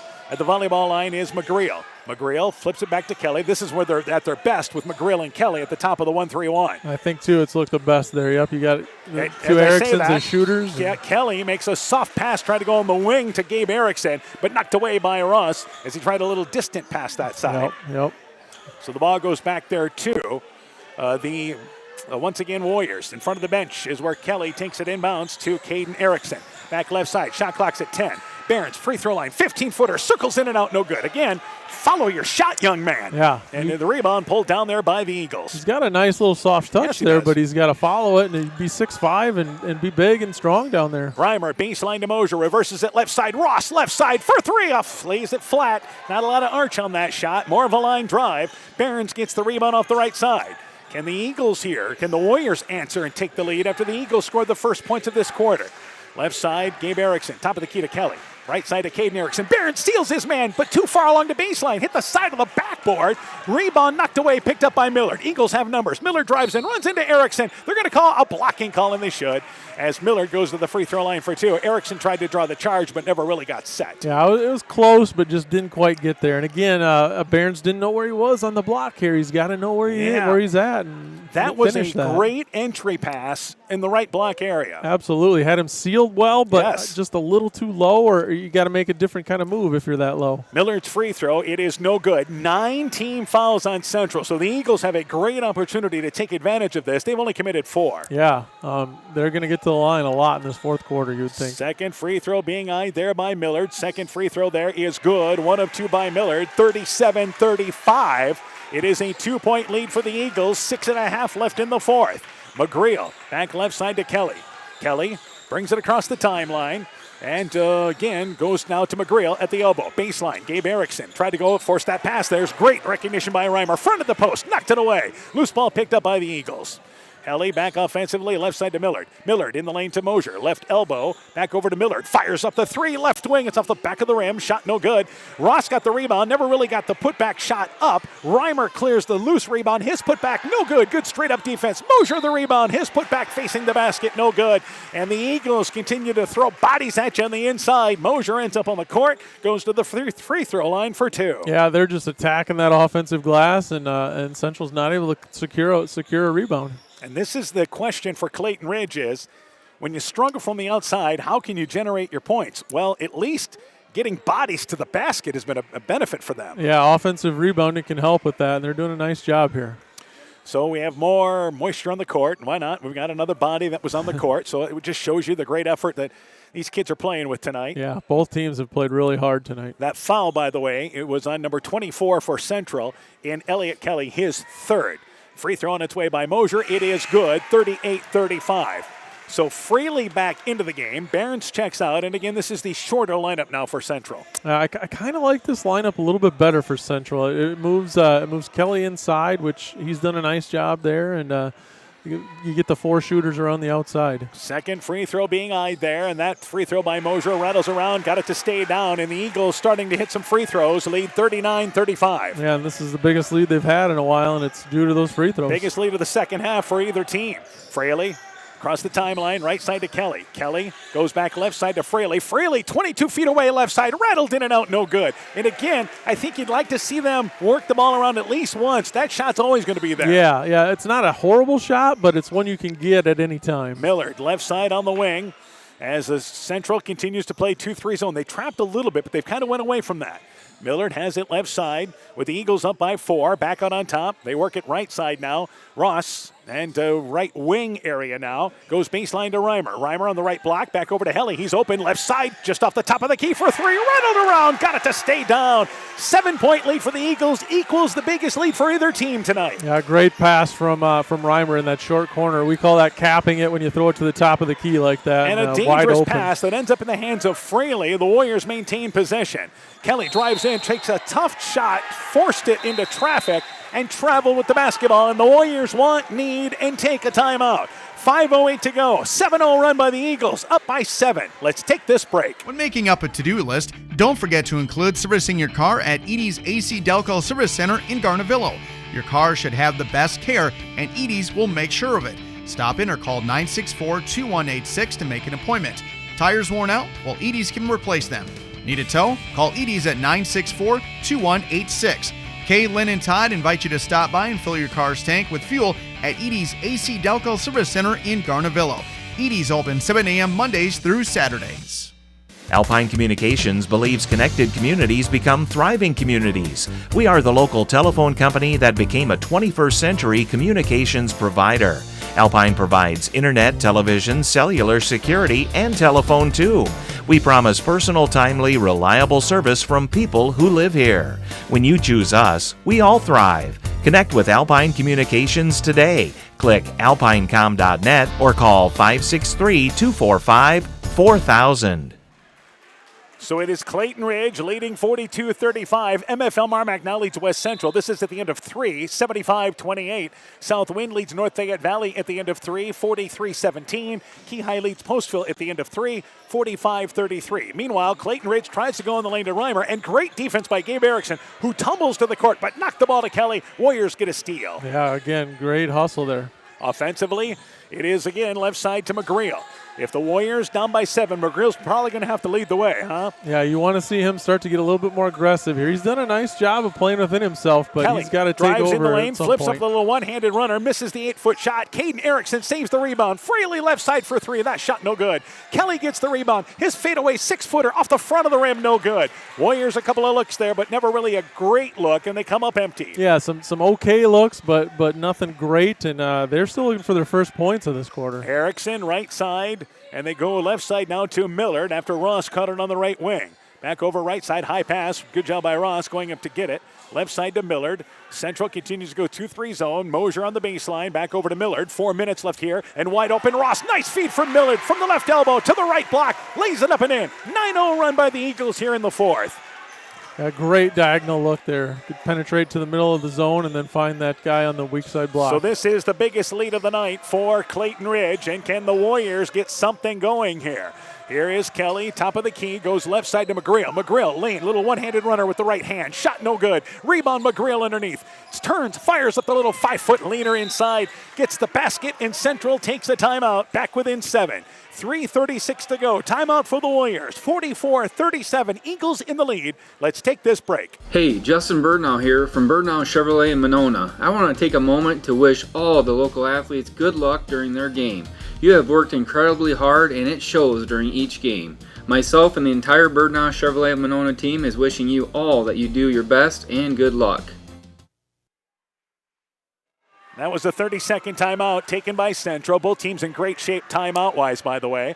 And it is Central trailing 44-37. We have another final. East Buchanan has defeated Edco tonight 68-42. So the Tri-Rivers games are done. East Buchanan beat Edco 68-42. Alburnett beat Starmont 88-33. Meanwhile, that was the first basket for Central, a 4-minute-plus drought in the 4th quarter. Yeah. The basket by McGreal. Yep. You wonder, they're going to trap here. I wondered if out of that timeout they would. And Mosier goes right side. Here is the shot from the right block. It is no good by Reimer, who caught it on the right block. had a great look, missed the shot, then comes over the back trying to get to the ball and commits the foul. Yeah, and Clayton Ridge was ready for it. Central did a nice job trying to trap out that timeout, but Clayton Ridge was ready for it. That is the 5th foul on Keaton Reimer for Clayton Ridge. So Nate Meyer checks in for the Eagles. So a 7-point lead for Clayton Ridge. Backcourt with Kelly. Kelly works it offensively now. And again, goes right side to Caden Erickson. In the lane, Barons catches it on the right block. Could not find a handle on it. Off the bounce there, off the hands of Ross, who came over from the weak side. But again, they were looking to the right area. Yeah, he just has to catch that clean, and he's got a nice little layup there. Right side, Kelly. Back on top to Fraley. Fraley, left side. Here's McGreal. Step back 3. Top of the key. That shot no good. Kelly tipped up the rebound. Comes over the back. He tried to reach over top and actually tried to tip it in with 2 Eagles in front of him. Reached over top of both. Pick or choose your foul.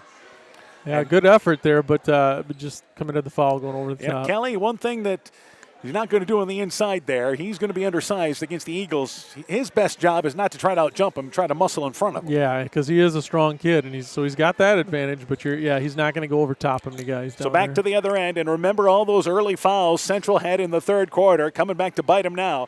10 team fouls committed, and the Eagles have 2 at the free throw line. Yeah, not the guy you want to send to the line. Free throw good. We mentioned that Caden Helly was 12 of 13 coming into tonight's game.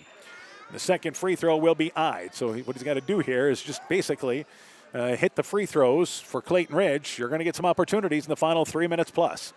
Second free throw being eyed there, and that free throw is good. 46-37 is our score. Inbounds, can the Warriors answer? Down by 9.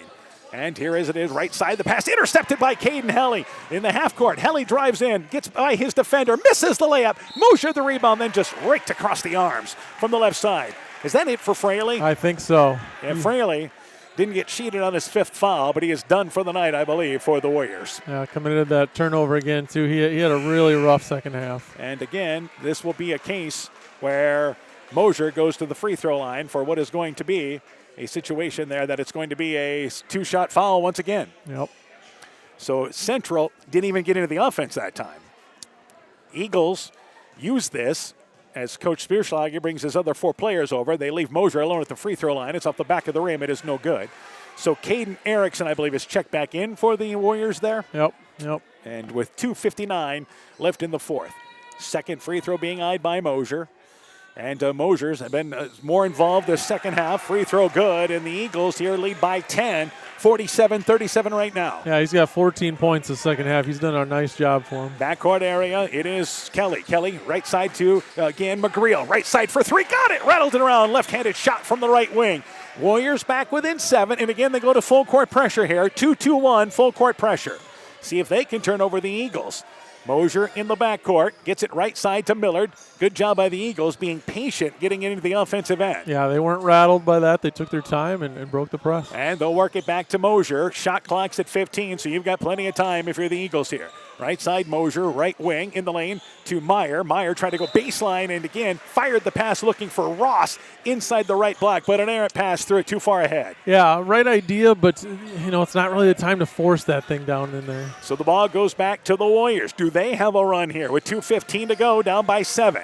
Kelly. And again, they'll go right side to Erickson. He's open, right side, fires up the 3. It's off the back of the rim. Rebound by Barons, cannot hang on to it. Erickson picks it up in Caden. Back to Barons, middle of the lane to Kelly. He catches it inside the right block, but lost the handle on the way up. Ends up shooting an air ball from right side, from right to left. That was actually a nice little touch pass from Barons, but Kelly wasn't quite ready for it and never got the handle of it. So the Eagles with it on top, and Caden Erickson is fouled by McGreal with 1:48 to go. And again, we talked about this. Not the guy you want to foul. Make some, and especially when you look at the fact that how inexperienced the Eagles are. Yes. If you after you get past Mosher and Helly. Yeah, I think anyone but Mosher and Helly is kind of who you want to go after if you can here if you're Central. Yeah, these guys were starters last year, so they've logged a lot of minutes. Free throw by Caden Helly, rattles around, it is good.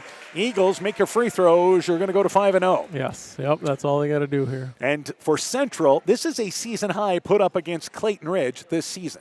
Yeah, their offense has looked pretty good at times. Second free throw there by Helly. It is good. Makes them both. And the Eagles go back up by 9. They're living large at the line here this fourth quarter. Absolutely. They've made 9 free throws this quarter. And again, they have scored 14 points in this quarter. Barons at the high post. Left side to Caden Erickson. Erickson tried to go left side and a reach-in foul by Clayton Ridge. That's one thing you don't want to do if you're the Eagles. That's the 6th team foul. Especially, when Central's not even attacking the basket. The next one puts them at the line without time coming off. And they'll take it off the left baseline, and it will be Kelly getting it inbounds high post area to Barons at the right elbow. Back to McGreal. McGreal, step behind the arc. Three-pointer, got it from the top of the key. 49-43. You're never out of it if he gets hot. Yeah, and you would have liked to see him do this just a little bit sooner, but he's doing a great job right now trying to take this game over. Mosier, right side. They beat the pressure. Back out on top. 1:15 left in the fourth. Warriors down by 6. Yeah, if the Warriors are going to be successful, McGreal's got to be that 20-point-a-game scorer for them. Yeah, and he's got to be just a little bit more aggressive early. He's doing a great job this quarter of being aggressive. Millard back out on top to Ross. Ross right side to Miller. Shot clock's at 8. So the game clock is at a minute. So the Eagles here eating some time. Ross drives baseline, leans into Barons. The shot, it is up, it is in. Fouled, count the basket. They used nearly all the shot clock, and Ross to the free throw line for a 3-point opportunity. Yeah, that couldn't have gone any better for Clayton Ridge, that possession. And the Eagles want a timeout. Back up by 8. 59 seconds to go. Let's take this break. Find the perfect gift for birthdays, weddings, and anniversaries at Clayton Drug in Elkader, Strawberry Point, and Sumner. Each store is unique in its own character and design, but all have gift items that would be the perfect gift. Clayton Drug is proud to carry many name brand lines such as Mud Pie, Young Living Oils, Greenleaf Candles, Melissa and Doug Educational Toys and Gifts, CJ Gibson, and many more. Check our Facebook page for shopping specials available at each location. Clayton Drug, connecting the communities of Elkader, Strawberry Point, and Sumner to service all in between. No trip to Northeast Iowa is complete without a visit to the Turkey River Mall in Elkader. Browse and shop through 4 levels with over 14,000 square feet of purely unique shopping.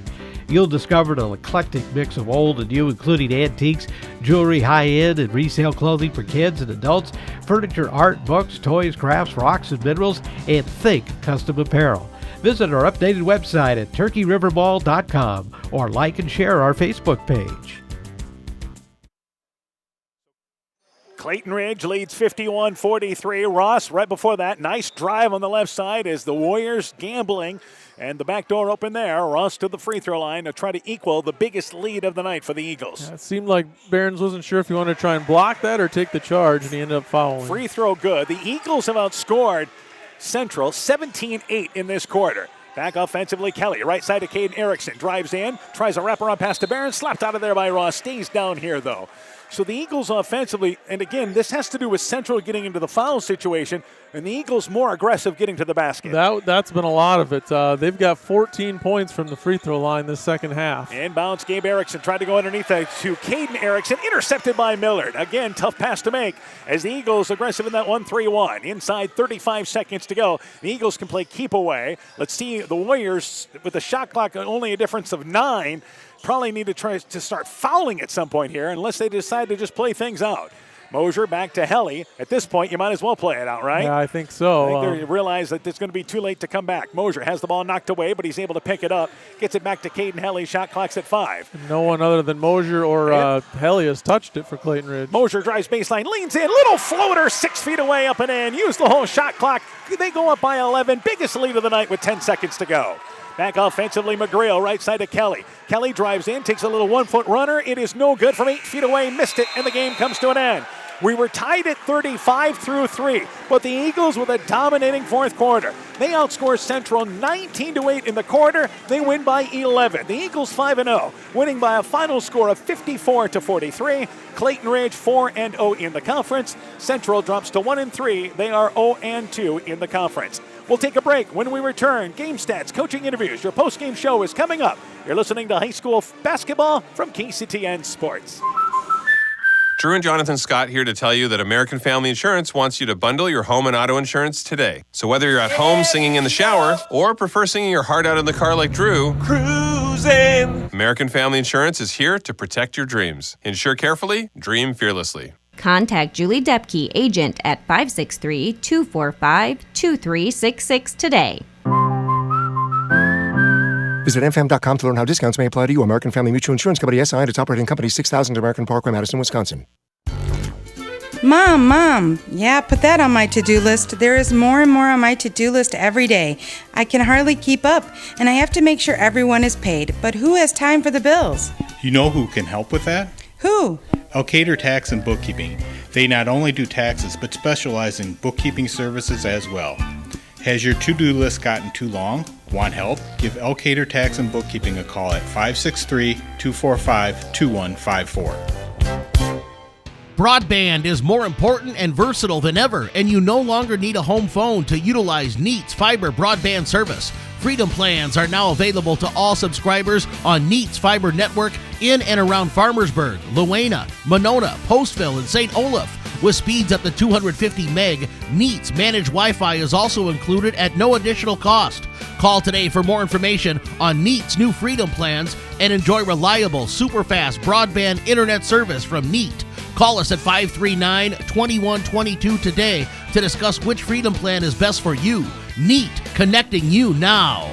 Let it grow, let it grow, let it grow. People's State Bank is offering for a limited time a 6-month certificate of deposit at 3.25% APY and a 5-year certificate of deposit at 2.25% APY. Stop into one of our 20 convenient locations and speak with a local and experienced customer service representative to lock in this great CD rate at People's State Bank. Annual percentage yield is accurate as of 11/17/2022. $1,000 minimum deposit required to open account. APY calculation assumes interest and compounded semi-annually on deposit terms of 1 year or longer. Early withdrawal penalties may apply. Rates subject to change without notice. People's State Bank. Member FDIC. Being good at life means getting your finances together so you can focus on the moments that matter most. With over 175 years of expertise, New York Life Insurance Company provides you with benefits you can enjoy while you're, living. So give your local agents Andrew Reimer or Troy Springer of Gothenburg or Bill Garms in Monona a call. You can reach Andy and Troy at 563-252-2471 or Bill at 563-880-5530. They can help you and your family be good at life. Welcome back once again to Gothenburg. Clayton Ridge victorious in our boys game, 54-43. That's your final score. Also tonight, MFL Marmac has defeated West Central 86-37. East Buchanan over Edco 68-42. Albernet beat Starmont 88-33. Keyhigh leads Postville in the fourth 45-33. South Wind leads North Fayette Valley in the fourth 43-17. We begin our post-game show. We go through the game totals. We're joined by Coach Sass. Let's start first off for Clayton Ridge. They're victorious. Yeah, they were led by Caden Helly with 20 points and Gavin Mosier with 16. Those two did a nice job of carrying the offense, especially in the second half. Kurt Ross chipped in with 9, Nate Meyer with 5, Keaton Reimer with 3, and Kyler Millard with 1. All right, let's go to the totals now for Central. And they were led by Dan McGreal with 15, 8 of those in the fourth quarter. Gabe Erickson with 12.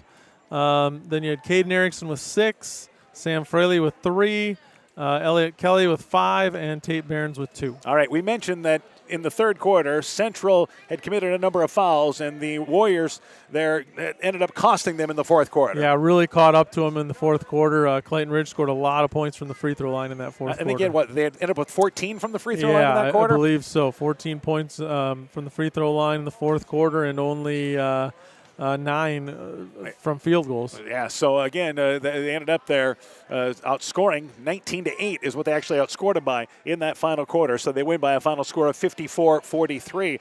Warriors trailed the entire second half, but this is what they wanted to do, get into the fourth quarter where they had a chance. Yeah, and I think a lot of positives for Central. I mean, this is a Clayton Ridge team that hasn't given up very many points, and they put up 43, and I think they probably think they could have had some more. They had some other good looks that just didn't fall. Yeah, it's a team that against Springville, they put up 76 points. They shot 60%, so they know they can shoot the ball. Yeah.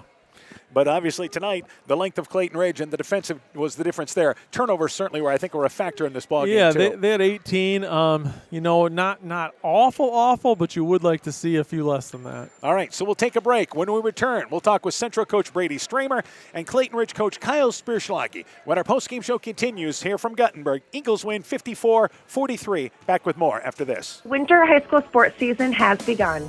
Dr. Mark Foey, Dr. Jessica Wilkie, Dr. Courtney Wicken, and the staff of Family Dentistry Associates in Monona encourage you to support your local high school basketball and wrestling teams. Family Dentistry Associates of Monona, 539-4651, where health-changing smiles are created.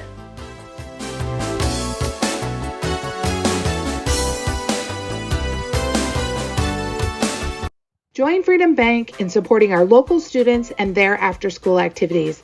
They are the building blocks to a brighter future for everyone.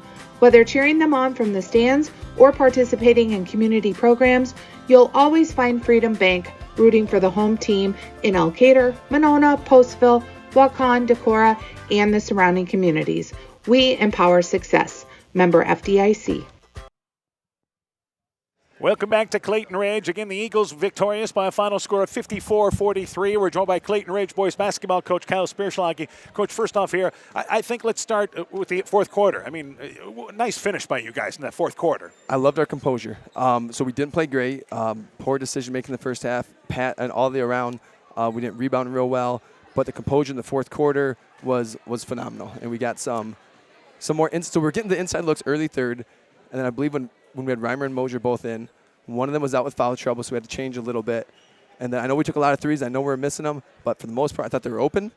And if we just use our legs and hit one or two, The other thing is, it seems like you guys had a lot of success getting Gavin Mosier the ball in the inside, in the lane a lot more the second half. Yeah, we did. Yes, him more than Mosier ended up with more inside looks. So that was definitely a positive. Yeah, he had 16 points, 14 of them coming in the second half. Caden Hiller really got you guys off to a good start in this ball game after getting down 7-0. I think he hit the 2 or 3 jump shots. I think he did. But yeah, just like one of those nights when the first possession of the game, it's like we got inside and had the turnover, and it was almost like that set the tempo for about 3 quarters. But yeah. This is what we expect from your team, though. You got your 2 leaders there coming back from a year ago, and they're going to have to learn to kind of step up in these types of situations. They combined for 36 points for you. Dang. Yeah, they were, like I know I keep repeating myself, but our guys staying composed throughout the 4 quarters was good. And Central played phenomenal. I mean, I thought they played really, really well defensively. I thought they took us out of some things. I thought they got some better looks than teams have got against us so far this year, so credit to them. They did really well. Another positive, I think, Kurt Ross. He had 9 points for you, and that's what you're looking for. Who's going to step up and help those guys out? Yeah, he had that huge bucket there with about 3 minutes left, and then had some big steals and rebounds too as well. All right, the other thing is now, you mentioned defensively. That's what you guys hang your hat on. Did you like the defensive effort tonight?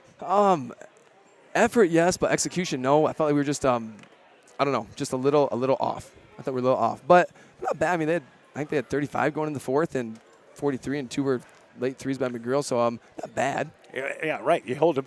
It's a season high you've given up at 43 points, but it's only 43 points. Yeah. I mean, I think it's the big thing is showing that you guys still can bring it defensively, and that's what you're going to have to hang your hat on. Yeah, and we actually had to move some guys around tonight with the foul trouble. A few other guys moved positions. I think Nate Meyer played the top of the zone. He's never practiced it in his life, but really proud of the guys in our guys coming off the bench. I know some of the spurts are 10, 20, 30 seconds, depending on if we're offense or defense. But their spurts were super. Ashley did what he needed to. Tried to get a couple threes for him, and it didn't quite go. Tegan Palmer, a couple really small spurts, but he had an offensive rebound and a tip. Carson Deadley's flying around there, and then Nate was big playing different spots. Yeah, it all adds up. So what's coming up for you guys now here? Edco Thursday, Don Bosco Saturday, and then relax on Sunday. All right, and then next week, MFL Marmac, but take care of business this week, right? That's right. Awesome. All right, Coach, we'll catch up with you guys after the break. Have a Merry Christmas and Happy New Year. Thank you. Clayton Ridge basketball coach Kyle Spierschlage on his Eagle team victorious tonight, 54-43. We'll take a break. When we return, we'll talk with Central coach Brady Stramer when our postgame show continues after this. We know that potential is greatly enhanced through hard work and dedication. At Viafield Cooperatives, we promise to provide innovative products and dependable service to help you meet and exceed your potential. From agronomy to energy, grain to feed, Viafield is excited to provide growing opportunities for both producers and consumers at 18 locations throughout northern Iowa and southern Minnesota. Want to learn more about Viafield? Go to viafield.com. Viafield is a proud supporter of our local student athletes. Welcome back once again to Guttenberg. Post-game show continues. We're joined by Central boys basketball coach Brady Stramer. Coach, first off here, I mean, a great start. You guys came out here with the start you were looking for. Yeah, they won the first quarter, I think 15-11 or something like that. But I thought overall we took care of the basketball. We didn't let them blitz us right away and get too big a hole to dig out of. Overall, I thought our offense against the 1-3-1 really for 4 quarters was pretty solid. I think our assistant had 14 turnovers, something like that. We can live with that. But in the end, that slow fourth quarter start was kind of what buried us. Yeah, here we were tied. You put yourselves after that 15-0 run by Clayton Ridge. They went up 15-7 at that point, ended up 15-11 at the end of the quarter. But you guys really regrouped there and put yourselves into the opportunity to get to the fourth quarter and try to get this game. Yeah, I told the guys at half, we gave them the first quarter. We won the second quarter. We were going to win the last 2. We won the third quarter, did our job. That fourth quarter, I'll reflect. I think I could have do a better job subbing. Went with a short rotation because I liked what I saw, but I think that might have caught up to us as well. The other thing is, obviously, I think their athleticism, they were able to get in the inside against you guys, especially in the fourth quarter. Yeah, credit to them. They made some good interior passes. I thought our interior guys could have done a better job moving their feet. We gave up baseline way too many times. We preached force middle, force middle, force middle. So a lot of credit to them, but we could have done a lot better job moving our feet. All right, Dan McGrail, and I know it took him a little bit to get his legs underneath him for this ball game tonight, but he led you with 15 points tonight. Yeah, we expect that. We lean on Dan. I told him at halftime he missed a few open shots that first half. I said the next one's going in, and it did. He kept shooting. We need him to do that. I thought really all night long we had a lot of shots we'd be happy with. They just didn't go in the hoop. All right, Gabe Erickson, big lift off the bench for you with a dozen. Huge. Gabe, just what a team player. This is the first game he hasn't started all year. Didn't hang his head. Came in, locked in, ready to go. He missed 2 days of practice last week with sickness. Didn't make any excuses. I think he had a bloody lip. He's gotten a bloody nose or lip every game, it seems like, and he just keeps coming. And even though you dropped this decision, I think you guys feel like we're heading in the right direction. Yeah, second conference game. We've had 2 postponements. It's nice to see where we're at against a good team that hasn't lost yet, obviously. A lot of positives on both ends of the court, especially that 1-3-1 offense. But again, defensively at fourth quarter, we've got to rebound. And those quick fouls in the third quarter came back to bite us. They were in the double bonus. It seemed like the whole fourth quarter. I'd have to look at the stats here, but the free throw battle did not go in our favor. I think 14 of 19 of their points in the fourth quarter coming from the free throw line, so you're right. Hard to win games doing that. What's coming up for you guys? We got 2 practices. Then we got Postville Friday, another away conference match for us. And then we got games Monday, Tuesday, Edco, and I'm blanking on Tuesday. But we got 2 practices to get better. Then we got 3 games without one. Yeah, so it's going to be a busy month of January for you guys. So we look forward to catching up with you guys after the first of the year. Good luck to you guys. Have a Merry Christmas and Happy New Year. Yeah, you as well, Dan. Appreciate it. Thank you. Central basketball coach Brady Stramer on his Warrior team. A quick break. When we return, we'll wrap things up here. Central boys drop the decision to Clayton Ridge. The Eagles win 54-43. Back with more after this.